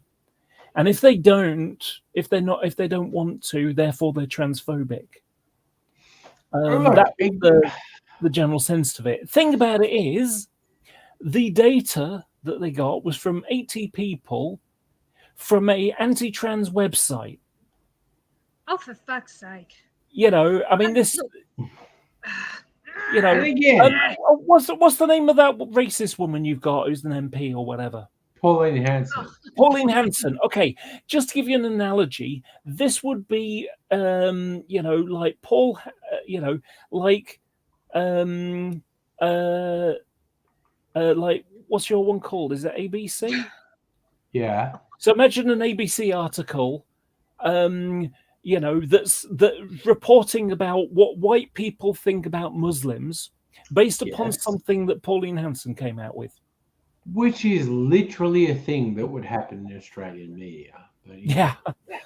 So, but yeah, it came from an anti-trans website. One of the things that they linked, the website that they, links to a third-party one, literally describes all trans women as rapists. Oh my God. And this thing I always point out, the transphobes throw fucking, again, my primary Logic thing is just don't like fucking shit on trans people, but transphobes throw cis women under the bus with fucking regularity, and it's like the weird bullshit transphobes do make the life of like butch cis women a fucking misery, and it's just like. And again, when one of the 100 or so transphobic things J.K. Rowling has done, there was a health thing saying we are running a seminar for people who menstruate, and J.K. Rowling goes, people who menstruate. We used to have a word for that. What was it? It was like, fuck you, you piece of fucking shit. There's a whole raft of cis women who don't menstruate for a spectrum of reasons, and you are just fucking telling them you are not complete women because you don't menstruate. And it's like, fuck you, you fucking piece of shit. Do these people remember when women who had careers and women who got annoyed about anything were considered not women? Yes, women who didn't want to be the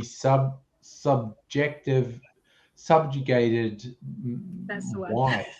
They just weren't Yeah. women. And They're that's not one a of the woman. reasons I love the Mad Men TV show, because it quite accurately picked up that moment between the 50s, 60s, 70s where things changed for women. And so many people miss the point of Mad Men because they're like, yeah, Don Draper, he's cool. And it's like, Don Draper is weird and fucked up and borderline suicidal because the shit he's trying to conform to just doesn't work. And it just like, Jesus. Actually, I never actually watched that because It's a good show. It's a good show. Every mention I ever saw was on blogs that talked about vintage fashion. And Yeah. it just seemed to me to be a celebration of misogyny. Like, I like the vintage fashion because it allowed women to be size 12 instead of size 6. Yeah. Which even my tiny, skinny daughter doesn't fit into anymore. Yeah. And so I just didn't get why anybody would want to watch a great celebration of this hideous part of the 20th century. And it was really hideous. Yeah. It really was. A lot of people misinterpret Mad Men because they go, because John Hamm, who plays Don Draper, John Hamm is super sexy and whatnot. You go like, oh yeah, so Don Draper is cool. No, Don Draper is fucked. Don Draper, he is traumatized and fucked and is having an enormous amount of trouble existing in the world. And it's basically that transition from the 50s to the 70s of women becoming their own people and men trying to understand a world where women are their own people. I think the Mad Men does it really well, but you get people who just don't get it, and they go, yeah, Don Draper, he's cool, and go, no, Don Draper is fucking broken. Don Draper is traumatized. Don Draper is he's bluffing the whole time. He's using alcohol. He's using alcohol to blank out the things that he can't cope with, and it's just that sounds a lot more interesting then. Yeah, it's kind of like if people idolize Tyler Durden in Fight Club, or they idolize Joaquin Phoenix's Joker. It's like, no, you're missing the point. That character is fucked up. That character is traumatized. That character needs help. If you look at that character and go, yeah, I love them, they're my idol, I want to be like them, it's like you have missed the fundamental point. It's like Don Draper is You're laughing at my face. Yeah. Laura. And it's fascinating stuff. I picked that up from my daughter. Do you know that she does this great? She does the perfect frowny face. It's just a perfect little arch that way. Sorry, who does the frowny face? Shaylee. She does the perfect. Oh, Shaylee. Okay. Yeah. Okay.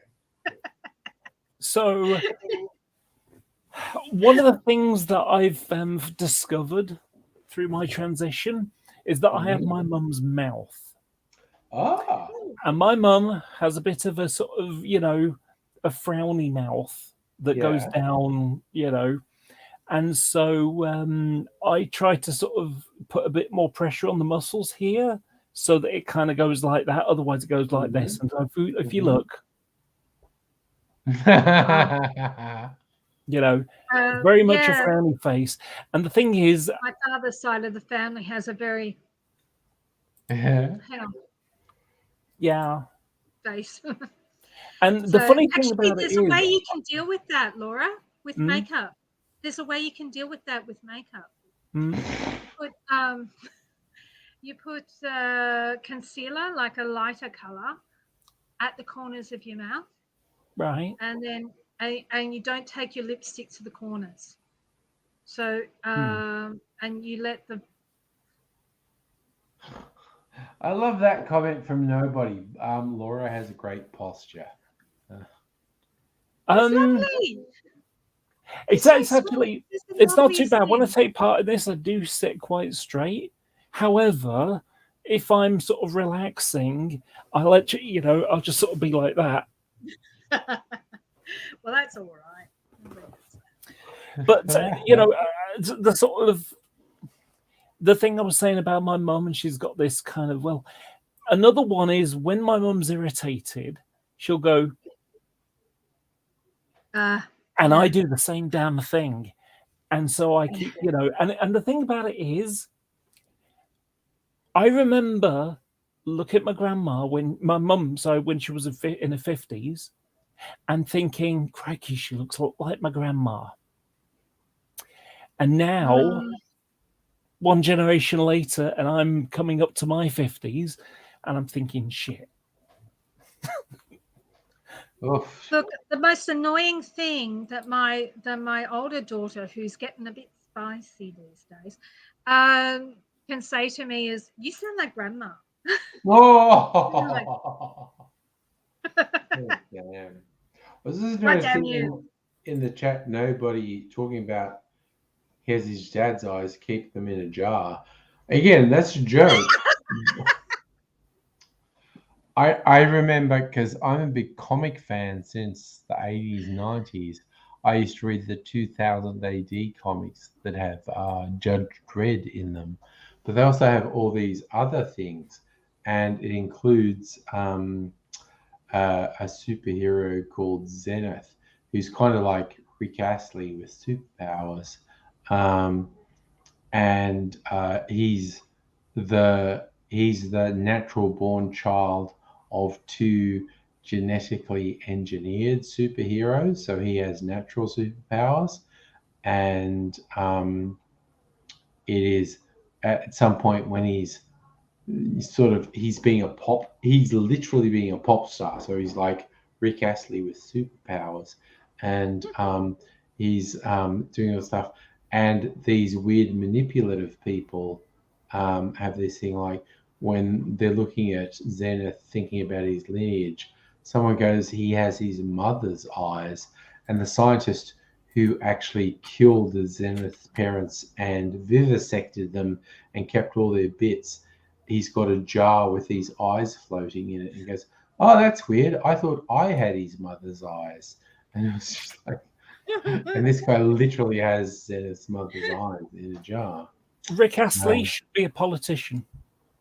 I think that is, you know, he should be a politician, because never going to give you up, never going to let you down. But that's another thing in the Zenith never going to tell story. a lie and hurt you. I mean, just you know, in the Zenith stories in 2018. Sorry, he couldn't be a No, politician. the original superheroes were in World War II, and then there was another generation that were boomers. So they were like hippie superheroes in the 60s. So Zenith was a superhero in the 80s, 90s, and the Elder was this guy who had been a sort of superhero in the 60s, but he was now a Tory minister in Margaret Thatcher's government. So it was very much of its time, where Zenith's being like a Rick Astley pop star, and the previous generation, the only guy he knows is someone who is a Tory minister in Margaret Thatcher's cabinet. So it's like very, very weird. Nobody's just trying to say, I'm just saying, he's trying to have sex. He's being horny on main. He's trying to have sex talk in the chat. Horny Joe. Which honestly, I'm on board for. So.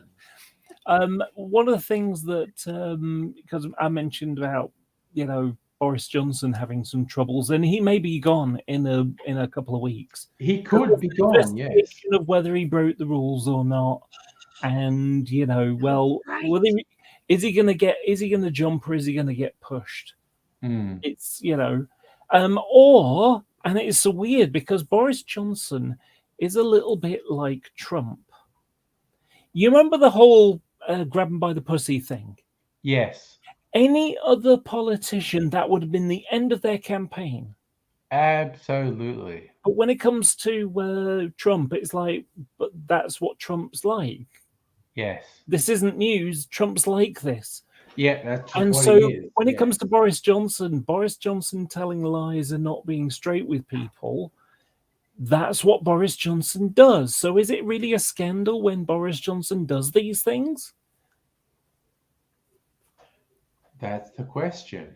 And really, he's only got one good thing, that when it came to the COVID stuff, the government did pretty well. They were smart enough to, basically, just chuck money and orders at anybody who was even talking about creating a vaccine. It was like 5 different companies said they were going to do a vaccine. So the British government bought vaccines from all of them in the hope that one of them will get it first and therefore we'll be able to get vaccinating and so on. And thanks to the NHS, it has been performed very, very well. But that's mainly because the NHS is good, not because the government is good. That's fair. What nobody's saying? Yeah, they were saying about being bonked in horny jail. That's fair. I love that meme actually of the dog bonking someone going, no horny jail for you. I feel like I should be in horny jail most of the time, basically. I'm going to go and get myself another drinky winky. You're going to make yourself another drinky? Okay. Well, I'll hang around till you get back, even though I think I am very close to 100% Tim Smith at the moment. But it's 100%. Okay, because I'm not driving anywhere. Unlike Tim Smith, who drove somewhere when he was fucking hammered. I'm just sitting in my fucking kitchen. I'm not going anywhere. So it's like, it's absolutely fine that I'm Tim Smith. And do you have snacks? So you do have snacks. So I have snacks. I need to find snacks. I haven't been here for a while. I can't find them. I think they've been hidden or eaten.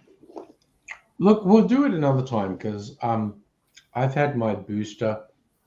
We did have planned to do stuff on New Year's Eve, and then it was like the number of COVID cases are getting out of control, and it just doesn't seem like a good idea to have, because I was going to have Nettie and Nobody and Abigail over at my place on New Year's Eve, and about a week before I looked at the cases and said, this is not going to happen because this is just not good. And it's gotten progressively worse since then. But also, I've had my booster, and it's more than 2 weeks ago, so I'm kind of like at the maximum level of protection at the moment. I'm still not going to anything like a cafe or a restaurant or a cinema or a pub or a club or anything like that. But I may well have individual visitors over. So I was planning to have Abigail over tonight, but she was overcome by nasty chronic pain and fuckery on that level, so she had to stay home. She started messaging me this afternoon going, I'm not sure. And I'm like, you have to if you, as a chronic pain sufferer, you're sitting there going, today actually feels like an acute pain day. It's like, you need to listen to that and you need to look after yourself. So as much as I would have loved to have had Abigail over here today, when she started saying, I'm not sure, I don't think everything's right. I'm like, no, you need to look after yourself. You need to err on the side of caution and do your best to be on top of things. It's ugh.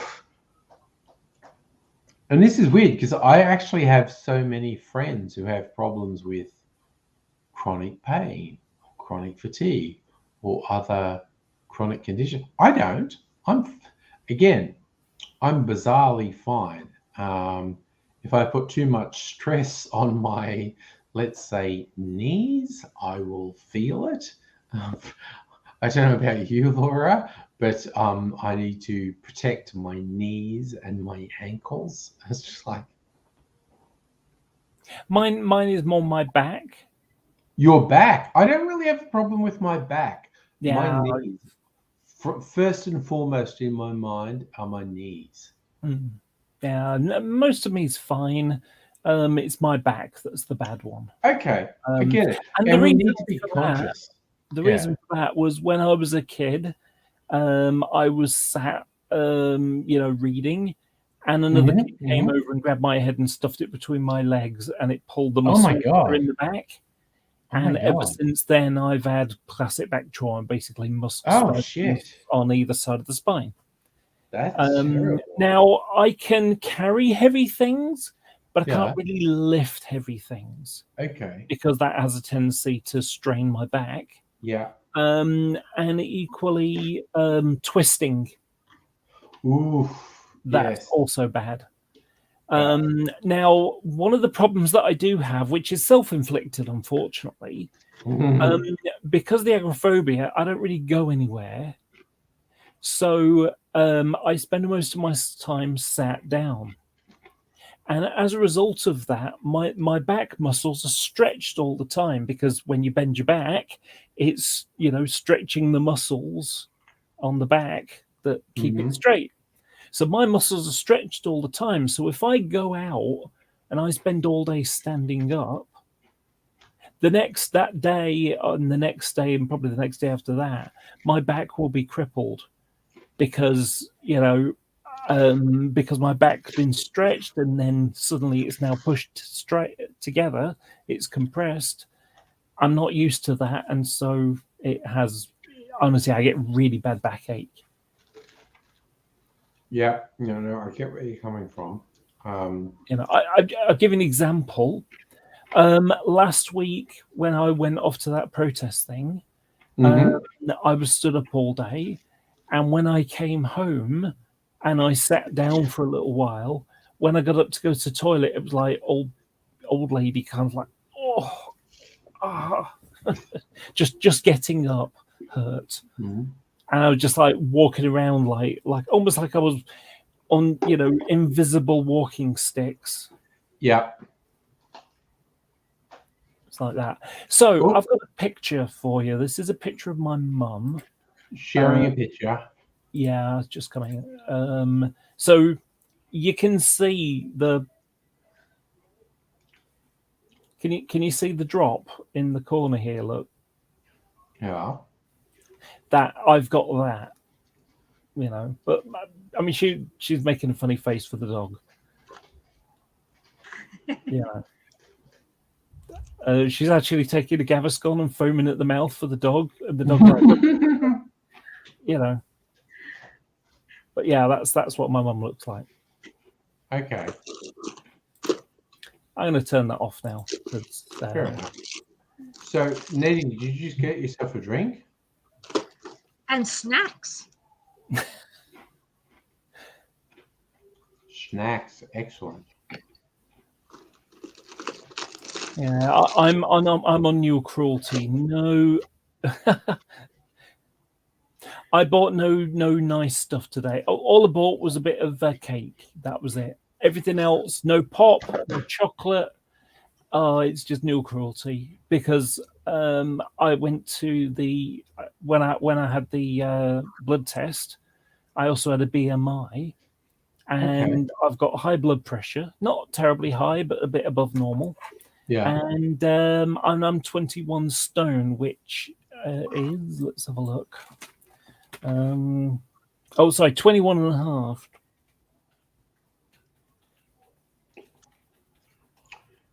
Yeah. Which is 136 and a half kilos. Okay. Which is bloody heavy. Yeah. Now, I'm kind of a bit better off because I'm tall. Hmm. So it doesn't show quite as bad. Yeah. But, it's still not good.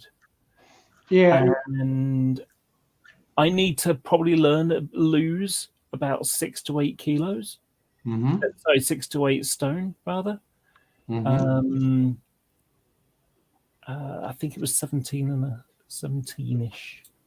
17 and a half, I think it should be. But you need to do 107 kilos. So I need to lose 30 odd kilos. Yeah.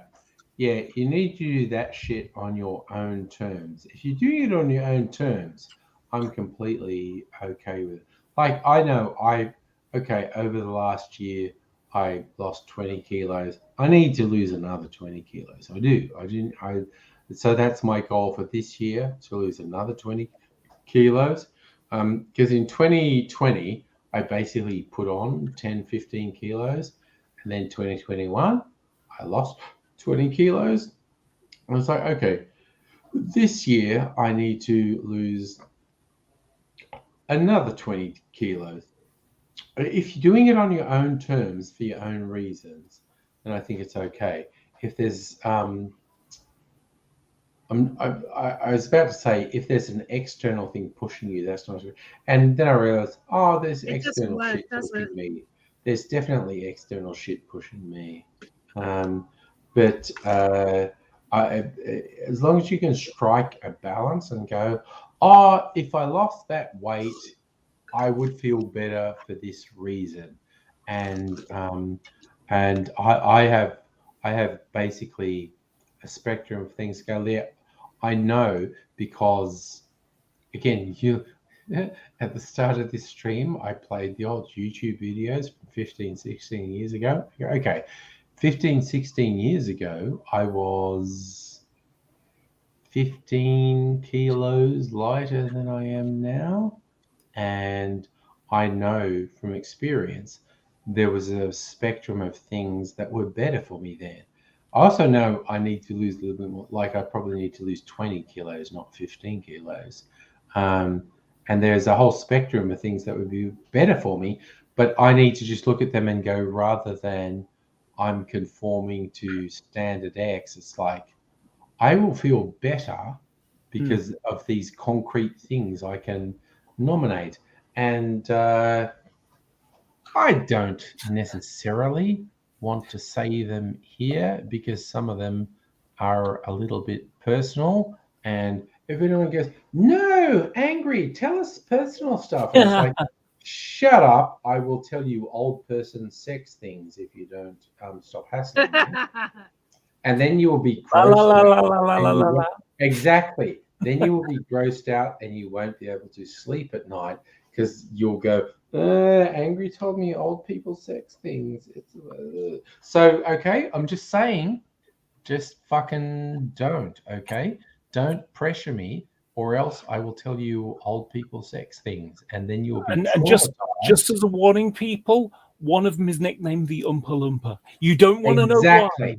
Exactly. All I'm saying is, if you hassle me, I will tell you old people sex things, and then you will be traumatized, and you will need years of therapy to get over it. And because I know, I can remember when I was young, I didn't want to know about old people having sex. That's just not right. So when you're young, you need to pretend that you're the only one having sex. If you realize when you are young, people 30 and 40 years older than you are still having sex, it will fuck with your head and you will be traumatized and you won't be able to function in society.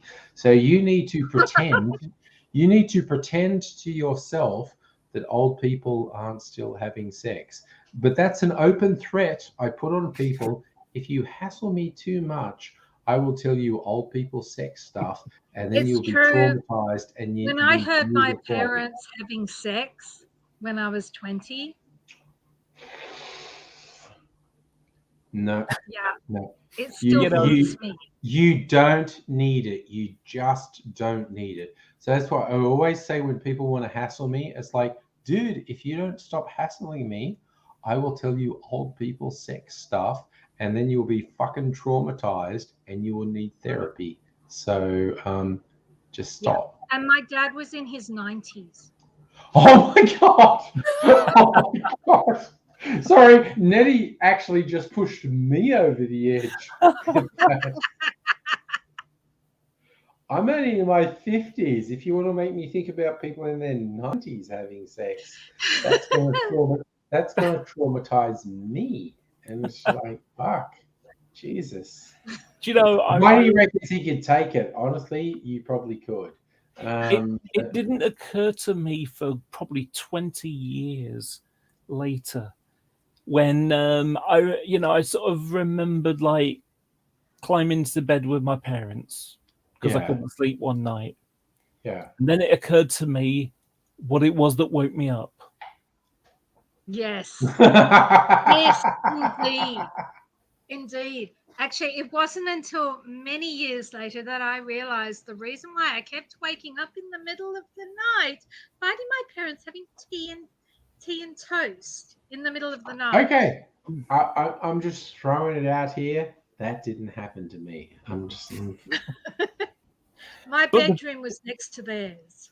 Yeah, It was no, creepy. I said, "What I'm assume-" sure my parents were still, because, again, thinking of myself now, it's like, again, my parents, my age, I was only about 20, and so they were definitely still having sex. But I never heard it and never saw any direct evidence, for which I remain eternally grateful that I didn't But get you know, any like- solid evidence. My parents, like my dad was born in 1899. That's So wild. he was That's super fucking old. wild. Yeah. So again, your dad was like, I don't know, 40 years older than my dad. He was 38 years older than my mum. Your dad was a fucking root rat, is all I'm going to say. Your dad spent his Was whole your life, dad what like- am I going to do? I'm going to fuck someone. Was your dad like, what do they call it, loaded? Yeah. Was he loaded? No, he wasn't. No. I think Nettie's was dad just just cool. spent his entire life into his 90s going, oh, you know what I'm going to do? I'm going to fuck someone. It's just like, I'm going to fuck. And it's like, and so many other people kind of give up at a certain point. I just kind of love Nettie's dad never gave up. In his 90s, he goes, oh, what am I going to do? I'm going to fuck someone. It gives And you it's hope like, for yourself. Even Oh, even in Jesus. your geriatric days, you might still be able to get it on. Yeah, no, that's an inspiration to me, honestly. Was someone 38 years younger? Yeah. Oh, yeah, 38 years. Fuck yeah, that's awesome. I love it. This is also just making me think of Goofy in the Disney world, because in the Disney world, Goofy is the only animated character who categorically fucks, because he has a son. Everyone else either has no offspring or has nieces or nephews. No one has children apart from Goofy. So Goofy canonically fucks. Goofy sticks whatever weird animal dick he has in a female animated character and produces offspring. So yeah, if you'd never thought of it up to this point, Goofy is literally the only Disney character who canonically fucks, because he has an actual son, and the rest either have no offspring or have nieces and nephews. But Goofy has a son. So that means Goofy fucked someone and had children. Nobody worry about age difference. We've only got a 14-year age difference. That's nothing. He's lucky. That's all I'm saying. That's just throwing it out there. He's getting some. Sorry. Oh no, we're being horny on Maine. Look out. Okay. And again, that's of the various things of the internet where it keeps evolving and whatnot. I think that's a Twitter term, being horny on Maine, which I think is hilarious. It's like because some people have they create a secondary account, whether it's on YouTube or Tumblr or whatever, where they put all their horny stuff. So the stuff that's actually connected to their name is relatively sedate, and they have a secondary account where they put all their horny stuff, but occasionally they forget themselves and they get horny on Maine. And that phrase, horny on Maine, I find absolutely hilarious. Yeah, horny jail, definitely. Horny on mail gets you, horny on Maine gets you sent to horny jail. No two ways about it. That instance I said about, sort of being woken up by my parents. Yes.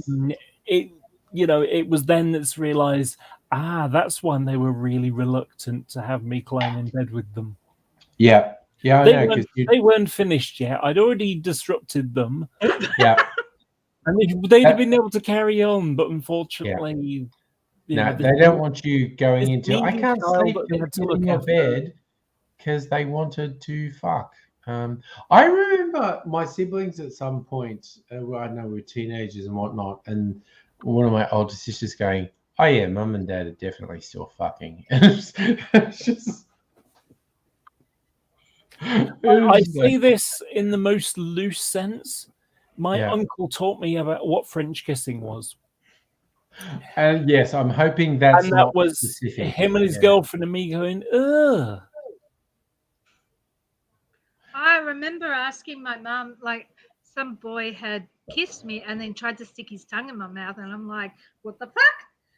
What was that? Yeah.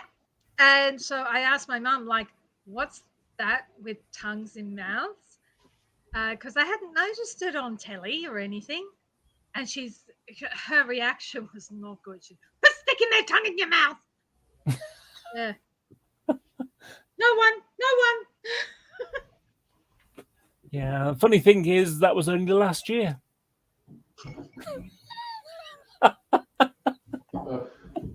Sorry. I was checking. I hope what you didn't come out your nose.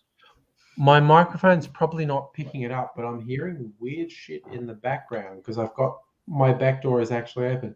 One of my neighbors is playing something on their TV or something that is just fucking weird, and it sounds political and whatnot. And I am too drunk to make any sense of it. And but I just keep hearing shit that sounds really political behind me. Where are they That's why I from? got up and I walked around and I thought, yep, it's good. And I looked in there and I went, no one else is up. I'm the only one up in the house, and this weird shit is playing out there. It's like, oh god, it's 1 a.m. I probably should go to fucking bed. Honestly, I've nobody's going to come on the stream. has nobody got something? Oh no, we need to hang around if nobody's coming back. Yeah, he's coming back. So I heard something last night that made me chuckle. So there's someone I watch on American news called Rachel Maddow. Yes. MSNBC, yeah, I quite like her. Sometimes comes out with something that's a bit dubious, but generally I like her. Yeah. And one of the things she was talking about, which was like not last night's show, but the night before's now, because of course it goes on at 9 o'clock at night, 10, 11, 12, 1, 2 in the morning for me.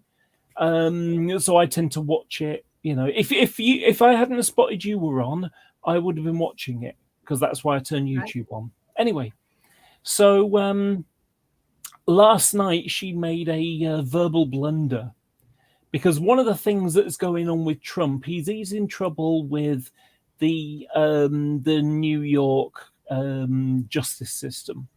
Yes, because apparently he has been sort of overestimating his value when it comes to his properties, when he wants to, sort of show that he's good for it, leverage money to make loans. But when he wants to pay taxes, he will go really low, so he doesn't pay taxes. And this is dodgy. This is illegal. So he's sort of simmering in the hot water so far.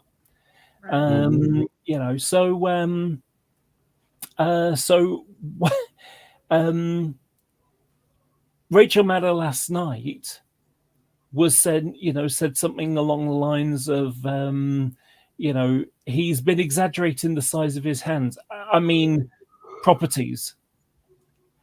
And that just made me chuckle so much because, of course, we all know about Trump's thing with hands. He's got little hands and, He has short fingers. That was the thing that got him. Someone back in the 90s called Trump a short-fingered vulgarian. And Yes. because what they noticed is Trump had weird hands. His fingers were short and stubby compared to a lot of other people. And then other people made the joke like, well, short fingers mean a little dick and whatnot. But yeah, that whole thing about Trump and tiny hands stems back to the 90s with someone calling him a short-fingered vulgarian. And I think it was someone from Rolling Stone or something. Yeah, it was a journalist. It was a writer. And apparently Trump was so upset by this that every fucking year since, he sends the guy a piece of paper and he's drawn around his hand. Yeah. But seriously, where it really got fucking weird was in the presidential debates for the nomination for the Republican Party. One of them tried to make a joke about it. Marco Rubio tried to make a joke about it. And then Trump was basically, there's nothing wrong with that. And so like, oh my God, I am watching a US presidential debate where one of the candidates is talking about his dick. And it's like, this is fucking weird. Why is this guy talking about his dick? It's fucking strange. Things got so weird. I think there was something when he did his debate with Hillary Clinton that stuck out for me. Yeah. And that's when Hillary Clinton said he was like dodging his taxes, and he said, that's because I'm smart. Yeah. And, and of course, I don't know what it's like where you are, but paying your right amount of taxes is a good thing to claim. But I think that America, with the whole Tea Party, Boston chucking it in the, chucking the tea in the sea because these unfair taxes, I think it made Americans, like allergic to the idea of paying taxes. There is a whole weird thing with America and taxes, yes. But my favorite, you made me think my favorite thing with Trump, Trump with all his bullshit and fuckery and whatnot, he recognizes the development of COVID vaccines is stunning. It is the most amazing scientific breakthrough. It is a huge thing.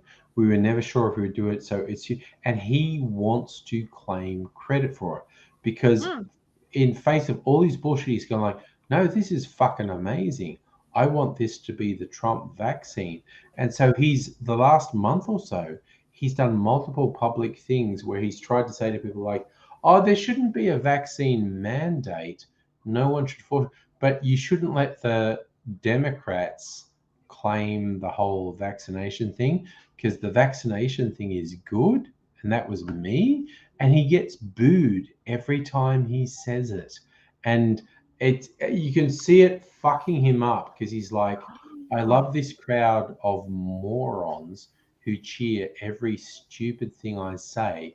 But when I try to say something that's vaguely intelligent, namely vaccines are good and we should take ownership of the development of vaccines, this crowd goes feral and wants to attack me. And it's doing his head in because he's been pandering to the fuckwits, but he is intelligent enough to go, my God, the development of vaccines for COVID is absolutely amazing. I want to take credit for that. I want to say this is a Trump vaccine, but these lunatics that I've been pandering to are so disconnected from reality. They've decided vaccines are bad. And I'm like, no, you idiots. Vaccines are clearly good. What the fuck is wrong with you? And so he gets booed at some of his rallies now because he can't stop himself from trying to claim credit for the vaccines.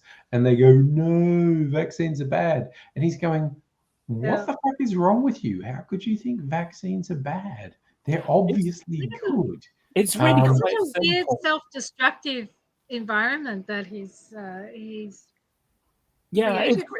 it's really quite simple, and that is that he polarized the idea of wearing masks. Yep. So you know, you really should. Sort of, they're saying that you should wear masks, but you don't say you have to, so you don't have to.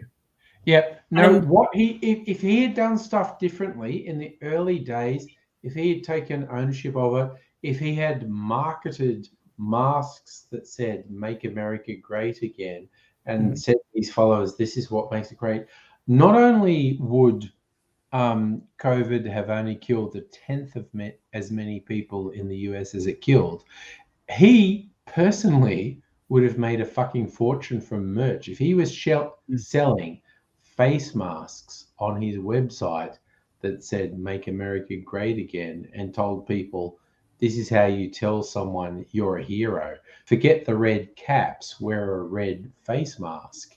He not only would have saved hundreds of thousands of American lives, he would have made millions of dollars in merch, but he just didn't fucking see it.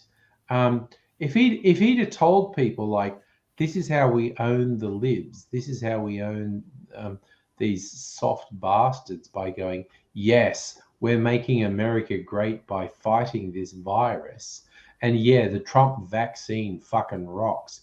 And the Trump mask, it upsets the libs when they see us wearing a mask that says "Make America Great Again." And he, A, would have saved at a minimum hundreds of thousands of lives. B, he would have fucking made millions of dollars. But he's a fucking tool and didn't do it. Crimson Crusade. Wait, you're subscribed to gay people. Dude, don't fucking push it. We will go so fucking gay if you push, if you say anything homophobic. We will push gay shit so fucking much. Whenever someone says something Crimson pathetic. Crusade, has that got something to do with the Crimson Way? No, I think that's got to do with they are menstruating in their pants. So That's what I meant.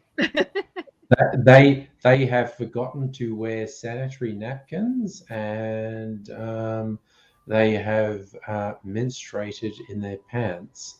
Again, some people like free bleeding. That's a thing for some people, and I'm not sure it's a great thing, but I think that's a Crimson Crusade.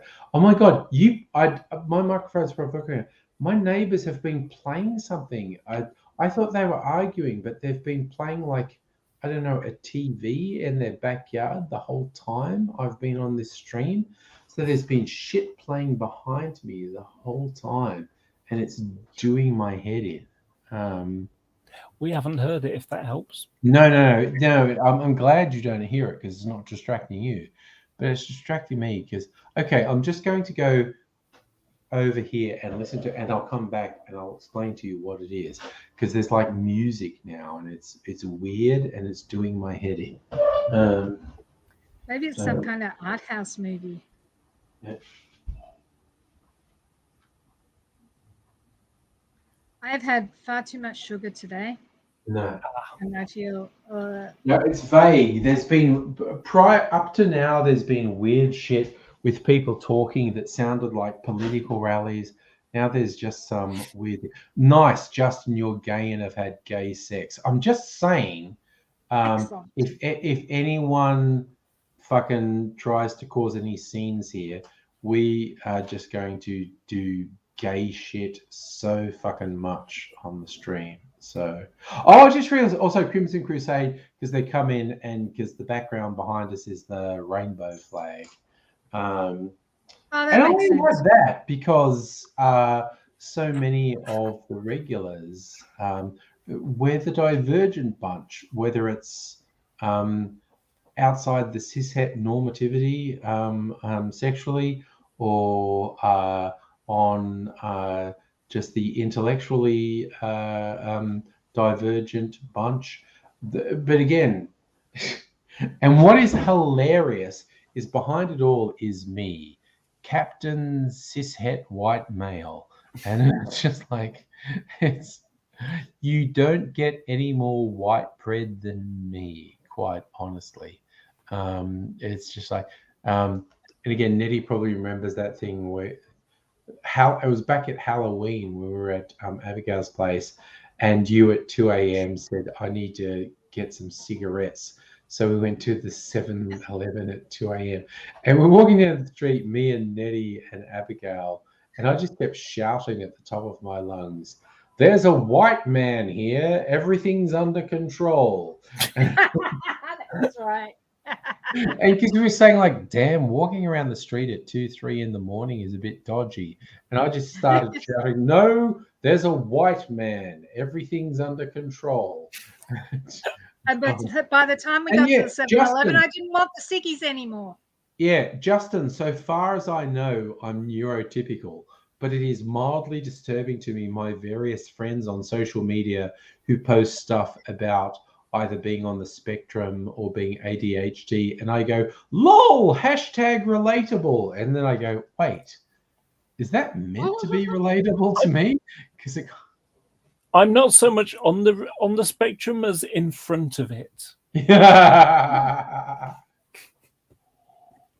I'm sorry, And that then was we had a weird. party at the 7-Eleven, remember? Oh no! Oh god! The adventure Nettie and Abigail and I had at 7-Eleven, because there were young people in there, which was incredibly off-putting, and there were those dudes who all had the same fucking haircut and were wearing the same clothes, and I was like, they were only about 20 or early 20s, and I went, okay, these guys are potentially dangerous. I need to make friends with them. So I was just going, and I think they were drunk, and I was on a different wavelength, but not because of alcohol. And I was just putting my arms around these guys, going, "How are we going, guys? Is it good? Are we all good?" And they were like, "Yeah, I think we're good." And we just had the weirdest fucking time at a 7-Eleven sometime between 2 and 3 a.m. And I was yeah, sitting on the I was sitting on the ice cream deep freeze with one of the girls. Some other yes. girl. And you we were having a little fucking told someone about martinis. And so this random dude asked me, hey, what are you up to? I heard you were up to this. And I was like, the fuck did you hear that? And they pointed at you and said, oh, she told us you were all in the gear. And I was like, oh, yeah, okay. Why did she say that? Why is she telling I me? do not remember divulging such an important secret, but probably.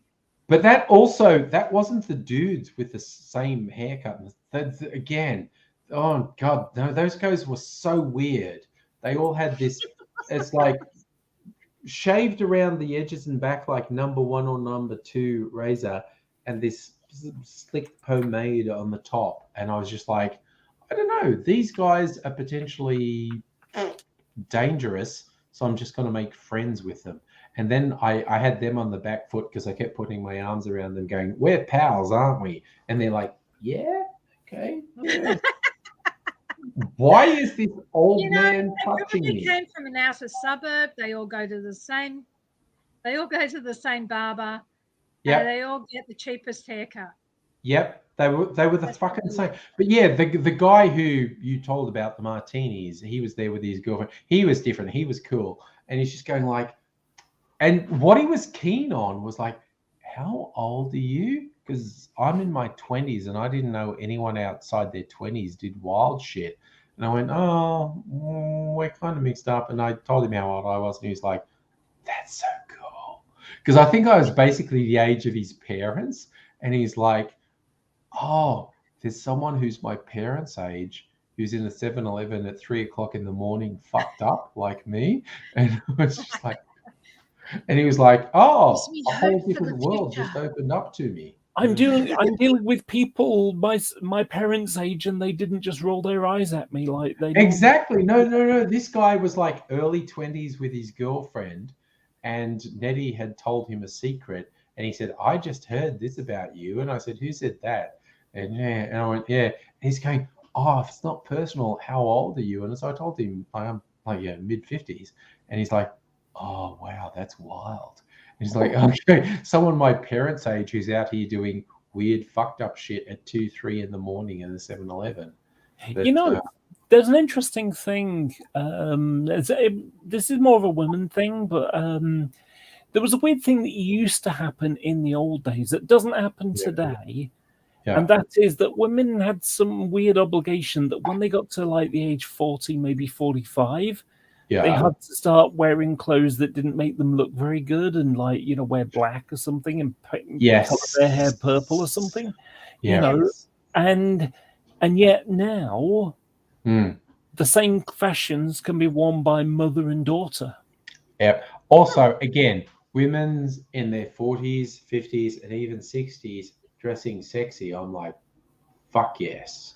I look at things and I go, it's just because they're famous. You don't see non-famous people in the media, but I see, you know, Helen Mirren, and I see her, and she looks so elegant and gorgeous. I'm like, oh yes, I would absolutely. If again, Helen Mirren's got better things to do than hang out with the likes of me.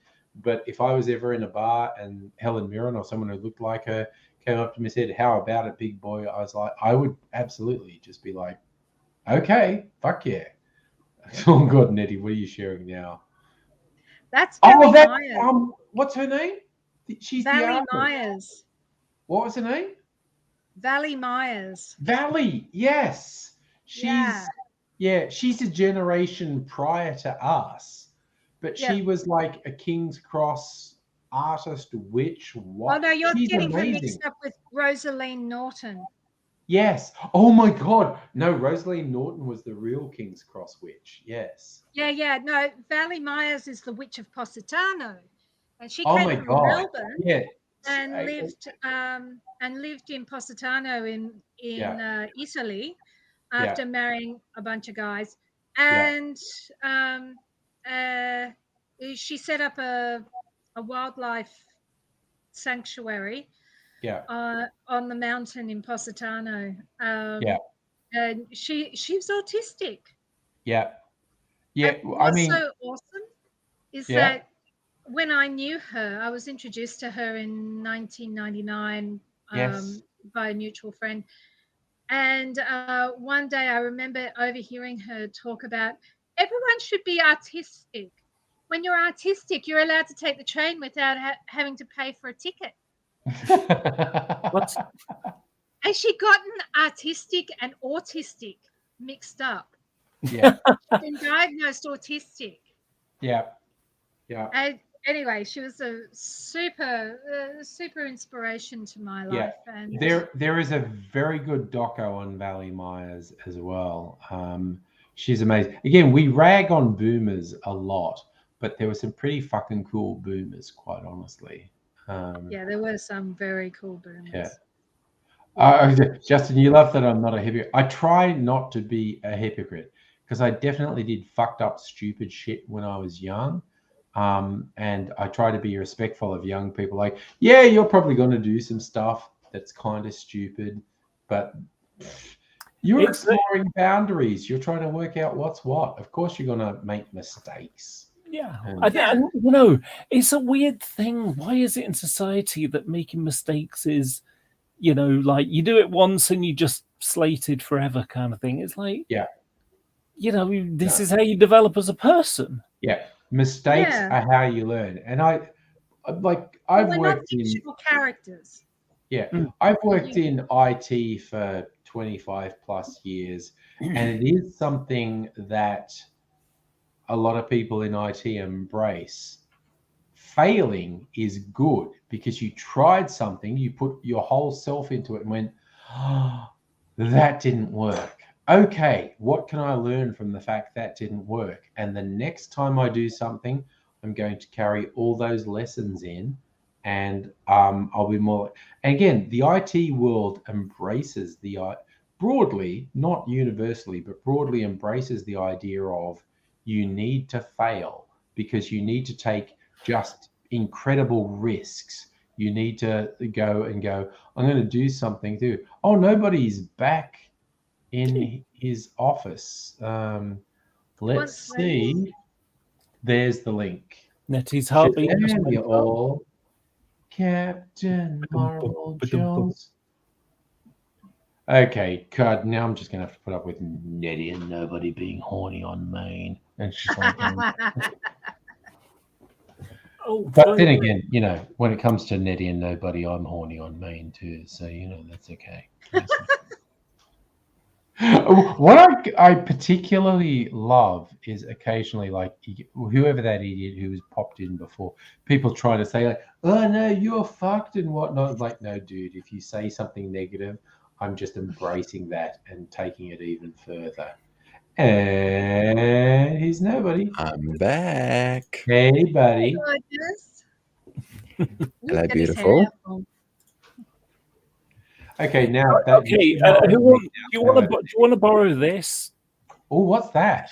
A blood pressure machine. It's a blood pressure machine. I thought it was a defibrillator. I was loaned it because my blood pressure's a bit high, and it's like, okay, what's it really like? Because, of course, testing my blood pressure after I've ridden up a hill on a bicycle, being a fat person, you know, not the best time to take my blood pressure.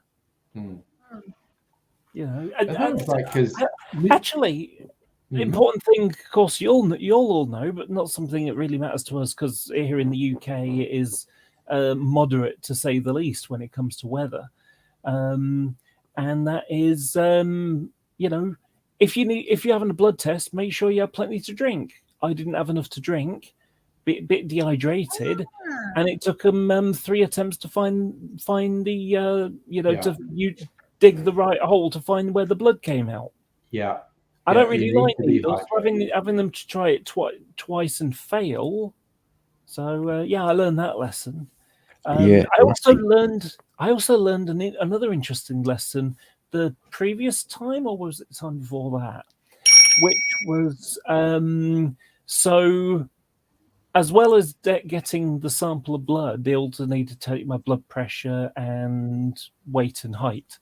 And so she took the blood first out of one arm, and then she was about to stick the blood pressure machine on the same arm. She went, you know what? I think I'm going to put it on the other side. And apparently, it can be a bit of a problem sometimes. That what happens is they'll inject a hole. You know, they'll stick a hole in to take the blood out. And then they'll do the blood pressure, and next thing you know, there's a lot of pressure, and it starts squirting out of the hole. Oh no! I never knew about that. That was interesting.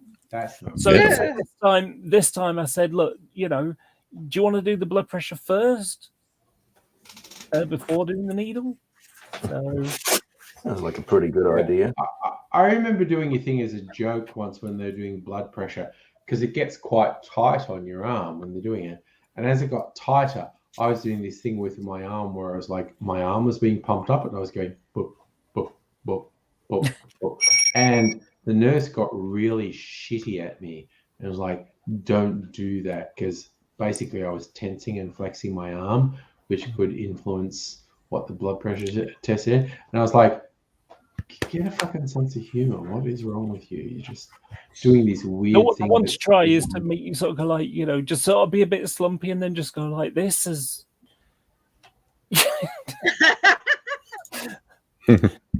just like, you know, shoulders back, and just it makes it look like you're growing.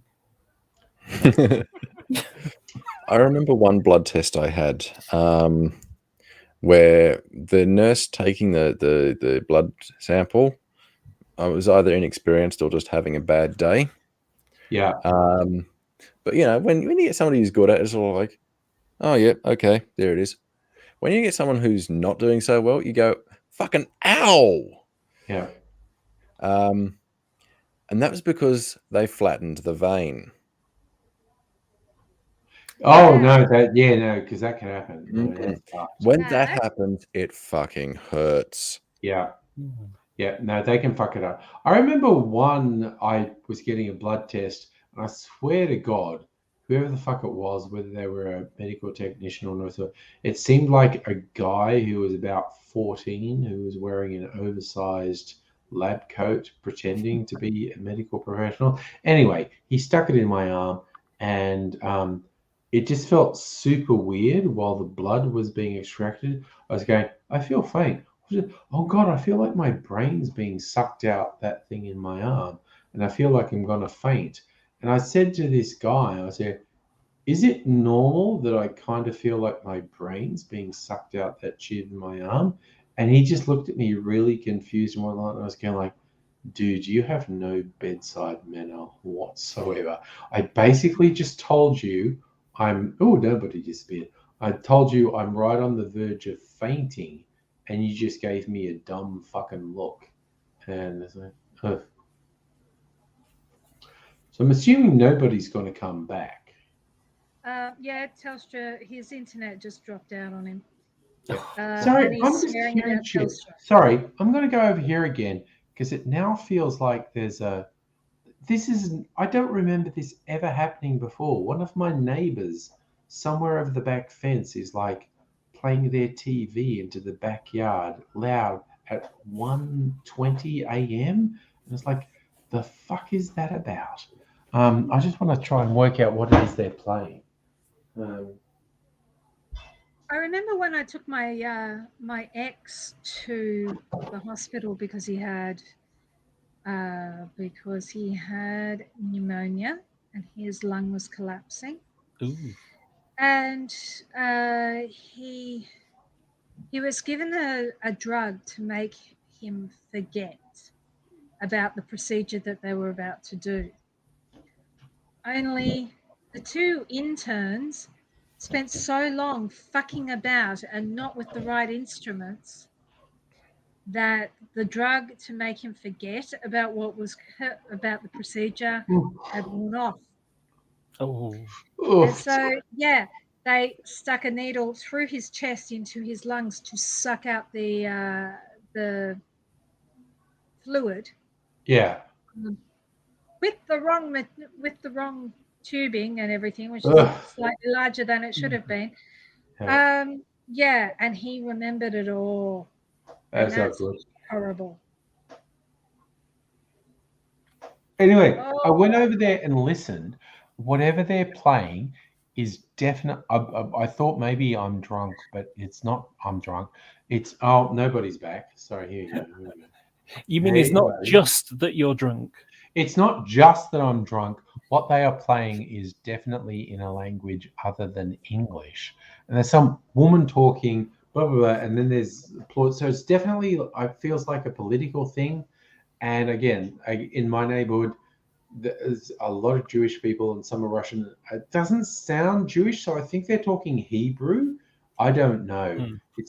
So I feel like someone is playing something from Israeli TV at a really loud volume at 1:20 in the fucking morning, and I have no idea what that's about. That's really strange. Do they have a satellite dish? I have no fucking idea. It's just I've lived here for 4.5 years, bordering on 5 years, and I don't remember this ever happening. Someone playing weird shit on the TV really loud at an insane time post midnight. Like I'm hearing someone they're going blah blah blah, and the crowd's going yeah.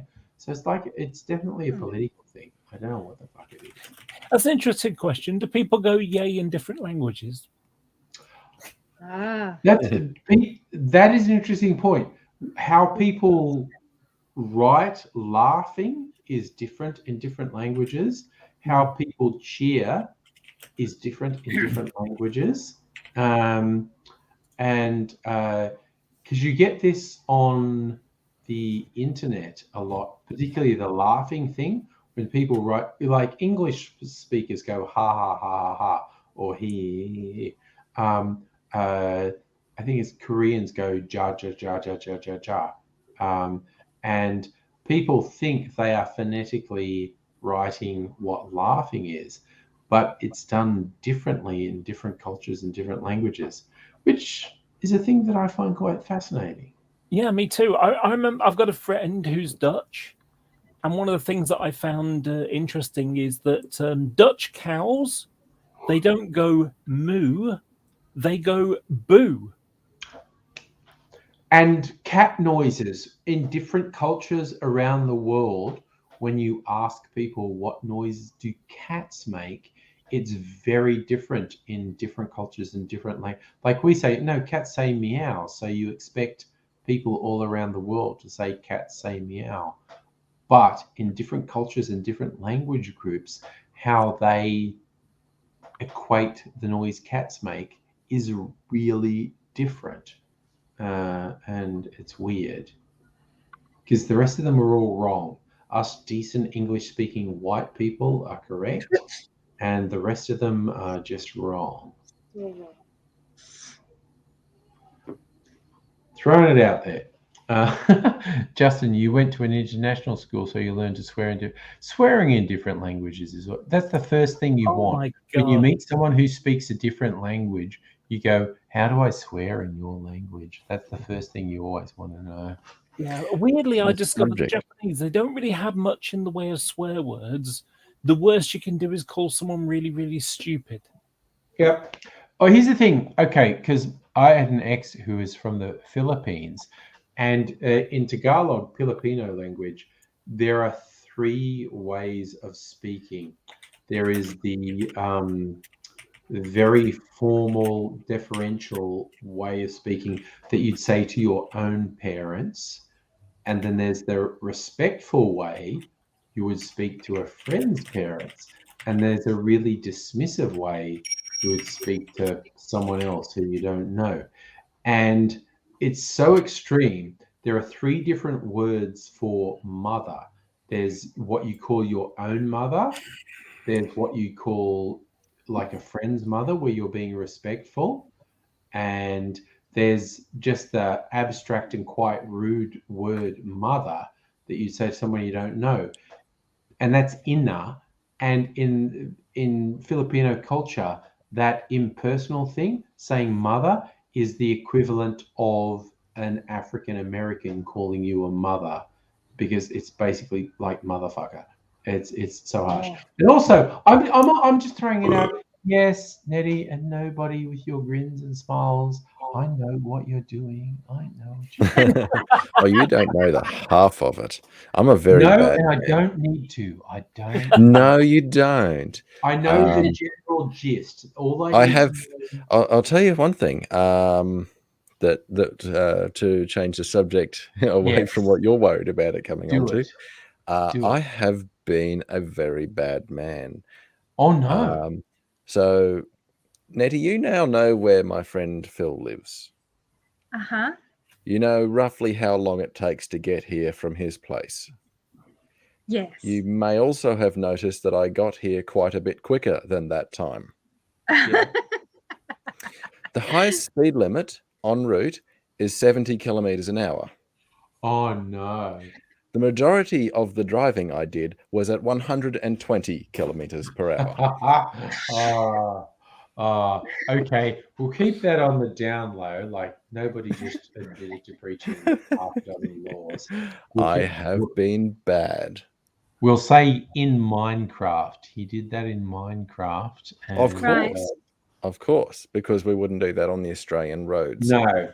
So his friend is actually his next door neighbor, and that's how he got there so fast. But he had a theoretical thing where if he did it on Minecraft over a bigger distance, it involves speeding. So I shouldn't screen share the photo of my GPS having the maximum speed readout at 143 then? We'll keep that to ourselves. That's all right. The car I borrowed to provide limo service for the lovely Nettie is capable of doing quite a lot more. And I had to remind myself as I was driving to the airport, I was saying, now listen, the lady doesn't care how fast the car goes. You will impress her by driving it slowly. And for the most part, I did. He was a very good boy. Very but I good also boy. prefer him as a bad man. Oh, I love that. I love it. A good boy, but a bad man. That's well, hilarious. I fucking love that. Yes, Nettie and I did have a very nice time together. Of and course, sometimes and we we actually love went it. out. It's beautiful and magical. Oh, you missed that last bit, didn't you, Angry? Well, the what bit where I added, and sometimes we actually went out. No. We're thoroughly aware of the two of you not going out. We're thoroughly aware of that. And I apologize if I'm distracted because, like I said, I've still got this. The door behind me is open. There's just it's a political rally. I swear, what I'm fucking hearing is a political rally because someone says stuff, then a crowd goes, "Wow!" Perhaps it is. You know what? My brother and I come up with. We used to come up with our own ideas of what Rammstein was singing about. So we decided that for our amusement, they must have been singing about teddy bears. Definitely. there was a joke I saw online. Cuddly teddy bears. Liked. It was like if your housemate is Rammstein and you ask what's for breakfast and they go do hash. Do hash brown sound good. And I thought that is so stupid and it's so funny. KGZ, yeah, we're still here. Kaiju, yeah, dude. Seriously, probably not for much longer because it's 1:30.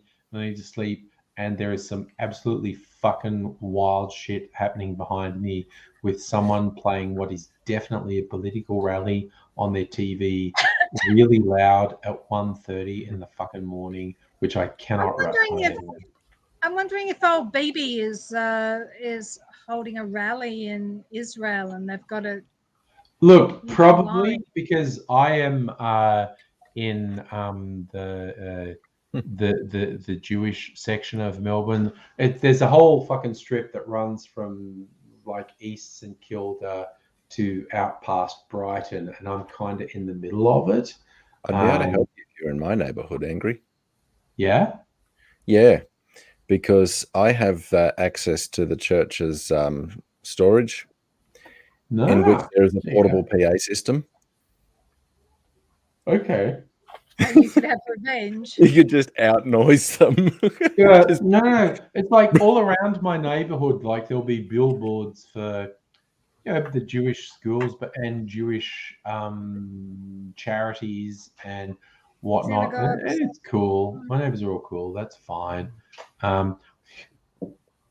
Again, my current landlord's much better than my other one. I got a Facebook memory the other day from about 10 years ago where it's like, man, I'm going to report my landlord to the Jewish Anti-Defamation League because he's promoting the idea that Jews are miserly and bastards, because he was my landlord and he happened to be Jewish and he was a fucking piece of shit. He was terrible. He was the word. Again, but my current landlords, the people who own the space, they're Jewish, and actually their parents live next door, and everyone's cool. This is cool. So it's kind of like when you get what's the phrase, bias confirmation, when you have a feeling that someone from a particular group is a particular way, and then you meet someone from that particular group who is definitely that particular way, and you go, I was right. They're all like that. It's like, no. 10 years ago, I was putting on Facebook, my landlord is a piece of shit who gives Jewish people a bad name. Since that my current landlords are Jewish and their parents, and they're all lovely, they're wonderful. It's like, no, it's just some people are Yep. assholes. Some people are dickheads, and it's just like some people are criminals. That is the common denominator, isn't it? Really, it's that the race actually doesn't come into it. Like when people make remarks about somebody, and if they happen to be of an ethnicity, you know, like other than white, they say, "Oh, he's a fucking." Well, I'm not even going to use the terminology because I don't like it. No, we don't. The ultimate thing is if someone's a prick, it's because they're a prick. That's it doesn't fucking matter their sex, gender, sexuality, race, creed. It transgresses everything. It transgresses race, gender, creed, status. Some people are just fucking pieces of shit. I remember someone tried to insinuate that I was racist one time. Because what happened was they pulled their car out and, you know, they didn't look properly, and I shouted, and then I stopped and I said, "You got to be more careful when you're reversing out." And they said, "You're only saying that because I'm Muslim," or whatever it was. I said, "I don't care that you're Muslim. That has nothing to do with anything. It's about how you were driving." You know, and that kind of annoys me when people try to use. I agree, Laura. What they are. I had the racism thing leveled at me when I was in school. There was a kid whose mother is a militant, psychotic fucking bitch. Now, if you get that combined with being able to play the race card, you have an extremely dangerous situation. And she was exactly that. Consequently, her son bullied me every day. Without fail, every day, including threatening me at knife point. Did he ever get into trouble? Not fucking once. He never got into trouble, ever. In fact, I got into trouble. I got into trouble because he called me a racist. Therefore, the fact that he threatened me at knife point pushed me into the filing cabinet. Nettie, your mic is muted. I was going to say that the same sort of situation happened with Ali. There was a kid called Hattie who could get away with doing anything because he was small, but he was a fucking bully. And he was younger than Ali, and he tried to drown Ali. He tried to, you know, he would just run and attack Ali in the playground. And when Ali fought back, it was Ali's fault. Exactly. The common denominator is the person's a little shit. The color and creed doesn't come into it, but playing the race card is one of the things that I think pisses me off the most about it is they illegitimize genuine racism. It definitely happens. But I also find that you get this weird thing with extreme right fuckwits, and they go like, "Oh, you're not supporting this person who's the woman. I thought you said you supported feminism." And go, "No, that individual is a piece of shit. The fact they're a woman is immaterial. They're just fucking awful." And they go, oh, you're saying you don't like this person who happens to not be white. You must be racist." And go, no. My dislike for that person is nothing to do with their race, ethnicity, gender, sexuality. They're a piece of shit. And that's true equality when someone from a minority can be a fucking piece of shit. Anyone can be a piece of shit. You Assholeness, don't need to be white or black. Assholeness transcends all of these things. And it's like Caitlyn Jenner, she's fucking awful. And there definitely was a period where people who saw themselves as progressive going, "I'm going to celebrate Caitlyn Jenner for no good reason." And then anyone with a brain worked out, oh my God, it is irrelevant that Caitlyn Jenner is a trans woman. Caitlyn Jenner's fucking awful. She's terrible. And it's hilarious when you get people who are theoretically from an oppressed minority who are joining the oppression class and when you say, "Oh no, they're fucked," and you'll get these right wingers going, oh, you're saying a woman of color is awful. You're just like, you're racist and misogynist. And go, no, That's not how it works. I am not judging her based on her ethnicity, color, or gender. I'm judging her based on her actions, and her actions are the actions of a fucking terrible person.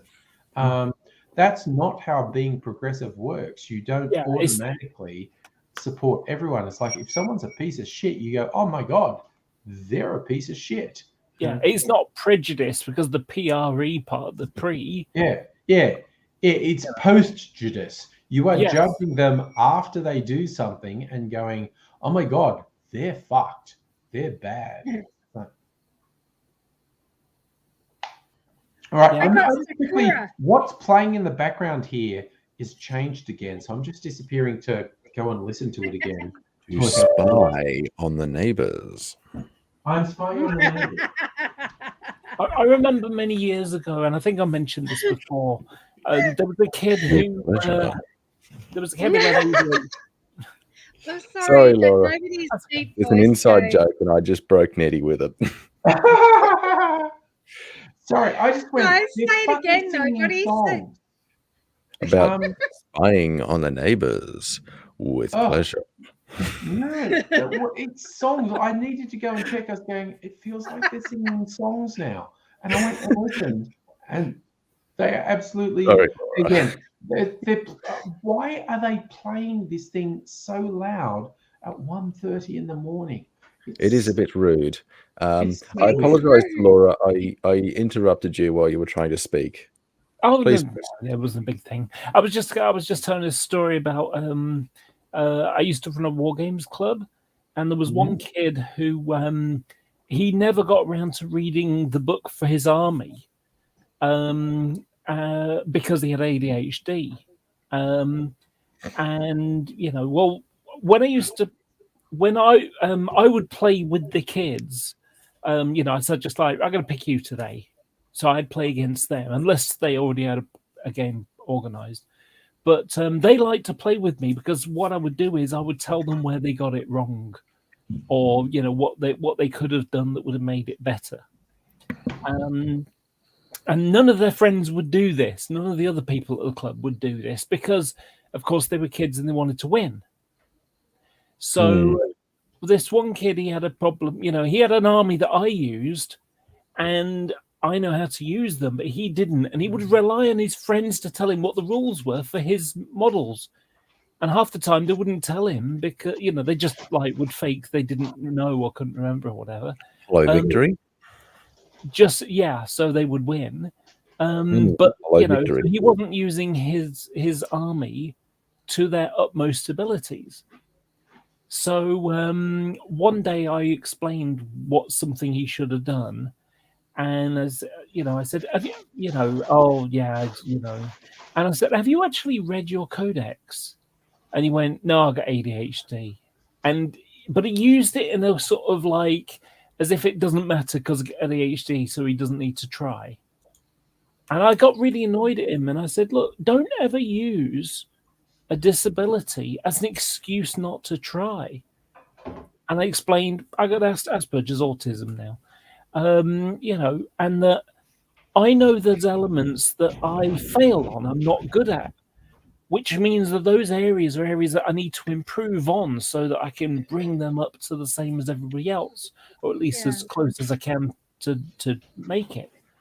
And so, so like I say, I was really annoyed at him because he was just using it as an excuse not to try and give up. It comes across as very lazy and all that. I mean, my ex, he often gave up too easily, and that was one of the things that drove me nuts about him. But he didn't even have a diagnosis. He didn't even have a reason to give up so easily. But there's a thing that comes, that came with Heath, which was maybe at some point, because of not having the early intervention that we've got these days, But he learned that, okay, when I get to this point of trying, and that's the point at which I should probably give up, because it usually doesn't work. There's no point. He was born in the 70s, and he was, his parents had no idea about ASD or anything, or ADHD or anything like that. They just sort of push the kids over here, then push them over there, tell them to do stuff. They fail or they don't, and they were rather rubbish at parenting. Yeah. Yep. They put everyone into the big sausage grinder and expected everyone to come out the same. Yeah. And when they didn't, they went, "Oh, that must have been rubbish." Yeah. Didn't think, "Oh, well, we did the wrong all there approach was with to that it. one." They just went, "That one was bad." Yeah. So, for all that, I have a lot of resentment about Heath, I still wonder about these things, Yeah. Yeah, at one point. Nettie, this is what I love about you. You are a very compassionate soul. Because what you've told me about Heath, I just want to punt him in the balls Yeah, it's not good. It's with not my good. steel-toed work boots. Twice. Absolutely. One per ball. Also, look, honestly, it's like super late now. I'm going to go to bed. So, again, Saturday night is date night, so I won't have a Saturday night stream. But I will, in all probability, have a Sunday night stream. So you'll get some sleep, I guess, and look after yourselves.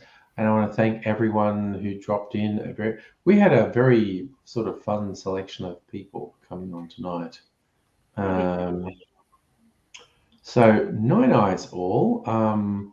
And I've got God, I don't know what's going to happen tomorrow. Fucking no air conditioning. Please, just be prepared for me to complain non-stop for the next week on live streams that I have no air conditioning and we're in a heat wave and I'm going to die. Because it literally blew up. It melted. Sandwich. If it's any consolation, think of it this way. It could be worse. It could be me that's got the problem. Exactly. And that's the saving grace. So yeah, we have a week of 30 plus Celsius and no air conditioning, and I am just gonna fucking lose my shit over the next week. So you can come over for a swim if you want. No, we're just filling our jacuzzi up and treating Just it remember, like Angry, a swimming pool. no touchies. That's my job. No. You wouldn't. That's you right. know Mrs. that. Angry and I are just going to hang out in the jacuzzi together. So we'll be fine. So you're going to be professionally hot and bothered. Exactly. So I will see you all later. I'm going to go to bed now. So.